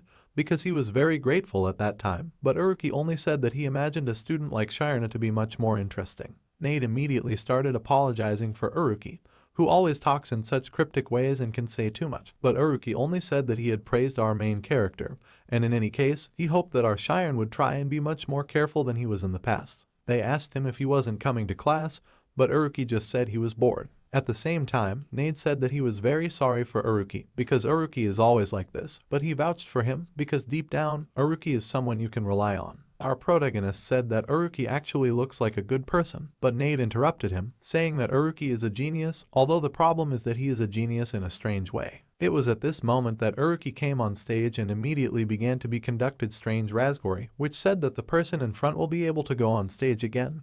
We'll fly apart and lie like this. However, as soon as it came out, Uruki used the split zone form with incredible speed. Everyone was incredibly surprised, so everyone realized that something strange was happening right now, and it was at this moment that Uruki created targets from these spheres and started shooting at them, so that they began to explode. Everyone was very scared, but Uruki-ish asked our Shiren for another meeting. Of course, our protagonist was also shocked by such a picture, because who is such a guy who can use both the split form and the detonation, which he specializes in. Of course, Uruka's description was a little strange, because he was the biggest outcast, very unsociable, and his grades were about average. However, the reason why Uruki is called a genius is because he only cares about one side. Uruki was incredible at physical calculations. For example, he can count what happens in an extreme situation with a full degrees, or with more than 100 million degrees, or he can calculate in 1 minute the date that will occur in 40,000 years, so if he wants, he will most likely call the number pi until his death. But on the contrary, he simply cannot succeed, he simply cannot accept anything other than the sciences. Many teachers were just shocked by this, and I can't believe that there is such a person in the 5th grade at all. Sure enough, Nade said that the teachers used to advocate taking responsibility for Uruki, but now everyone has given up. Of course, this was all very exciting for our main character, and Nade too, but at the same time, a certain girl approached them and asked him to join their group. Since our hero refused, the girls asked to approach them as quickly as possible. Of course, the main reason why he refused was because his grades were so incredibly bad. But as soon as he told him about it, Nade told him that he was the head of one of the groups where he could take him. Our character thought that this group would be successful and reliable, but at this point they went to the storeroom Istas, which stores all the healing materials of their school, or just a storeroom. Of course, our hero was a little shocked by this place, but immediately, as soon as they went inside, they saw some student who painted a full board with examples. Were transported back in time again, where Nade was sure that they could actually use absolutely everything in there. Of course, our protagonist asked if it was legal, but Nade only said that every time someone searches for something in a given storeroom, its structure changes, which only means that no one will be able to find them. Of course, Shiren was delighted with this description of the place where he was now, because a place that no one would be able to find was something with something. By then, they had reached the door that led to their study, which for some reason was called Ritualism and Ghosts. Mage, for his part, was sure that ghosts and souls, the afterlife, aliens, God, hell, and so on were exactly what they didn't learn at their club. Of course, our protagonist thought that he probably came for nothing, but not to say that he is not interested at all. As soon as he said this, Nate immediately kicked down the door with his foot, and then a considerable amount of dust rose up. Just at this moment, Uruki appeared in front of them, who, as we know, painted the board with chalk. Nade, in turn, said that due to the group's not very good reputation, they can't reveal its members, so he didn't tell them earlier that Uruki is a member of them. Our hero was surprised that Uruki was interested in ghosts or something else, but the head of the club only replied that he was just the opposite. Came here to criticize it all as a bait for someone who thinks that everything in the world is absolutely logical. Of course, Uruki was incredibly happy to see Shiren, but he couldn't help but wonder what a great genius was visiting such an unpleasant place, because if he came there, then now they can investigate various issues together. For example, is it even possible to split an atom? Of course, our main protagonist didn't know what to answer, so he said the first thing that came to mind. Uruki at the same time said that he guessed the answer, because most likely there is a huge energy hidden in the atom. Uruki also said at that point that our main character was probably wrong, because even if people get hurt, it won't matter. Shiren immediately started shouting that no student should get hurt, because that's exactly what their headmaster said, but Uruki just took one of the berries on the table and said that he probably didn't understand the world of magic, because every wizard does what he puts others in danger, but the genius given to them, along with our protagonist, is just something with something, you need to find a use for it. Shiren immediately made a fuss, saying that he would rather become a fool than a genius who harms people. Uruki continued to stand his ground, saying that a small number of geniuses leads to a large number of fools, because this is exactly what history and the world in which they are located prove. But most of all, he hates idealism in general. Of course, our hero did not share his opinion, because ideals may well exist. Nate immediately realized that the situation was escalating, so he began to stop them from talking any further. However, it was already very late, because already Shiren realized that he would not get anything good from this club. Nade tried to stop him, but it was too late, and Uruka definitely made it happen, because they are rivals. Uruki kept repeating over and over that he didn't believe in the existence of such a genius as our main protagonist. Could he really do everything in thousandths of a second? Nade was just shocked by this, but Uruka was absolutely delighted, but he asked his friend, Nade, what he thinks about him, if he can even win the test that will be held soon. By this point, Shiren probably already realized that he was going to have a rather long battle, because the speed test is an exam in which you need to get points by hitting targets with active magic, and the exam is taken with the help of recovery mana and supporting magic, which do not attack. But due to the fact that you can go to the next level only by clearing all the goals that appeared on the level, it is very important to hit the target quickly and accurately. But there was one huge problem. Our main character simply did not know how to use active magic. He simply could not pass this test. He remembered that to get to the level of using omniscience magic, you need to get at least more than 60 points, and yet the teacher was happy because she perfectly understood his way of teaching. That he simultaneously increases his knowledge in all subjects, but there was still one area of knowledge in which he fell short to the level of professionals. This was most likely the theory of photons. Our protagonist didn't even think about it that way.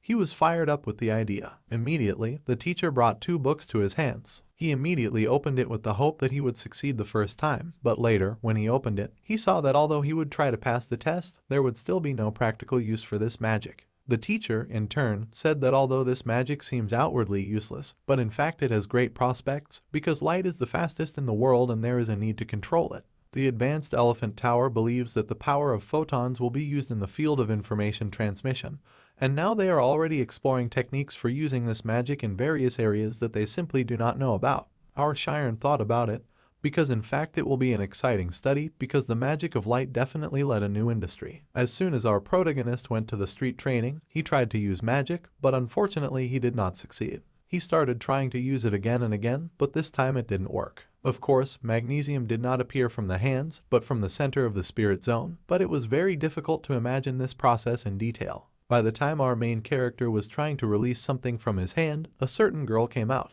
Everyone was shocked by such a beauty, as well as the fact that she had just come out after training.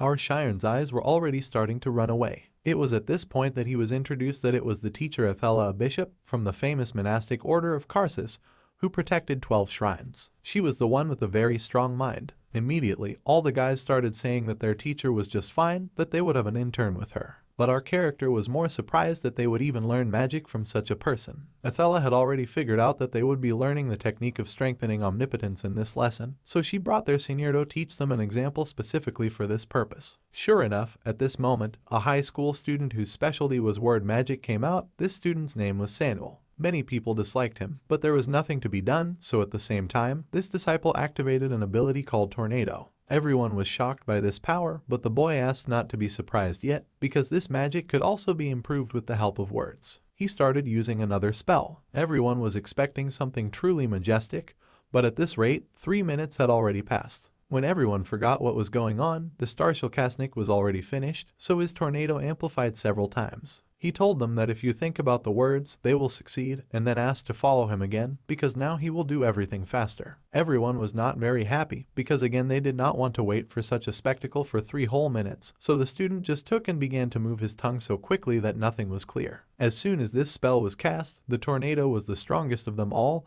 and now no one could stand on their feet. Of course, many of the students had seen word magic for the first time, so Athela told them that they would not learn it, because instead they would learn the progression technique, a technique in which all their power is enhanced by the concentration gained by counting numbers. Of course, our main character asked if they will become stronger just because they start counting numbers. But Athela did not hide anything. She said that because the numbers contain the status symbol axioms, they are perfectly combined with the spirit zone. So at the same time, she wanted to try to strengthen the spirit zone only with the help of progression. She will call again and again, read everything more and more numbers. As soon as it started, its zone began to expand until it reached several hundred meters. The teacher said that the faster a person counts, the stronger the spirit zone becomes, not only its size, but also its power, probability of hitting the target, and even accuracy. All abilities are developed. Of course, she said that this technique is not all powerful, because if a person is actually a little stupid, then he will not succeed. By that time our Shiren understood everything, so he immediately started training.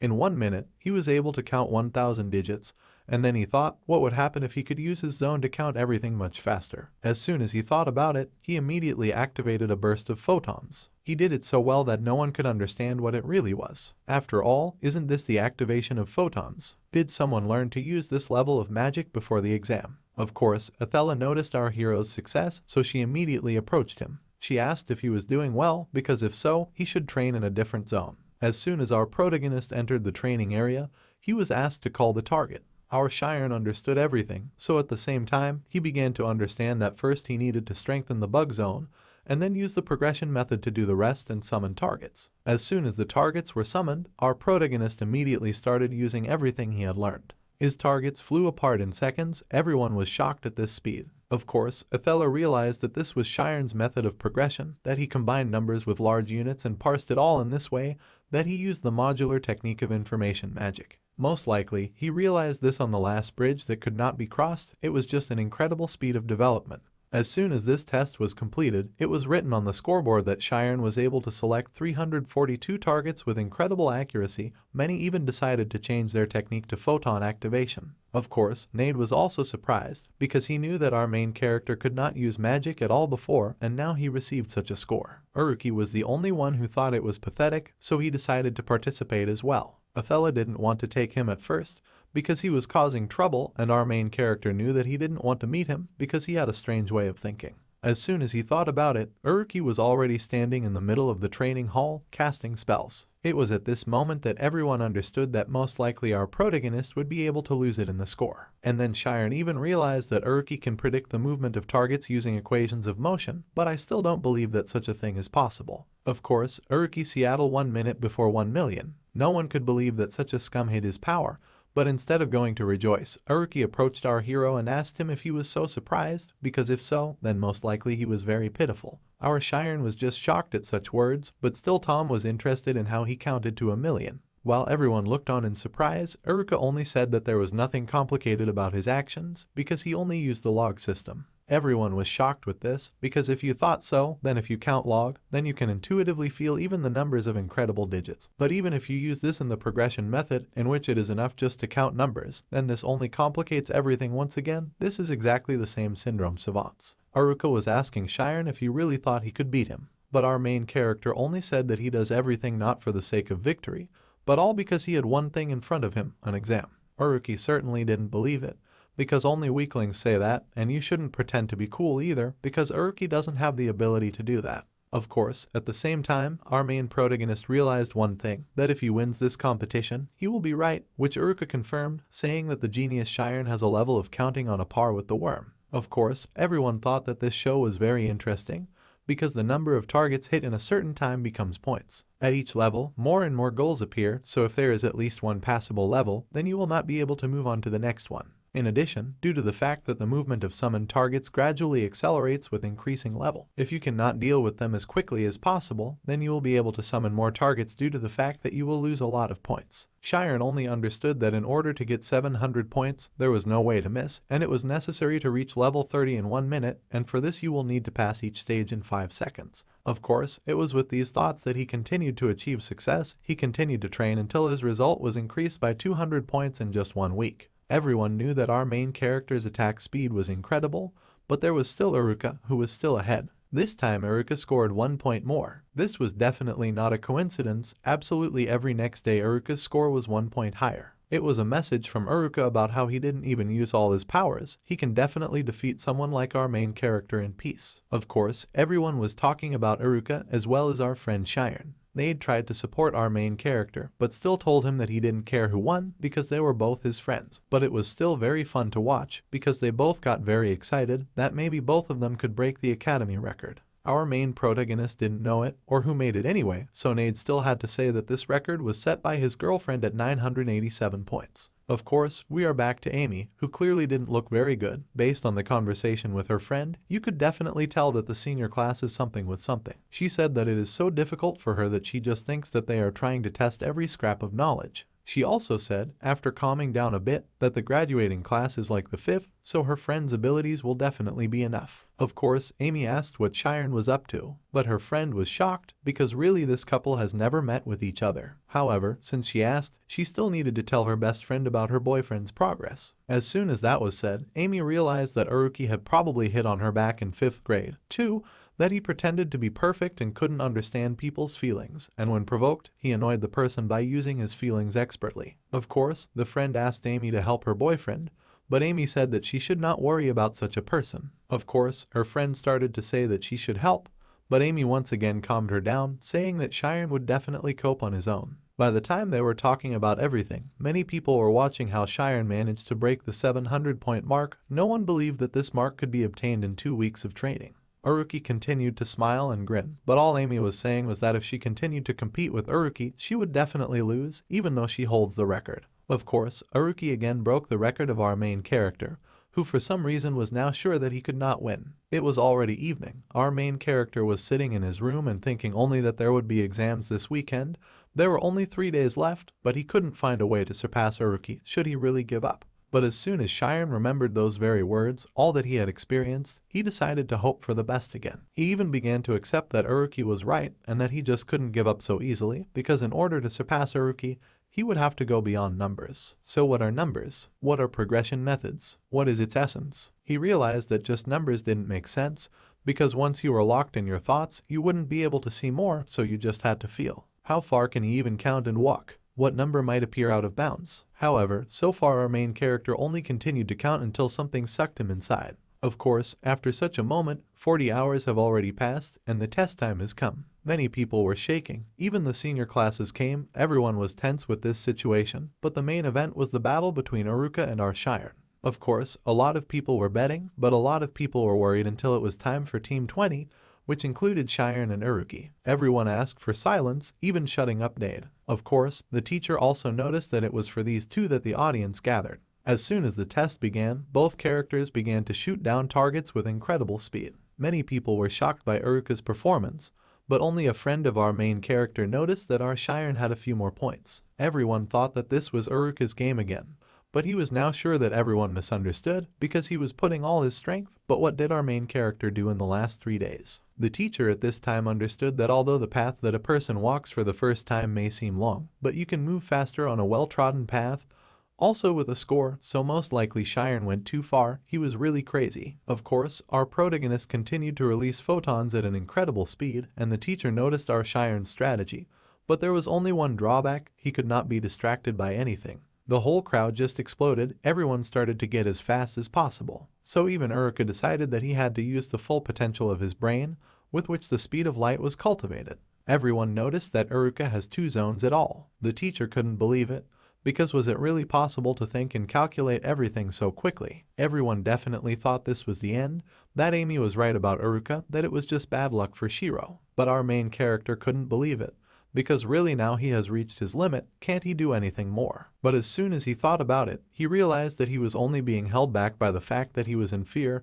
He realized that he needed to step over himself and think only about numbers. As soon as the barrier was broken, a field appeared around our main character, which cleared everything in its path. Everyone thought that it would probably end in victory for Uruka, who couldn't understand why time was taking so long. As soon as the end of everything was announced, Uruki thought that he had achieved a good result of 1247 units, but everyone immediately ran up to Shiren, asking if everything was alright, because if so, then he was able to win as well as break the record. However, at the same time, Uruki came over and held out his hand to Shiren, telling him that he had won and that our hero wasn't so boring, and then confessing that he was right about everything. Our character couldn't believe it, but still Uruki said that if the charge is control, then nothing will happen. Even if the shell breaks, someone must be responsible for it all, so from now on, Shiren is responsible for a person like Uruki. Of course, at that moment, everyone was repeating what Uruka had said about charges being out of control, but still, every particle has its opposite. Who does your character belong to? Is it fear or strength? After all, if that's the case, then only Shiren should stop such a huge force as Uruki. Of course, our main character could believe Uruki, because he saw all the fear in his eyes, and then shook his hand and said that he would stop him if his strength reached incredible heights. As soon as they were done, Nade came to support his best friends as usual, but our hero was briefly taken in by the teacher, who asked if she knew where Shiren was at all. She said that it was impossible to enter that space at all, because if you enter there, you can lose your composure. She said that many people call this reality nirvana. Of course, everyone understood that people can reach infinity, but those who reach it turn into nothing, and among all that our protagonist could see, he saw a huge void that sucked him in. This is the picture that our main character dreamed about almost every day after he got there, but now he feels something strange about his body. Of course, the first thing he did was go to Nade and Uruka, saying that it seemed like he was being haunted by ghosts. Of course, no one could understand why he spoke so seriously about this topic, but Uruka immediately started asking questions, because did all the things he said really happen in his dream, those stars, the vast void, and the vibrating thing at the end? After all, if that was the case, then most likely it was a number that could not be calculated, it was all outside of space. Of course, Shiren was thinking about the same cosmos that appears in all stories and such, but how can you even see something in your dreams that you've never seen before? However, Nade said that he had heard that 200 years ago many people talked about how you can transfer your soul, or rather tried to conduct an experiment. Many people tried to conduct this experiment, but it was closed due to inhumanity, but still many confirmed that people after such an experiment remembered and saw something that they had never seen before. Many even said that it was all true. But while Nade was just trying to intimidate our main character with his stories, Uruki replied that this now explains everything. Because if Shiren's soul was ionized with electricity and caused a quantum phenomenon, then it is possible to transfer beyond the cosmos. It was an incredibly small world that Uruka was talking about. Had his soul become so small that it could make its way into the atoms? Of course, now Shiren was just thrilled with this hypothesis of his new club, so Uruka also asked our main character to be honest with them, because now can he tell them what really happened? Our character told them everything, and his Uruka was very happy with it, and he started laughing, because that's what his father told him, and he told him about the number that is the key to everything. It was after these words that our protagonist decided to join the club, which made Nade very happy. He said that he signed all the papers as soon as possible, and then they will mark everything in the cafeteria. No one would have believed that Shiren would even join their group, or even join anything at all. But still, the most dangerous teacher found out about it. That's how this video ends. If you have sat through to the end, please don't forget to press the subscribe button and leave feedback. See you in the next video.